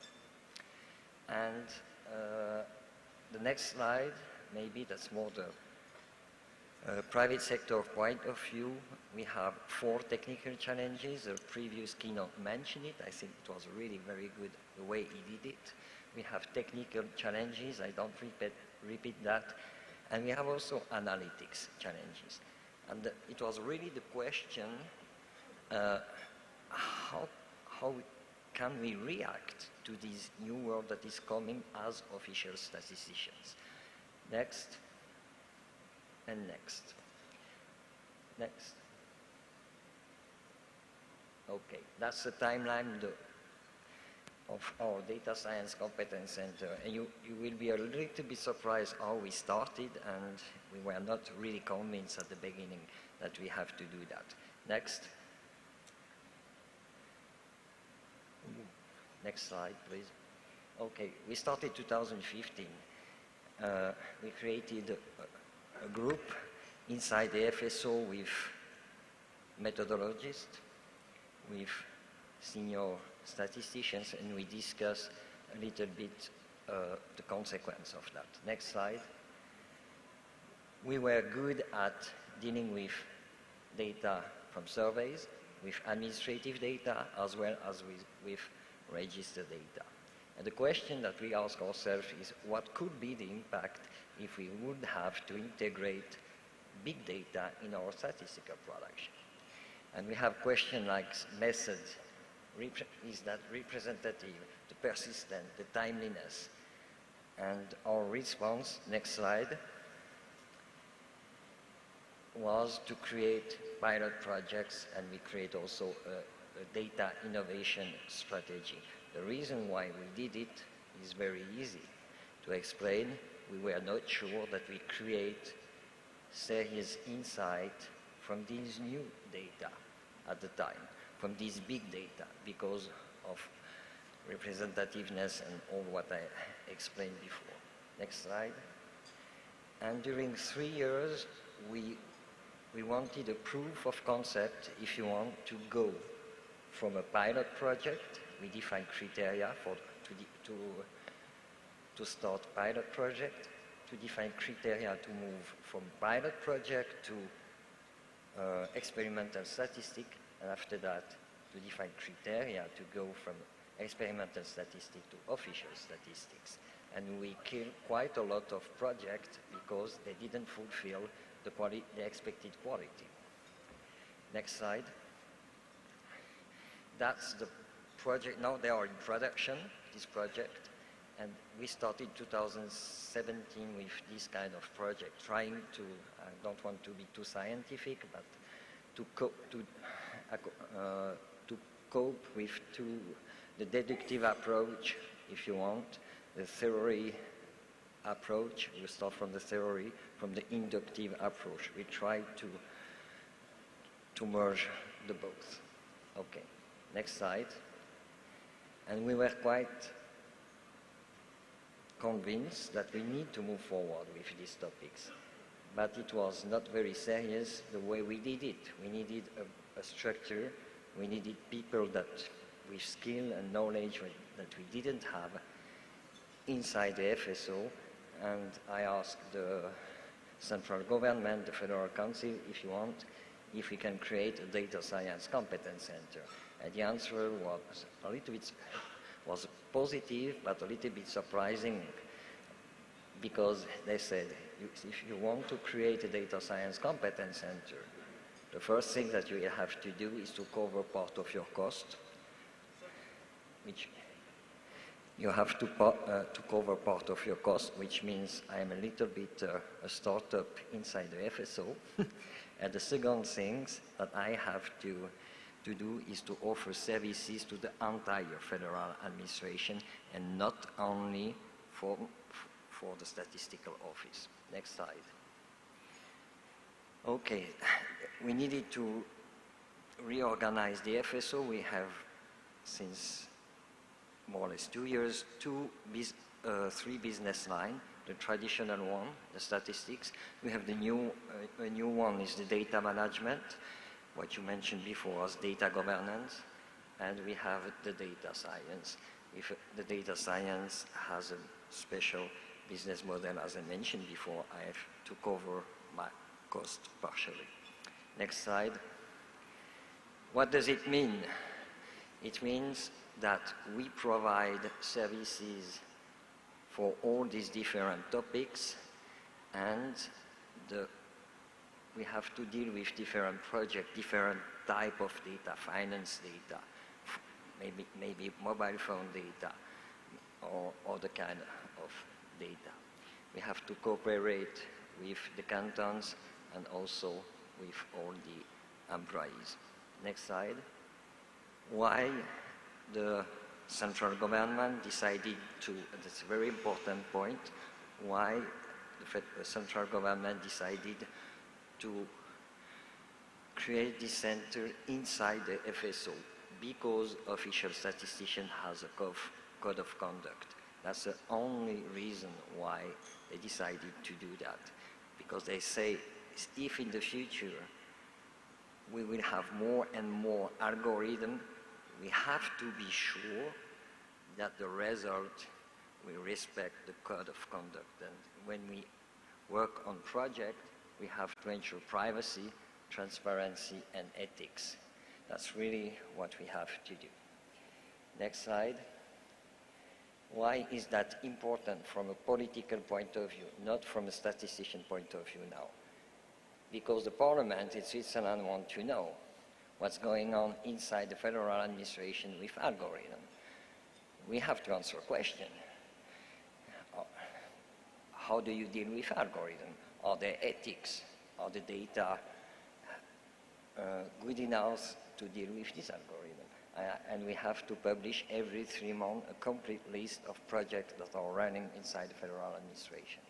Next slide. What we are offering, our services, you can read by yourself. We have 4 types of services that we offer, from the consultant up to the training, and we created also the concept to train the civil servant inside the federal administration. Next slide. Now, very concretely, in the Data Science Competence Center, we have 2 sections, more or less 30 people. Half of these people are statisticians with PhD master, which means really methodologists, mathematicians, okay? And we have another section which is responsible for data science and AI. And in this section, we have 2 types of profile: the data engineer and the data scientist. Data engineer, they deal with data pipelines, organization of data, these kind of things. Cluster computing, they can help a customer to design a big data infrastructure, for example. And data scientists are more responsible for the models, to create insights from the data. And of course, we work very closely with the domain expertise inside or outside the federal administration, the FSO. Next slide. We are also, and that's maybe a little bit surprising for you, but we conduct mission-driven research about evidence-based policy making, because we try to help policymakers by providing policy evaluation, which means for each step, because currently we have no idea how they use the statistics, really use the statistics. Is the statistics are useful for every step or only for the evaluation, only for the implementation? That's one kind of project, of research that we run. Next slide. We're also using, we are conducting research is preserving data science. We think it's absolutely a key issue if you want to maintain the citizens' trust, because we can't just deal with more data without ensuring the trust. Okay, next slide. We have 2 kinds of projects currently. On the left side, you have customers, they want new insights from data, not especially from big data. It can happen, but it's not always the case. They want new insight from data. And on the other side, you have the people that want to automatize tasks. That's more or less AI and machine learning. Okay, next slide. 2 examples from project that's for administrative purpose. We'll help, in this case, an agency to manage the data. They have sensor on highways. There's real-time data, and we try to build the pipelines to deal with anomaly detection, data reconstruction, test statistic, and visualization, dynamic visualization. Next slide. We also help the colleagues from the FSO, for example, to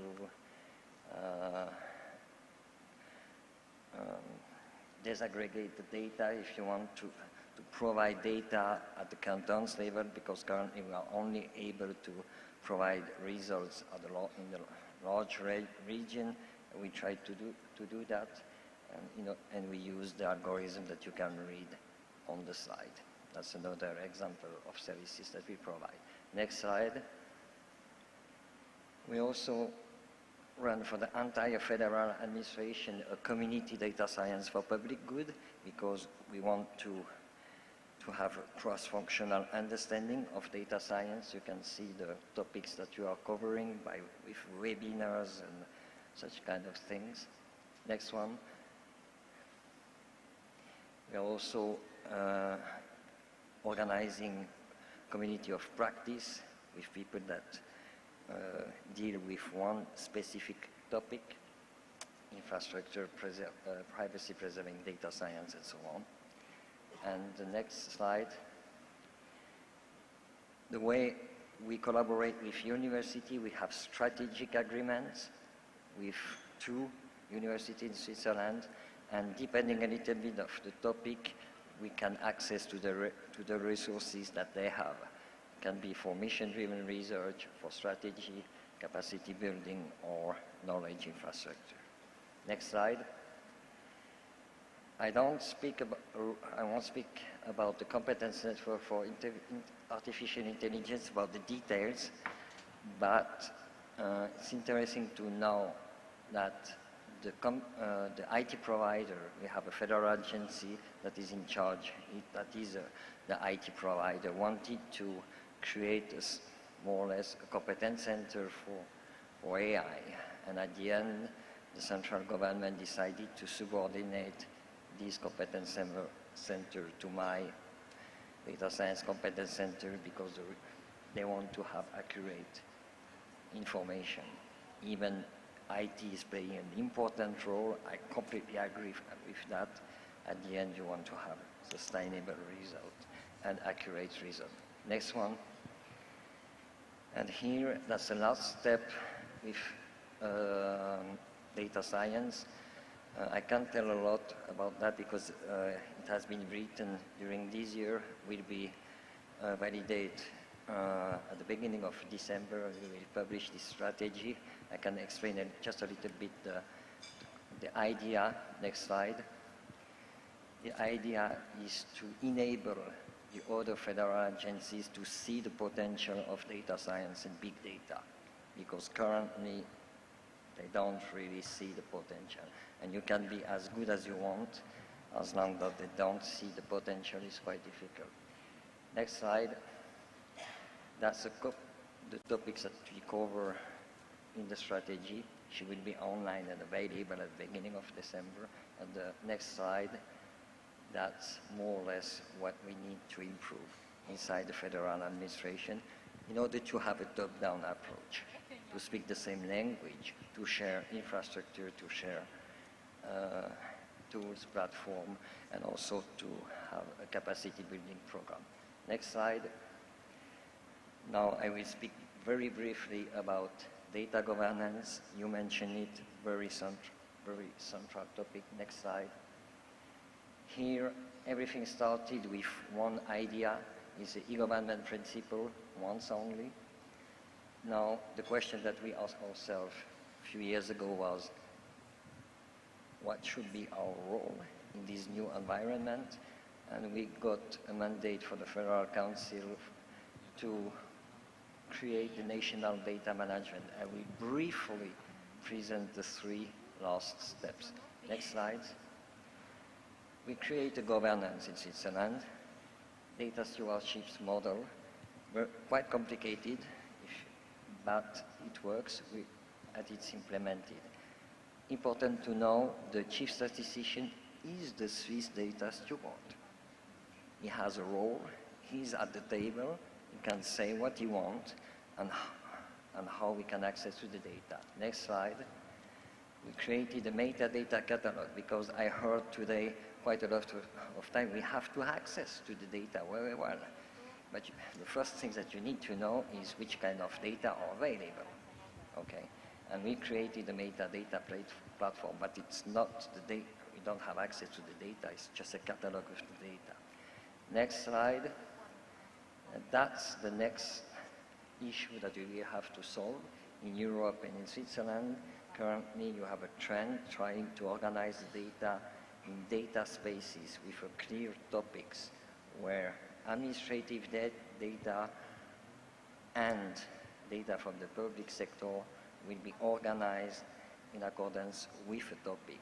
And that's something that we also have to deal with. What will be, could be, should be the role of official statistician in such a concept. But it's an ongoing, next. Yeah, it's an ongoing thing. Next slide. You asked me about access to the data. We don't have access to the private sector. We can run survey. We have access to all administrative data inside the federal administration, but we don't have a law that gives us access to the privately held data, neither in Switzerland nor, of course, beyond the border. Okay, but one thing that maybe you can think about that is data matching. I'm very convinced that it's the future also of official statisticians, being the unit that can make data matching in an official way. Okay, next slide, and I will be finished. My center has a little bit more flexibility regarding that. You can read the slides when you have more time. And my conclusion, next, and that will be my conclusion. I'm living in Switzerland, we have a lot of cows, okay? We were very good at counting cows. We knew everything, where the cows are living, more or less the first name, the family name of every cows. But the times are changing, and we need to be able to deal with this kind of issue. And that's really the reason why we decided to create the Data Science Competence Center. Thank you. Thank you so much for the keynote speech from Professor Dr. Bertrand Lois. Thank you. Right, ladies and gentlemen, the next agenda is, of course, the panel discussion. And today we have two panel discussion with one amazing moderator, of course, right? So the moderator is none other than Mr. Matthias Juk, Statistics Netherlands. And we would like to introduce to our moderator. Ladies and gentlemen, Matthias Juk is the head of CIO office at Statistics Netherlands. He completed his Master of Science in Computer Science at the University of Ljubljana and had worked in senior leadership positions in Statistical Office of the Republic of Slovenia and Statistics New Zealand, as well as in consultancy roles for several international organizations. He is also an active participant in the international statistical community, where he leads the UN CEBD task team on privacy-enhancing technologies. Well, ladies and gentlemen, please give applause. Here is Mr. Matthias Juk.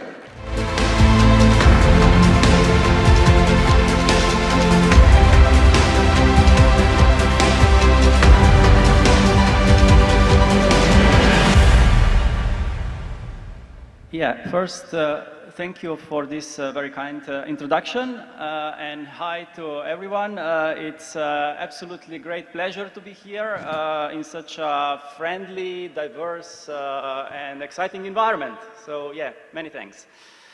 I would also like to thank Bertrand Lauzon for a very inspirational keynote. He presented technical as well as non-technical aspects of using data innovation in support of policy decisions and research. And I think the non-technical aspects are really, really important here. So the things like data stewardship, trust, ethics, transparency, skills, and I'm sure we will hear more about that in the panel discussion. But the key step in any data innovation journey is, of course, access to relevant data. So we already heard in the first high-level panel that access to relevant data is absolutely crucial to tackle all these challenges that were mentioned today. Further to that, Dr. Carlo Cafiera repeated this message in relation to the food security. And finally, Bertrand mentioned access to private data as one of the main challenges in Swiss system. This is so important topic that in panel 3, as you have just heard, you will actually not going to get one panel, but you are going to get two panels, and that will be for the price of one, of course. So we have many distinguished panelists, and we will start with the concrete example of the data source. where Indonesia is already leading the way and demonstrating the potential of big data for official statistics, which is mobile phone data. So I'm very glad to welcome first three panelists. First, I would like to call Dr. Sharena Tsiklauri from National Statistical Office, Geostat of Georgia.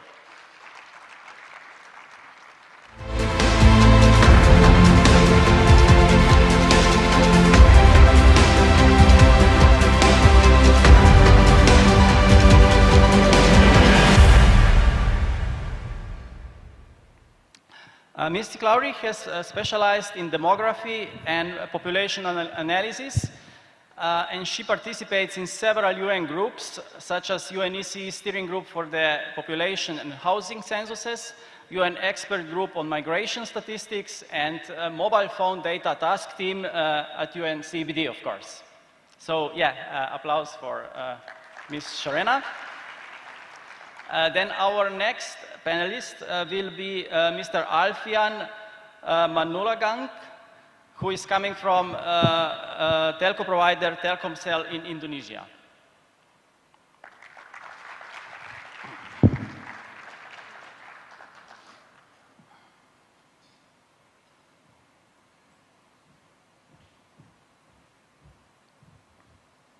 So Alfian holds senior leader position in Telkomsel Big Data business.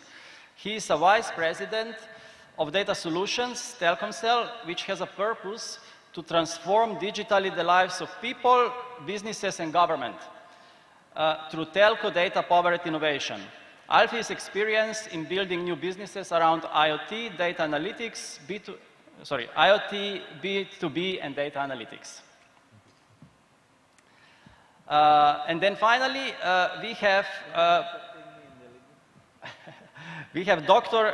Professor Dr. Setia Pramana from BPS Indonesia.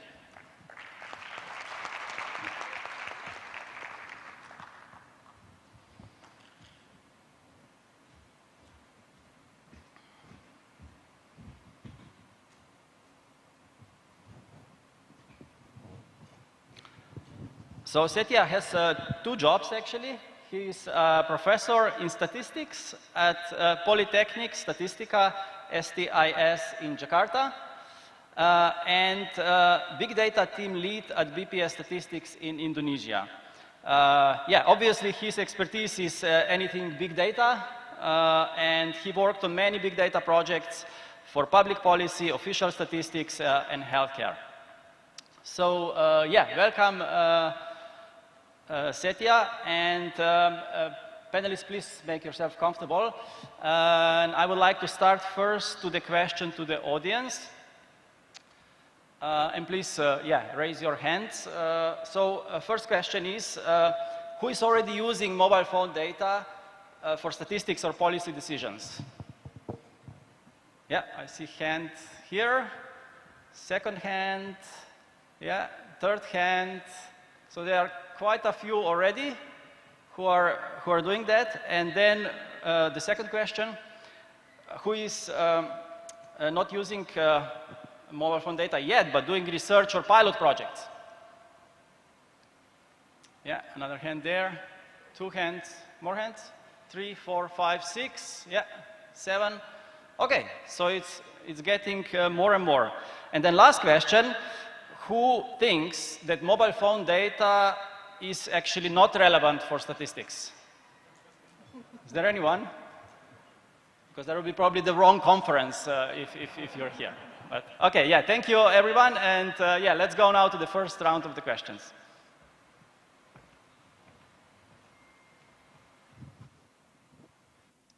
Okay, switching microphone still works. All right.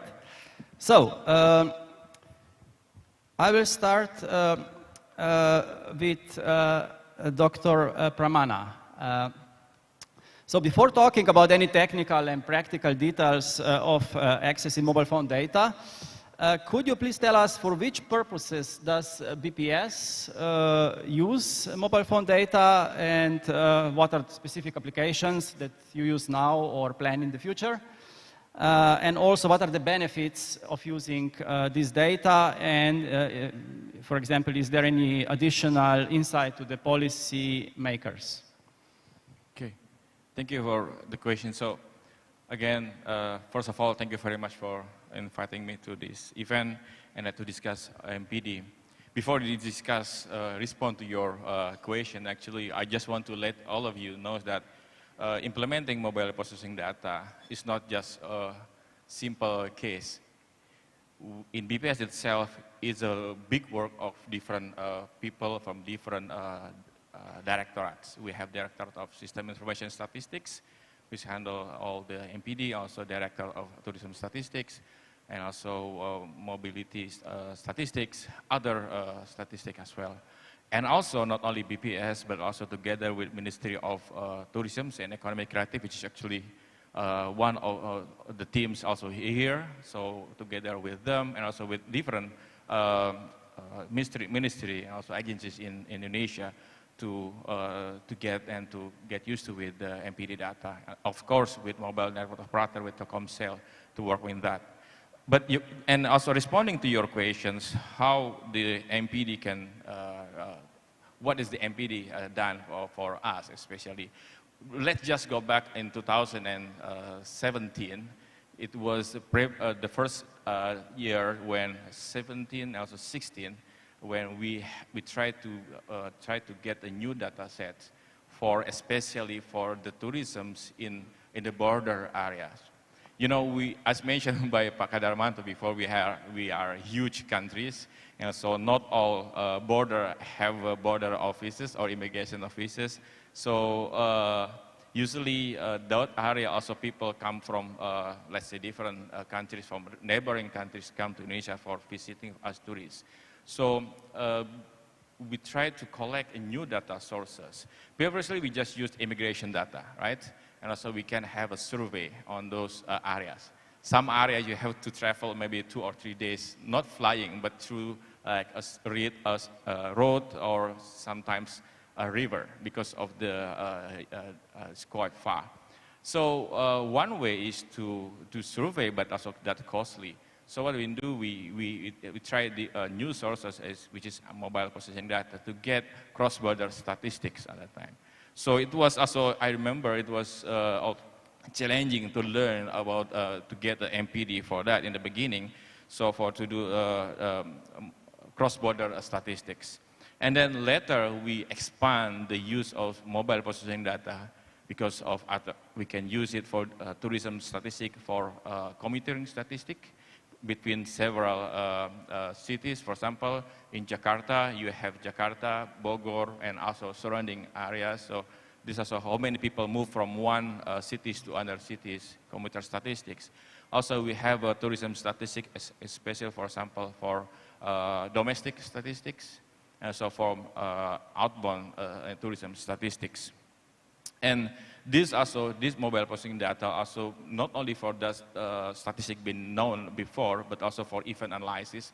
Actually, tomorrow we will be on detail by Ibu Alfa how we can deal with that, especially for we have IMF annual meetings, tests, and also the Asian Games for event analysis.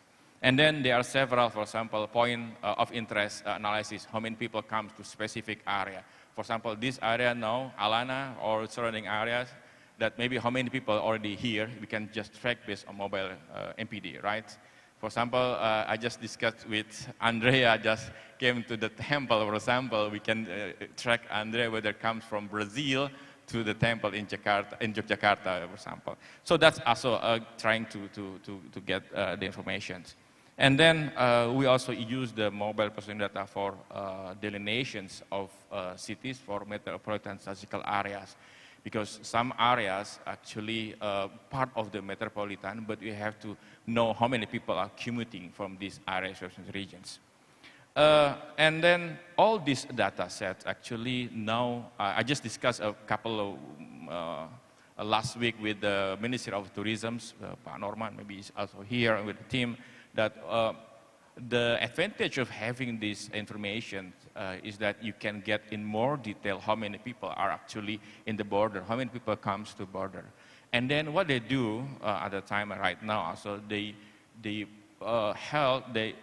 perform, they make some event. There are several events in the neighboring countries, in the border areas, so just to attract people to come, to attract tourists to come to that areas because of, for example, dance event or some music event. So that's also to improve the number of number of tourism comes to Indonesia.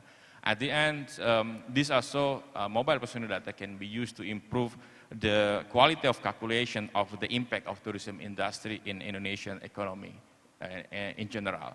So we can have not only based on the survey, but also based on mobile positioning data. But just to let you know that it's the combined data, so you cannot just use both. We have to combine those data sources so we can have in more detail and more holistic information. That's it. Yeah, thank you very much. That sounds like a great business case for other governments to support this type of data use. So let's move now to the data provider perspective. So Alfian, what kind of data does Telkomsel collect from the customers?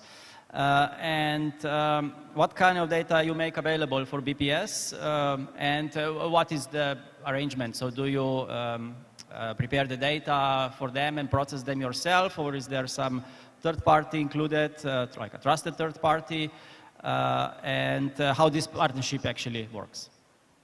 Thank you, Machas. Good afternoon, ladies and gentlemen. Let me introduce again myself. My name is Alfian Manulang. I'm Vice President for Data Solution. It is a unit that doing data monetization in Telkomsel. So just to give a little brief of Telkomsel, but before, previously I heard that somebody from the floor that looking for a prepaid SIM card. Okay, so please visit our booth because we provide the prepaid SIM card for free for you, but for foreigner, yeah, not for Indonesian. So please get it. It is free for you. Please take it, and then you will get also some internet packets for there. Okay. So a little bit for Telkomsel, we are the biggest telco company, telecommunications. We have currently 170 million customers in one single operators. So we have around 250, 100,000 BTS. So we also have around almost 1 million cell tower ID, and we have also for the internet user, because not all Indonesia has already access to internet. So we have around 120 millions of internet users. So around 50 million is not having internet because of the economic, right? So from the data sites, currently we have around, we process every day 22 petabyte data every day, 22 petabytes. And then if 1 petabyte is around 1 million gigabyte. So we process almost 1 billion record every day. And then, yeah, that's the number of sites of Telkomsel currently. So we provide basically mobile connectivity, but also we provide like digital lifestyle, like music, video, games every day. So what we get from the customer, of course, every activity actually where your movement, mobility, also the call record, SMS and everything, but the event, not the content for you. And then as well, from the data as well, of course, we gather that, we segment it into some demography, geography, psychography as well, and also some behaviors, right? And then from that, actually, we process accordingly, based on, of course, strictly with like GDPR. We have just recently, launched, this like GDPR, like in Europe, right? So Everything being processed from our networks, so our become like our factory, and that one being, coming to our network platform. We have like our data warehouse, our big data, and then of course there are some use cases that we built on top of that big data. Some internal use cases like product recommendation, engagement, customers satisfaction, and also some external use cases. The MPD is one of the use cases, but the other use cases that quite very interesting if we take a look on Indonesia case is because in Indonesia we have around only 50% of the population only have access to financial banking account. The other 50% does not have access financial, so they cannot access to loan, especially most, small, medium or low in the bottom of the pyramid. So actually with telco data, what we provide is based on the internet behavior, we can have, the propensity of what will be the likelihood of default somebody. So actually using our data, we call it the alternative credit score. So actually without any collateral, so they can have a simple loan actually. So this is one of the quite big use cases in Indonesia, using a telco behavior, we call it alternative score. Some financial technology company, banking, they can give loan to these people without any collateral actually. So this is actually one of the big use cases. If you take a look on also in our booth, we have also a survey actually. Based on our data, we built an audience segments. So this respondent or audience is become a tool for us actually to reach a survey for these 170 million customers. So this is the use cases that we'll build, and we built, and then actually with with partnership with BPS as well, we built this MPD, mobile positioning data, how we can detect traveler, roamers, and everything. So actually everything in terms of IT infrastructure, it is processed within the customer. Of course, the data framework coming from Pak Setia Pramana and team, the PPS, but we doing a collaboration with them actually. So actually it is a collaboration, a work together between Telkomsel and also with the BPS. So I think that's I can deliver for now. Thank you, Mr. Yeah, thank you. And it's great to see the passion for this collaboration and providing the privately held data from both statistical side as well as the private company side. So that's really, I think we need more of that in the future from also other companies.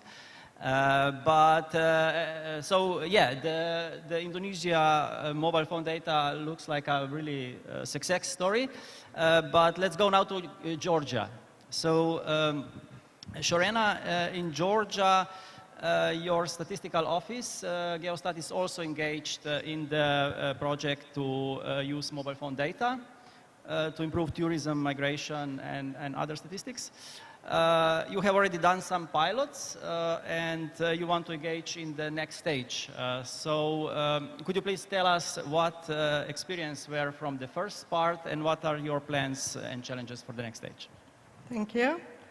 Dear participants, on behalf of National Statistics Office of Georgia, let me express my thankful to the organizers of this amazing workshop, to the UNSD, to the PPS Indonesia, and also other co-organizers. Thank you so much for the opportunity to share humble experience of Georgia trying to use MPD and introduce MPD for official statistics. Actually, Georgia has some experience using MPD. First pilot project was implemented in 2016 to 2017, and aim of this project was to develop and complement existing methodology and statistics for the computer societies technologies. So the main player on this project was GNCC, regulatory body, just that was only involved to provide administrative data. I would like to mention that in this period, this project had some challenges. The timeline of the project was extended several times due to some data-related issues, some legal aspects, etc. But in the end, I can say that the project was implemented successfully and very nice results is available. I would like to thank the international organizations to support this project.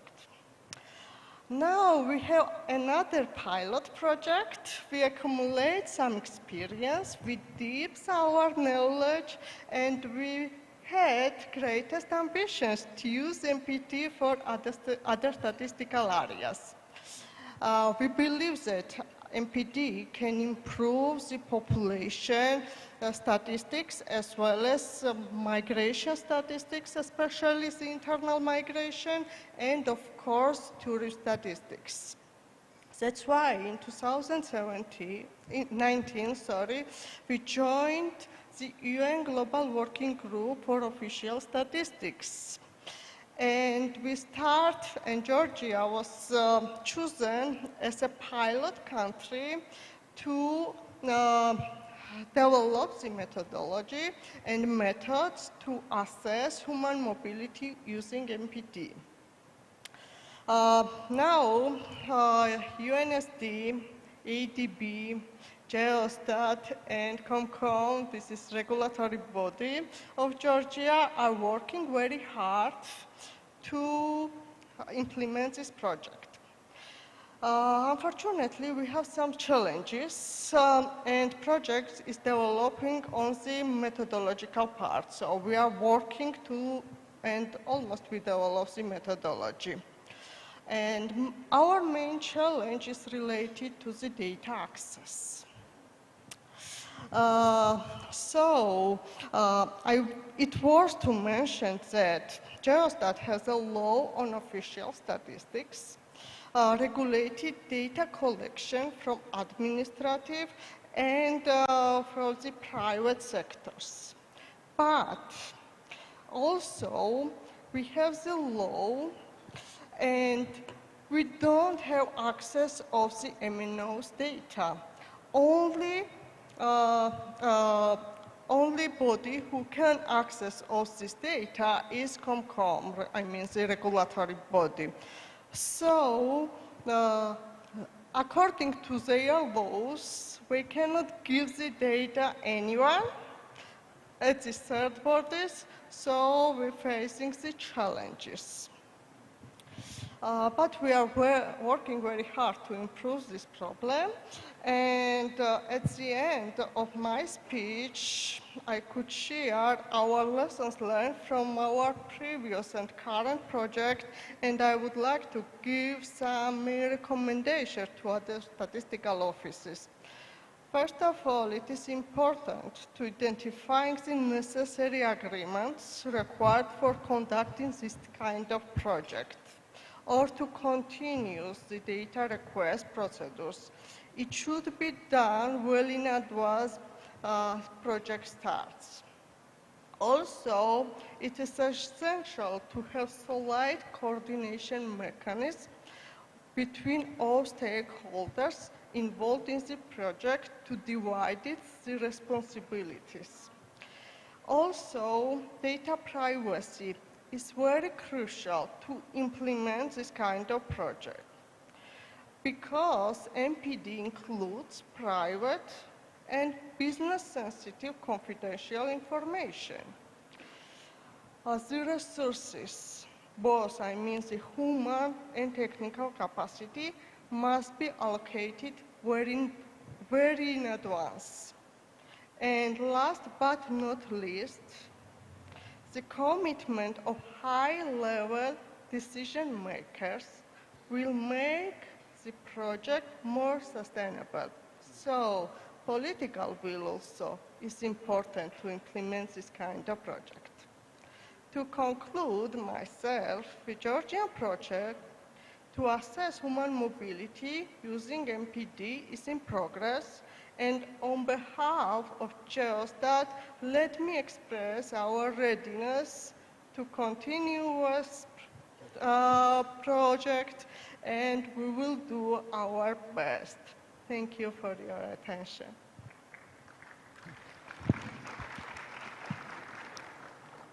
Thank you really for this insight because it's always very useful also to understand what are the challenges, what are the hurdles, and I think you provided a very good advice. So now I think it's a time, I'm sure there are some burning questions in the audience. Who would like to start first? Yeah, the gentleman, there are two gentlemen actually.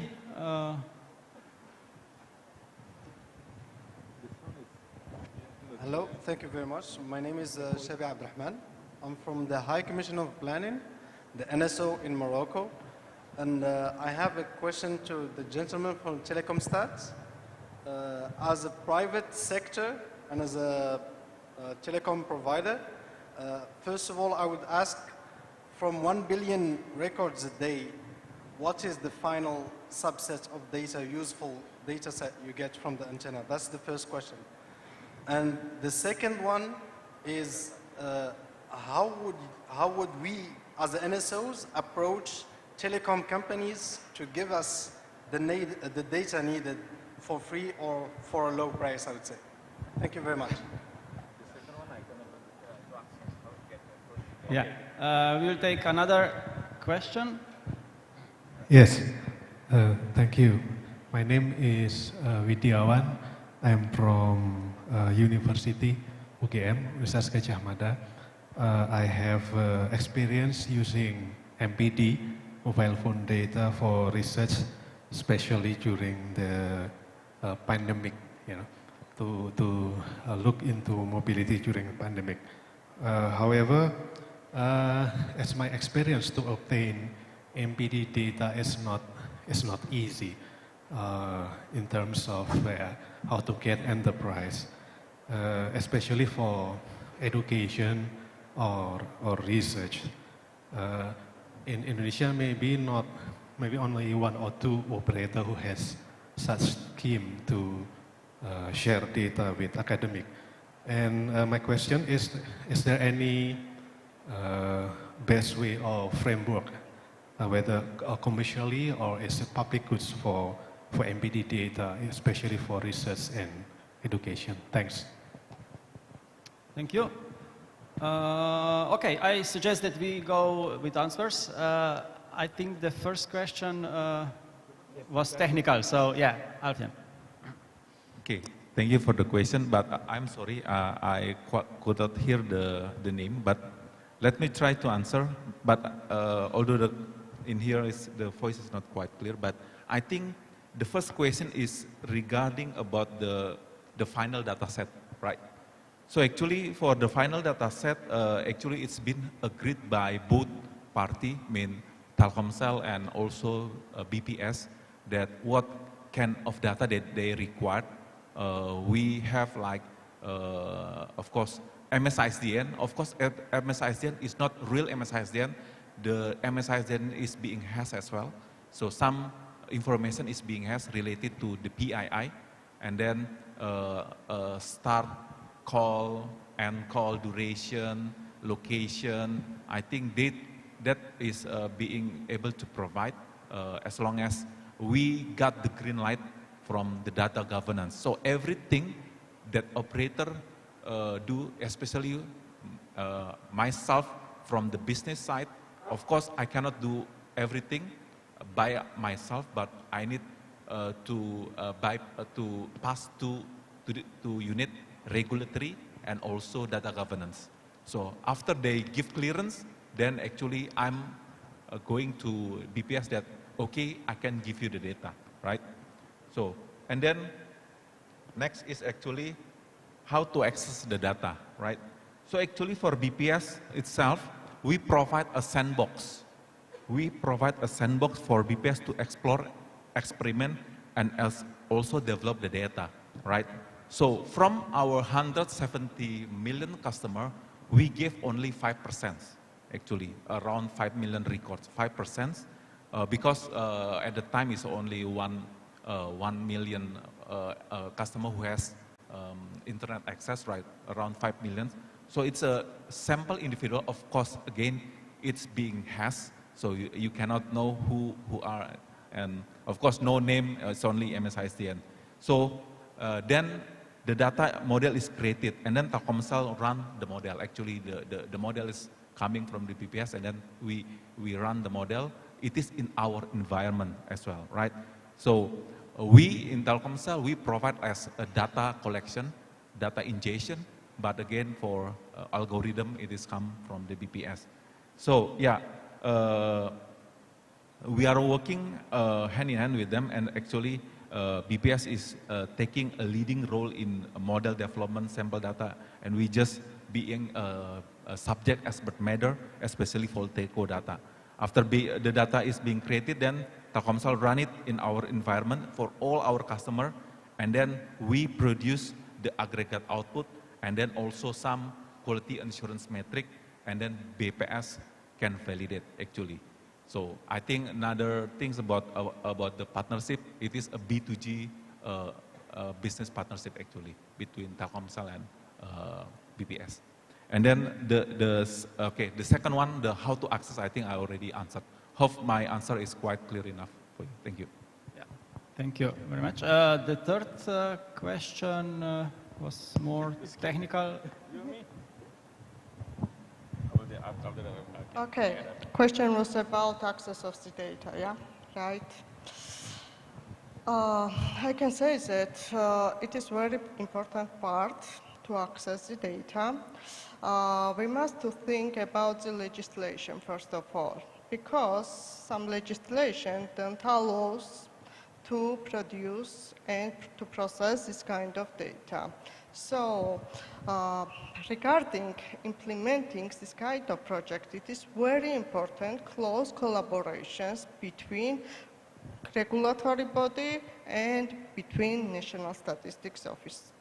So it is my recommendation. Unfortunately, we don't have huge experience, but I would like to add that please, if you are going to introduce MPD, be sure that your IT equipments are allocated in advance, because we are talking about huge amount of the data, so we need strong technical assistance.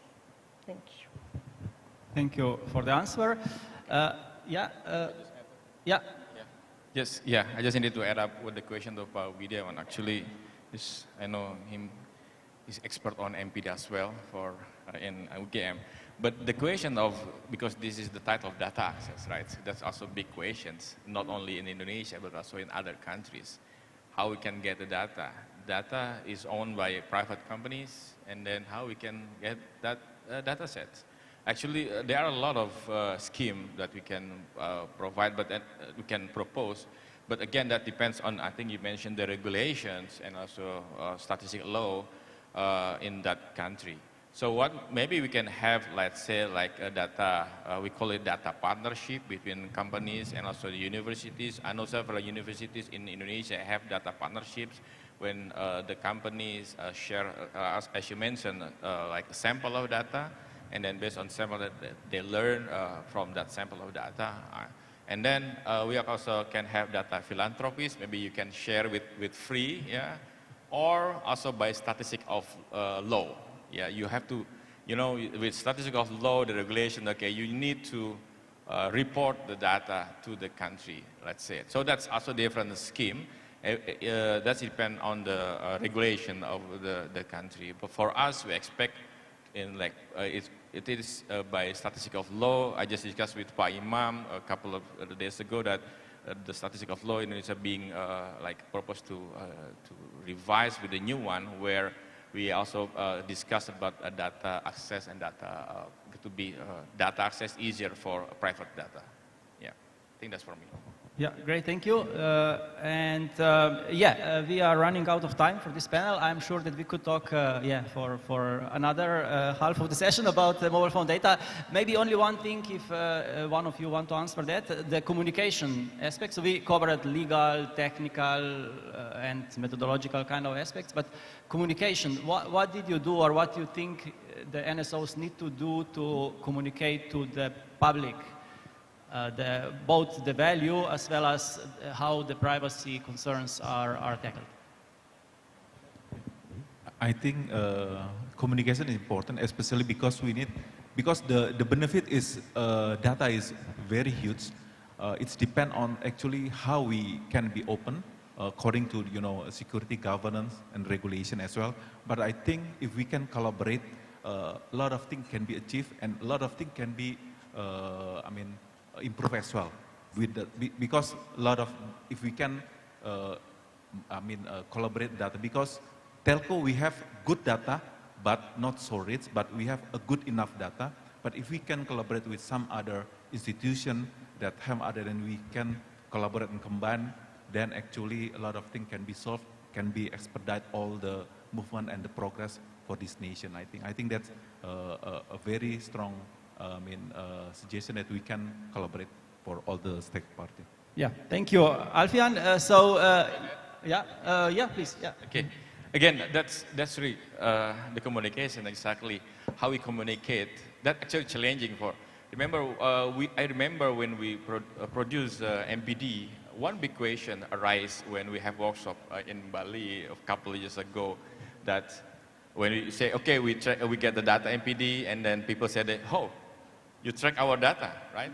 So we have to make sure that the data that we collected, as mentioned, is not, you cannot go into like a personal data, a privacy protections, and that's the main thing to communicate. And so the second communication is about the importance of the data, not only the people or the citizens, but also stakeholders, like ministries or even presidents, right? All the policy makers. Once they agree and once they know, I think in Indonesia right now they already know about that, and then the importance of the data, they will push in terms of the policy, in terms of the regulation, also the parliament, also, right? So we can have a statistical law that can have an kind of measuring or providing the access of the data. Not only like access of the data that public available, also private data, which actually we cannot, we just can get based on these regulations easily. So to communicate is not only just communicating the result, but also communicating the importance of that. Once we communicate, we can have a backup, we can have a full of endorsement from a stakeholder to get access of that data, and then to produce the official statistic, which can be much more useful for them as well. Yeah. Yeah, fantastic. I think we are running a bit out of time, but if you have a short addition to that. Yes, I would like to add shortly that one of the priority for Geostat is openness of the data dissemination. We are disseminating our results very nicely, so we are communicating with media and with stakeholders. And since this topic is very significant, we must have very much discussion with media, with stakeholders, and as soon as we will have some outcomes from our project, we promise that we will have discussion with academia of the results, and with media, and with government, of course. Thank you. Yeah, thank you for that aspect of communication. Thank you all for this really great insight. Please, give them first applause.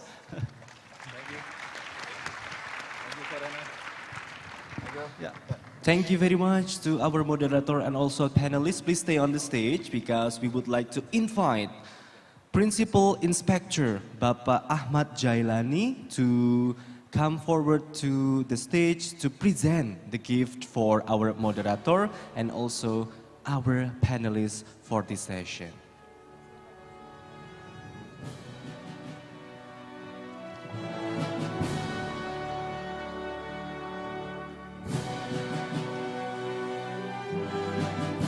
Well, ladies and gentlemen, this is our appreciation. Please give applause to Mr. Majas Q.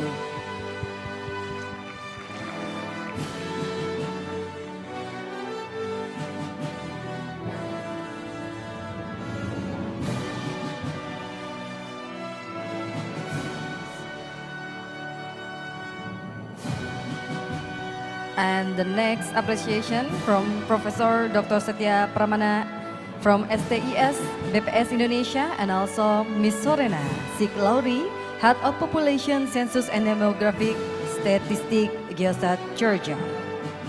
And here is the special appreciation to Mr. Alvian Manulang from Telkomsel Indonesia. Right, we would like to invite Mr. Ahmad Jailani to take picture together.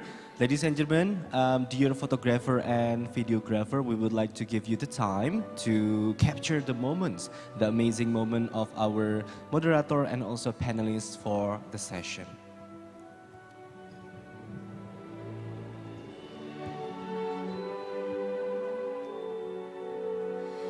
Once again, give big applause to the Mr. moderator Yes. and also the panelists. Thank you very Yes. much.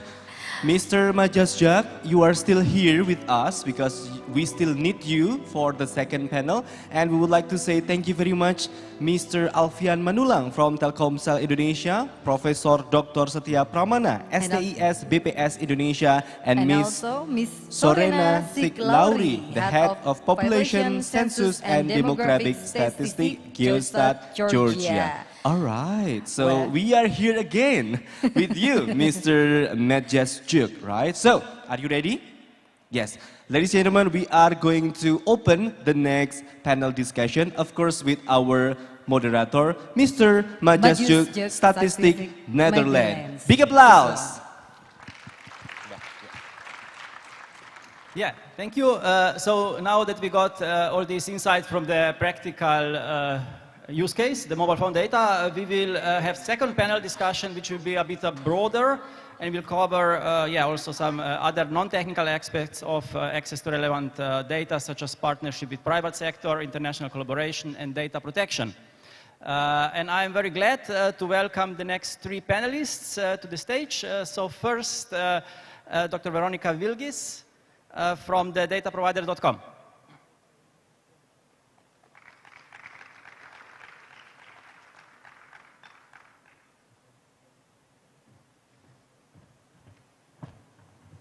Hello, Veronica.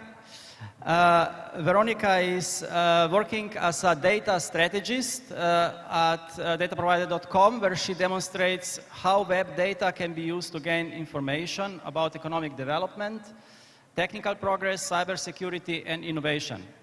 Prior to working in the private sector, she was a consultant data scientist for UN Economic Commission for Latin America and the Caribbean.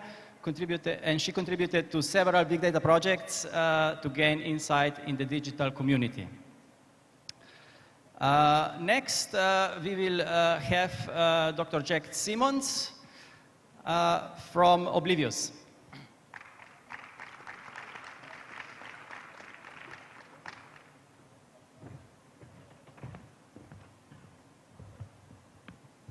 So Jack leads the technology development at Oblivious, a Dublin-based technology startup focused on privacy-enhancing technologies.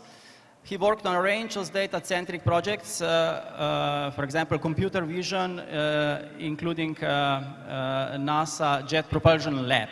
So Jack has experience with labs, and he has been an active member of the UN Privacy Enhancing Technologies Task Team since 2020 and the UN PET Lab since its inception.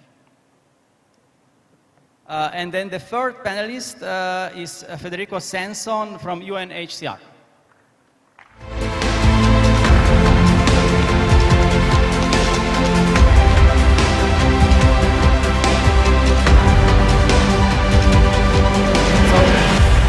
Welcome, Federico. Federico is a data curator at the UN Refugee Agency, and he and his team work to identify and share microdata both internally and externally. The data sets get cleaned, anonymized, documented, and disseminated, so the data collected can be reused for various purposes. And we will discuss this shortly. Yeah, welcome all three of you.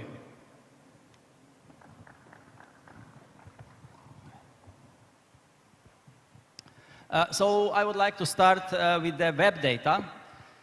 So Veronica, can you tell us what kind of data dataprovider.com collects or produces, and how frequently do you collect the data, and how can this data be useful for national statistical offices? I understand you have been working with some national statistical offices, so maybe you can shortly tell us about how these partnerships worked. Yeah, thank you very much. Good afternoon. So at dataprovider.com, we index every single website on the internet on a monthly basis.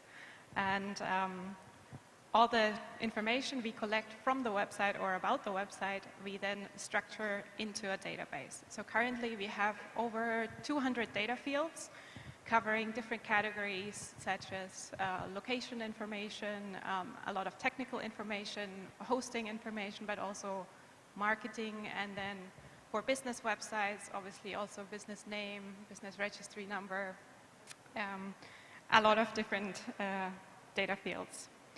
And we do this on a monthly basis, so we can see what happens on the internet over time. One other thing to say, so we have a couple of hard data fields where we don't do any further processing. That's very easy to get from the website. So, for example, what's the top level domain? This is .com.nl. That's very easy. Then we have a couple of fields that are classifiers. So, for example, where is a website located, in which country?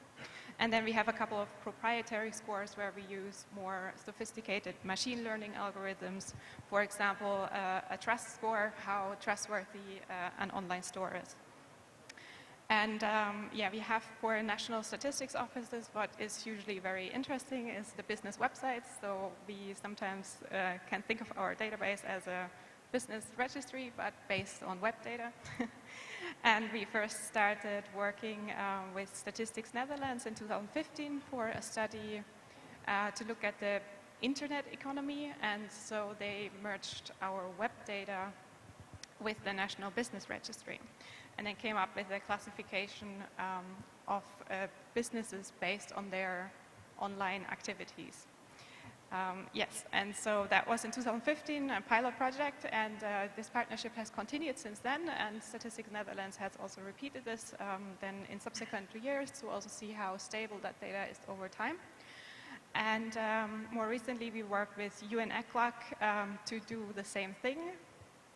So UN-ECLAC was the middleman. We worked with the national statistics offices of Brazil, Chile, Mexico, and Colombia to do exactly the same, so merging the web data with the national business registries. So that's the interesting side for the national statistics offices, so having that business information from the web.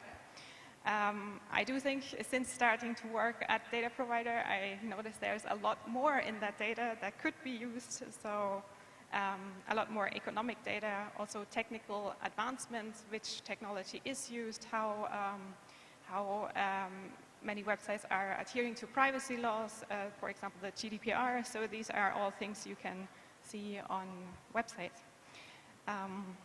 Yeah, so these partnerships, we have a couple of other partnerships with the public sector. What works best if it's an open dialogue, so really learning from each other, getting feedback. We obviously also, we want to work with you because also if our data is validated, if you say this is good enough, that's fantastic for us. And it's sometimes also very hard, so no one really is doing what we do. So no one actually knows how big the internet is, so it's very hard to have a benchmark or to compare it to anything. So it's, yeah, best work are these partnerships where it's really collaborative, where you come and say, that's what we need, can we do this? And then we work on it together to improve it and to make it work. What does not work very well is if you just ask for the data and you take it and you disappear. Because we work with this data every single day. Our main job is to improve it, to make it better, to think about this so much, and just how the internet works. So best is to have an open exchange. Yeah.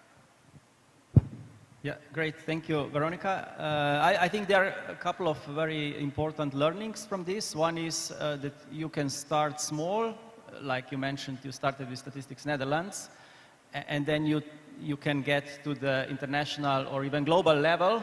I think we have a lot of possibilities if we look what NSOs are already doing with the private data providers, and maybe they will be, then happy to go to the higher level. And the second thing, of course, there is always question what is in for us for private sector, and I think you mentioned some great. Yeah, and I mean I can't speak for all companies, but sometimes we have the private sector is seen as the bad guy, which is maybe true for some cases, but. To be honest, we also have an interest that our data is used for something good. I mean, we are human beings, so we are not here to just make money. Yeah, that's great to hear. Thank you, Veronica, and now go to the Federico. What kind of data are you collecting, and what is the primary use of this data?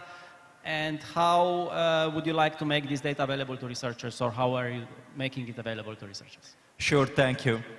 So at UNHCR, the UN Refugee Agency, we do collect every year a lot of data about statelessness and forced displacement. Most of this data is microdata, so it's data at household or individual level. And I would say we have two categories of data. The first one is the registration data, where we aim to have a database of all refugees in a certain country. And we have this for planning, programming, protection, and delivering assistance to all these refugees. And the other side, we have surveys that we collect following a statistical process, so a sample framework.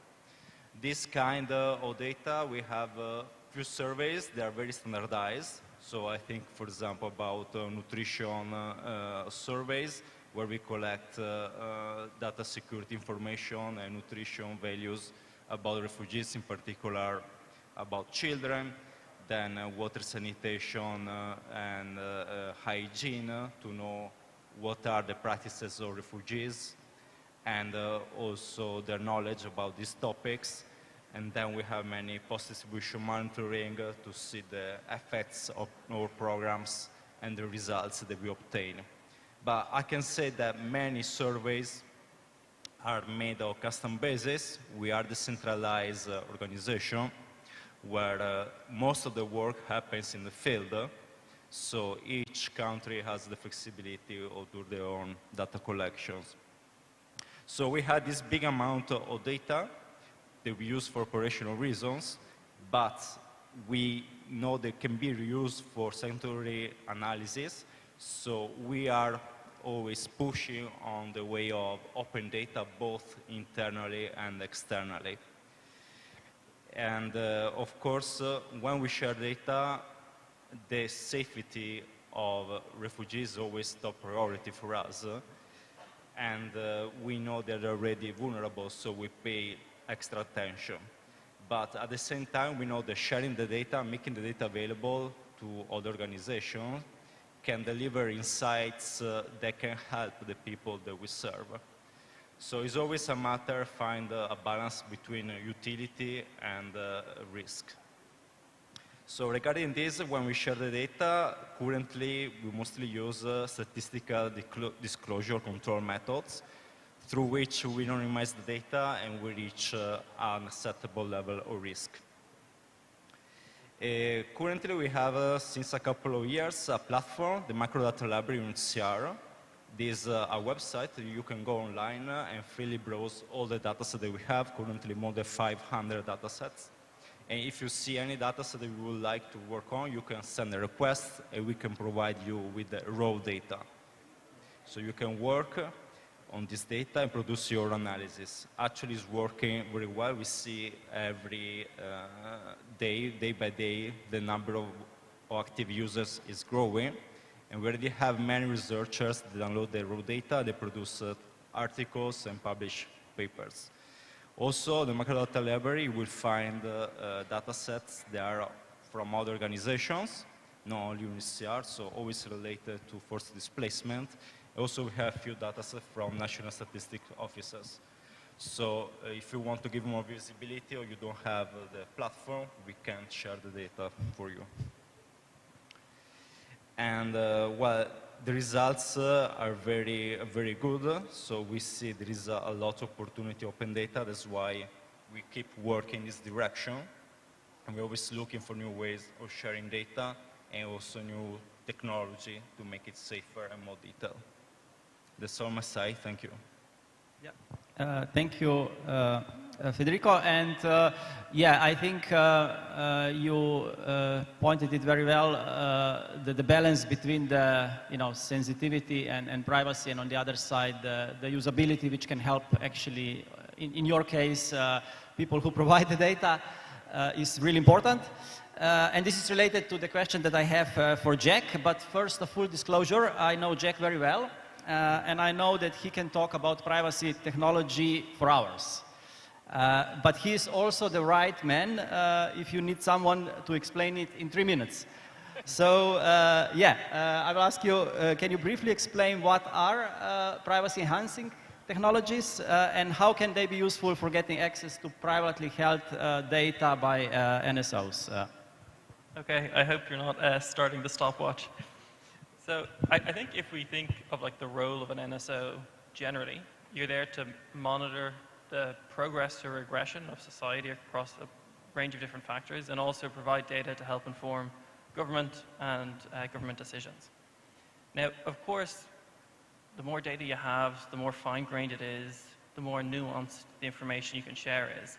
But at the same time, you start to overstep on perhaps the rights and laws and regulations of your society and the privacy rights associated with your citizens. So you have this balancing act that you always have to perform between getting the utility of data by also balancing it with these privacy and governance constraints. So privacy enhancing technologies really is a field that came from kind of NSOs. You've been doing data disclosure controls for 100 years or something.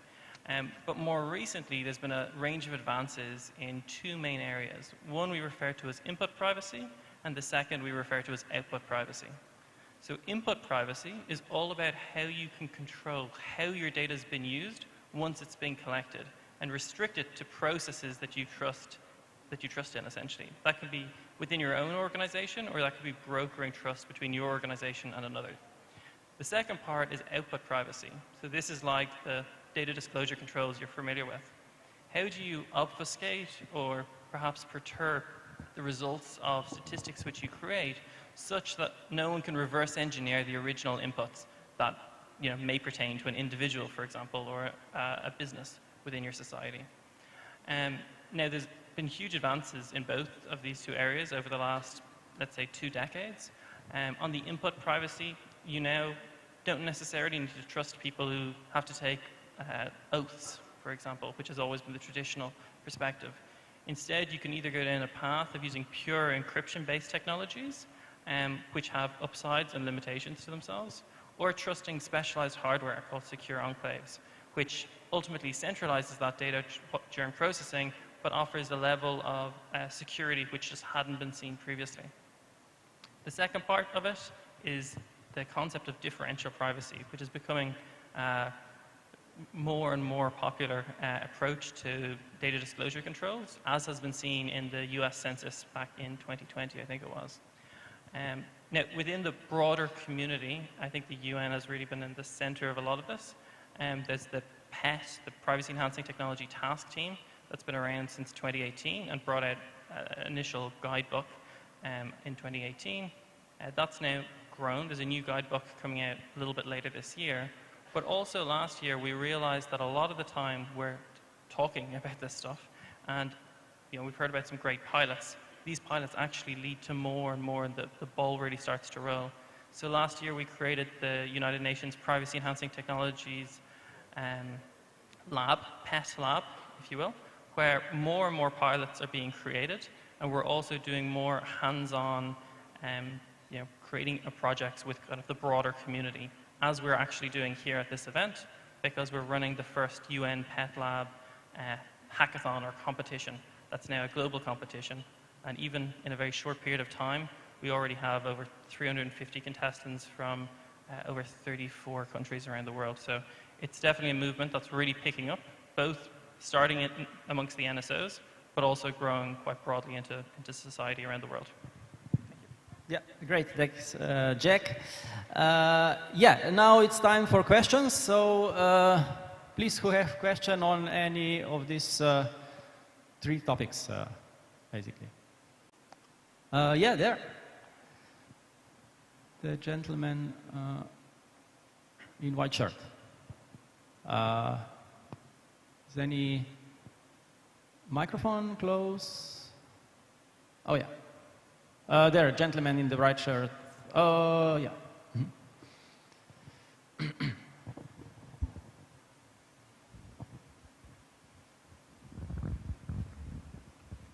Thank you very much for the interesting presentations. My name is Theodore Joloza from Office for National Statistics in the UK. My question is to Veronica. My assumption is that you collect that data through web scraping. I just wanted to know what ethical considerations do you make before you start your work? And also, some websites, I think, routinely block access to web scrapers. How do you negotiate access in those circumstances? And what sort of advice would you give to offices for statistics in terms of how they can do that approach yourself? I know, not trying to put you out of business, but it will be good for them to know. Thank you very much. Yeah, thank you for the question. So first of all, that's true. There are several websites can say we do not want to be scraped. And if that's the case, we don't do that. So there is a proportion of websites that we don't crawl.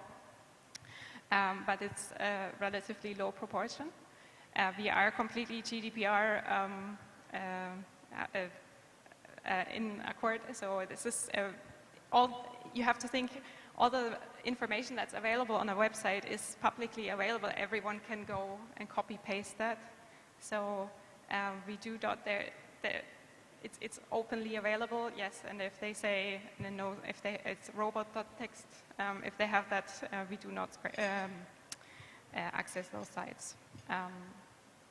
And I would recommend if you want to do it yourself, to also not do it, because I think also always check the terms and conditions if you have a smaller, or if it's a specific website that you want to scrape. So we crawl, that's slightly different than scraping. So that's definitely something to check. I would not advise to do it if it's stated that you shouldn't.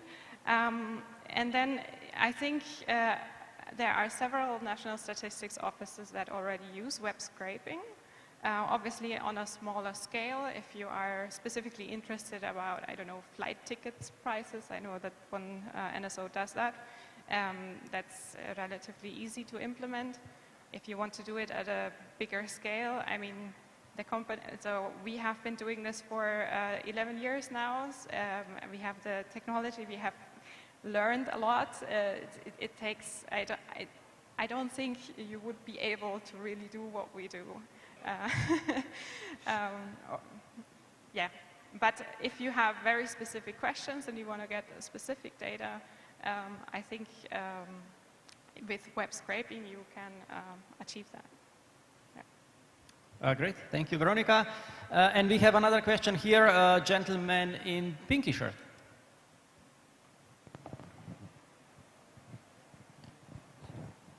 Hey, thank you. I'm Carlo Cafiero from UNFAO.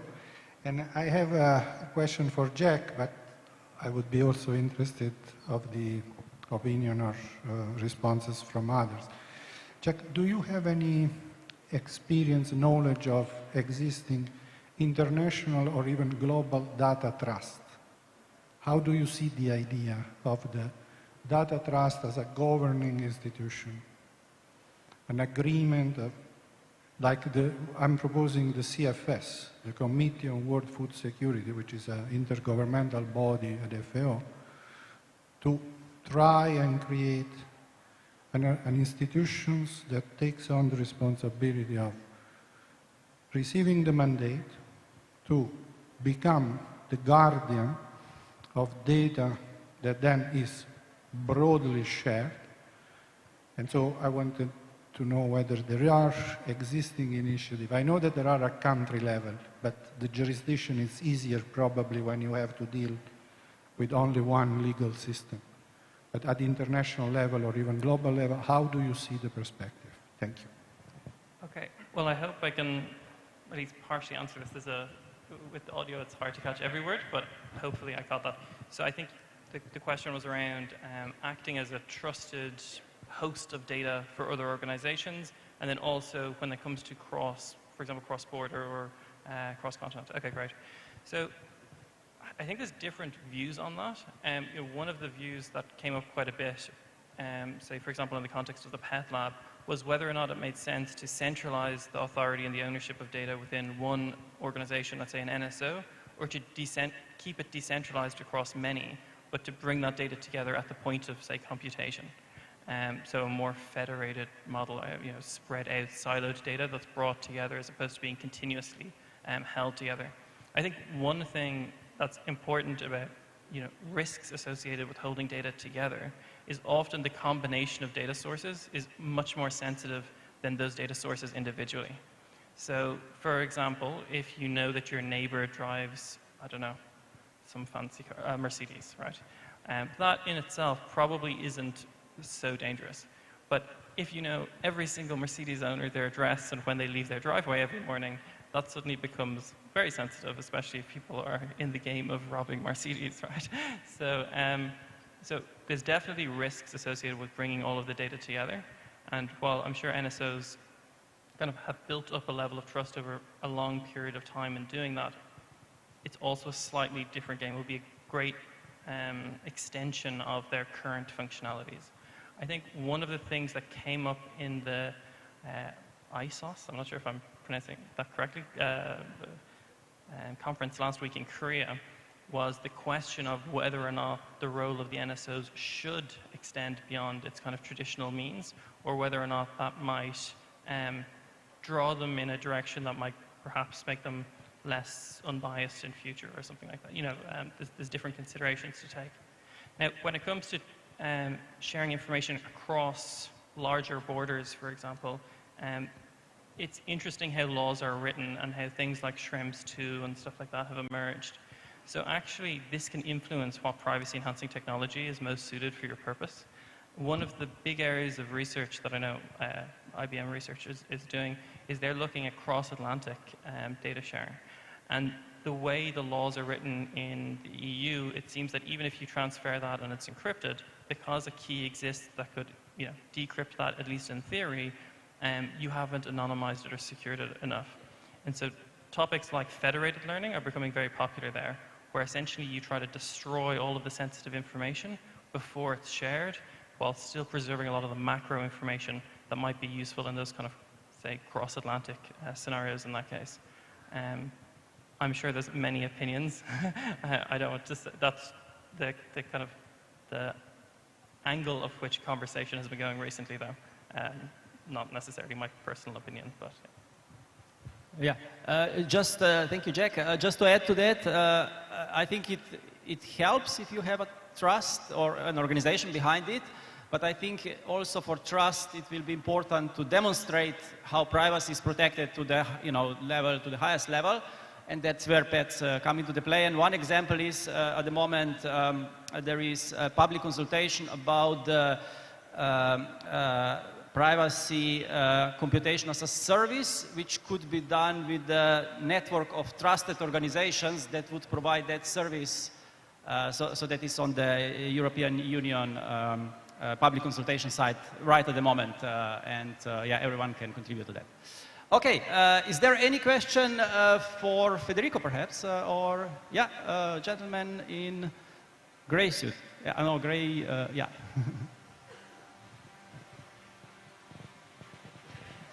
I feel slightly threatened, but why me? Okay, I'm Mark Herrywood, the Chief Data Officer for UNICEF. Federico, I was recently in a meeting where somebody defined data as a global public good, being the data that everybody wants and nobody wants to pay for. So, and that's the problem that a lot of us face. So it's difficult for agencies to find the money to be able to produce these global public goods. So how have you managed to do that, to produce these global public goods of the access to the microdata?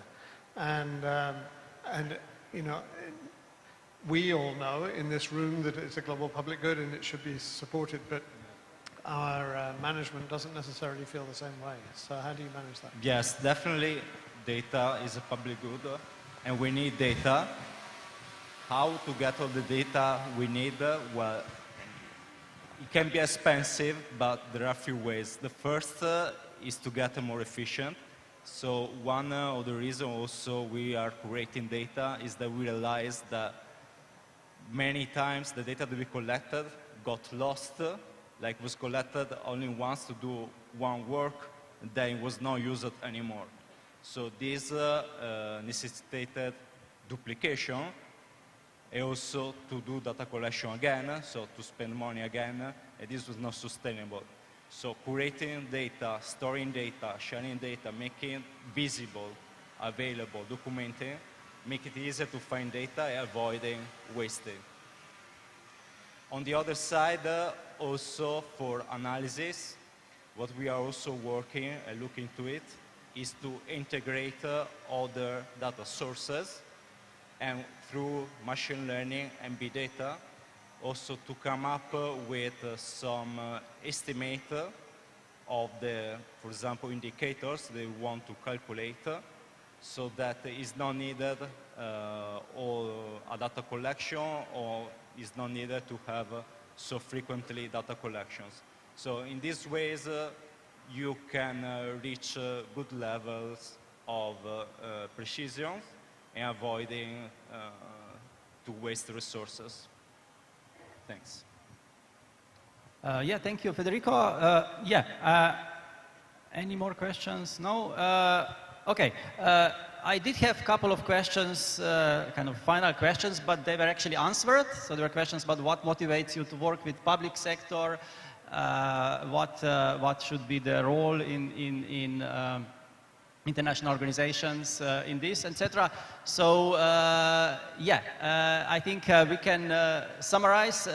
It is great to see so much passion for working with official statistics and providing the data. So that's definitely the way we should continue to go. And I'm sure there are many more, challenges that we will discuss in the future. But I think for this, let's conclude this panel. And I would like to thank, Veronica, Jack, and Federico for your great insight and passion, not only for data but also for working with public sector. Thank you very much. And please. Thank you. Thank you. Okay, Master of Ceremony, the stage is yours. All right. Thank you so much. Well, once again, give big applause to our fantastic moderator today, Mr. Machas Chuk. Thank you. All right, so ladies and gentlemen, we would like to invite Professor Dr. Bertrand Loisant from the Statistics Switzerland to join us on the stage. And we would like to also invite the panelists to please stand up on the stage to receive the gift from the principal statistician, Bapak Adi Lumaksono. We would like to invite you to join us to present the gift for our panelists.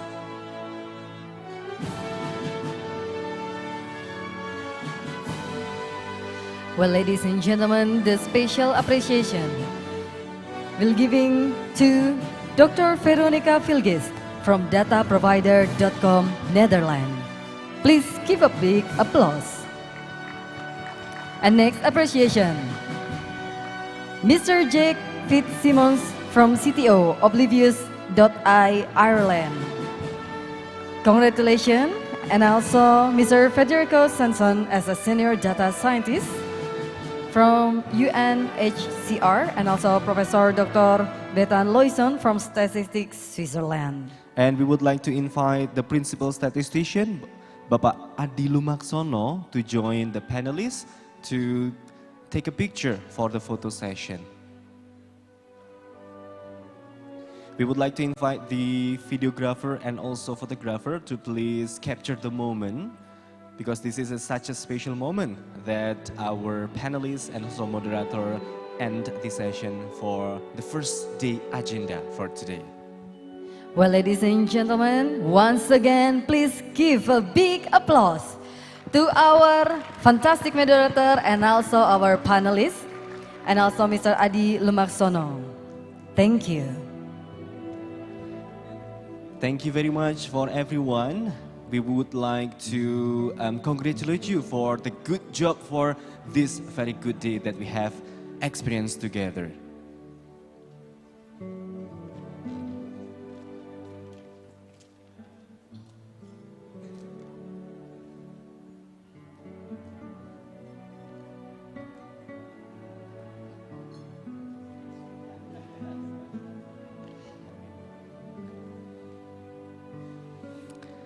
Ladies and gentlemen, to close our first day agenda, we would like to invite the Deputy Director General for Statistical Support and Informatics at Statistics South Africa, Mr. Ashwell Jenniker, to deliver the closing remark.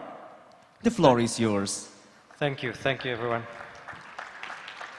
I mean, they were saying the amazing Dr. Ronald Johnson. I think this was an amazing first day. When you've been seeing people online, like Latifa from the UAE, Andrea from Brazil, Eric from UK, Karuli from New York, you tend to think these people doesn't exist. Or you're never going to see them. You know, they're not real. They're on the computer there. So when you come to the conference, you realize these are actually real people. That's totally amazing. Now, similarly, big data and data science is also real. I mean, sometimes when you work in statistics agencies, you tend to think these are airy-fairy type of things. And I mean, what Bertrand, thanks Bertrand for your presentation, Carlo and Hamza have shown us, as well as the three panels that was chaired by Matjas, Ronald, and Rachel. They've shown us that these things are real. These things exist somewhere, and people are using it. I mean, all we need is some high-level buy-in. You need willing sponsor or politicians or political buy-in. You need some skills. We need some skills. And then you need some goodwill. I mean, you need a private sector that's willing to work with us. You need to understand that if the data is available freer and easier, more money will be generated eventually. Don't try to charge up front too much to kill the whole system. We need first to get going, we need to show the value, and then more value will be there, and then eventually money won't be an issue. But if you charge too much up front, you'll kill the whole system and we won't be getting anywhere. Okay, enough said about today, let's talk about tomorrow. So irrespective of what the program says now, we're starting at 8:30 tomorrow. So we're starting at 8:30. We'll have an open plenary session. So we'll have some presentations from the committee where we'll tell you what the committee is doing basically. We'll start the Big Data Hackathon. So the opening ceremony will be between 1:30 and 2. 1:30 and 2. So I get the sense that Indonesia is a little bit like South Africa, where time is not that important. But we need to get this one right because we are syncing it with, give me the country. We're syncing it with UAE. Okay, so we can't get the 1:30 to 2 wrong because they are standing and they also starting. Okay, and they a couple of hours behind or before us, behind us. Yeah, they are behind us. Okay. So I agree with Indonesia that time might not be that important except tomorrow between 1:30 and 2. Let's get that one right. The afternoon sessions, okay, we'll have capacity development and regional hubs. So these are part of the committee. We'll have presentations from them. Big data and SDGs, so that will be a session. Mobile phone data and official statistics. I mean, as you can see, mobile phones and the power that they bring is very important. And we need to figure it out. We need to see how we optimize the use of that. We need to see where it's being used. The issue of data access, I mean, and data science. So the issue of data access is critical. If we're not going to have data, it will kill us even before we've started. So we need to see how do we negotiate, how do we get global access to data. But once you've got access to data, it gets the whole system going. And then you've got broader use. Once you've got broader use, people see more value. Once they see more value, then money doesn't become a problem. Okay. I think that's all from me. Thanks for being here. Thanks for still being here. And we'll see each other tomorrow morning at 8:30. Okay? We'll close today. Thank you so much. Please give a warm applause to Mr. Aswell Junneker. Thank you so much. Well, ladies and gentlemen, this is the end of our first day agenda. We would like to express our gratitude to our sponsor. Thank you, Telkomsel. Thank you, Location Mind.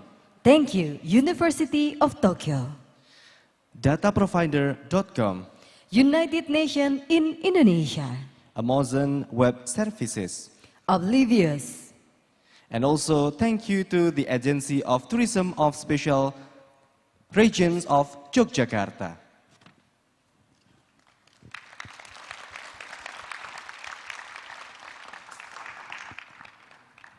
Ladies and gentlemen, this is the link for today's agenda. So if you would like to download the photos, the videos that we have provided from the very first agenda, please take a moment to picture this one. Well, ladies and gentlemen, thank you very much for your attention today. This is the end of the day of the 7th International Conference on Big Data and Data Science for Official Statistics with its theme, Global Challenges and the Importance and Relevant and Timely Data. This is Sanggi Nugroho. And I'm Adina Davi, today's Master of Ceremony. Have a nice day and see ya, everyone.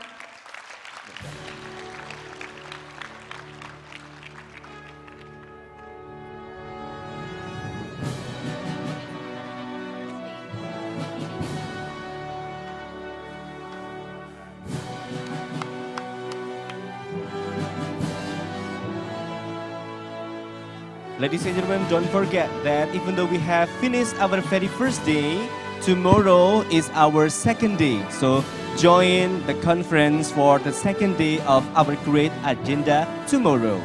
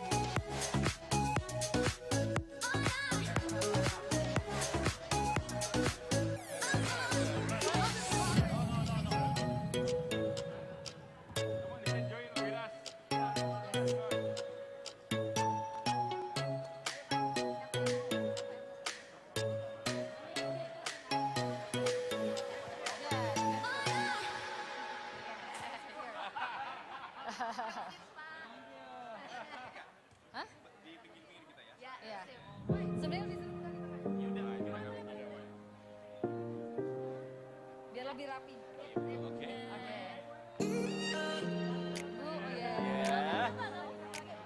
Mama Dede, silakan Mama Dede.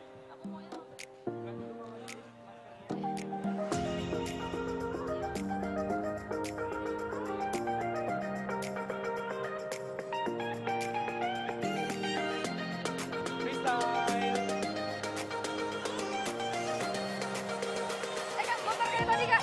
Kakak Juvet, muter kayak tadi. Video. Ya.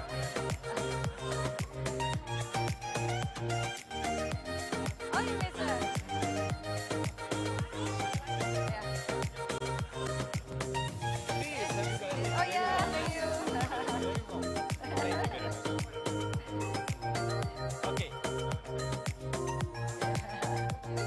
Okay, so we are going to have a freestyle video. So let's do it. Okay, wave to the camera, okay guys? Okay. 1, 2, 3, wave! Take a picture, please take a picture with camera. Take picture with the camera. Ya, nanti Mas kamera. Oh ya, ini dari tadi ya. Oke. Kakak.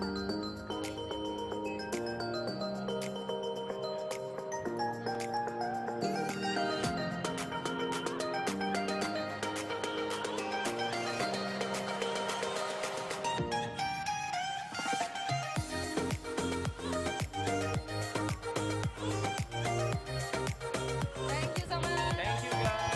Thank you. Ladies and gentlemen.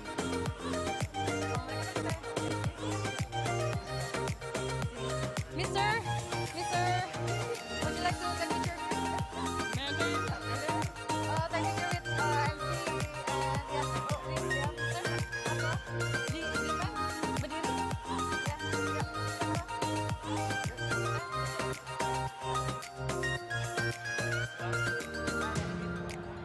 Apa? You guys did very well. Duit. Oh, thank you. This mic is very exciting. Thank you.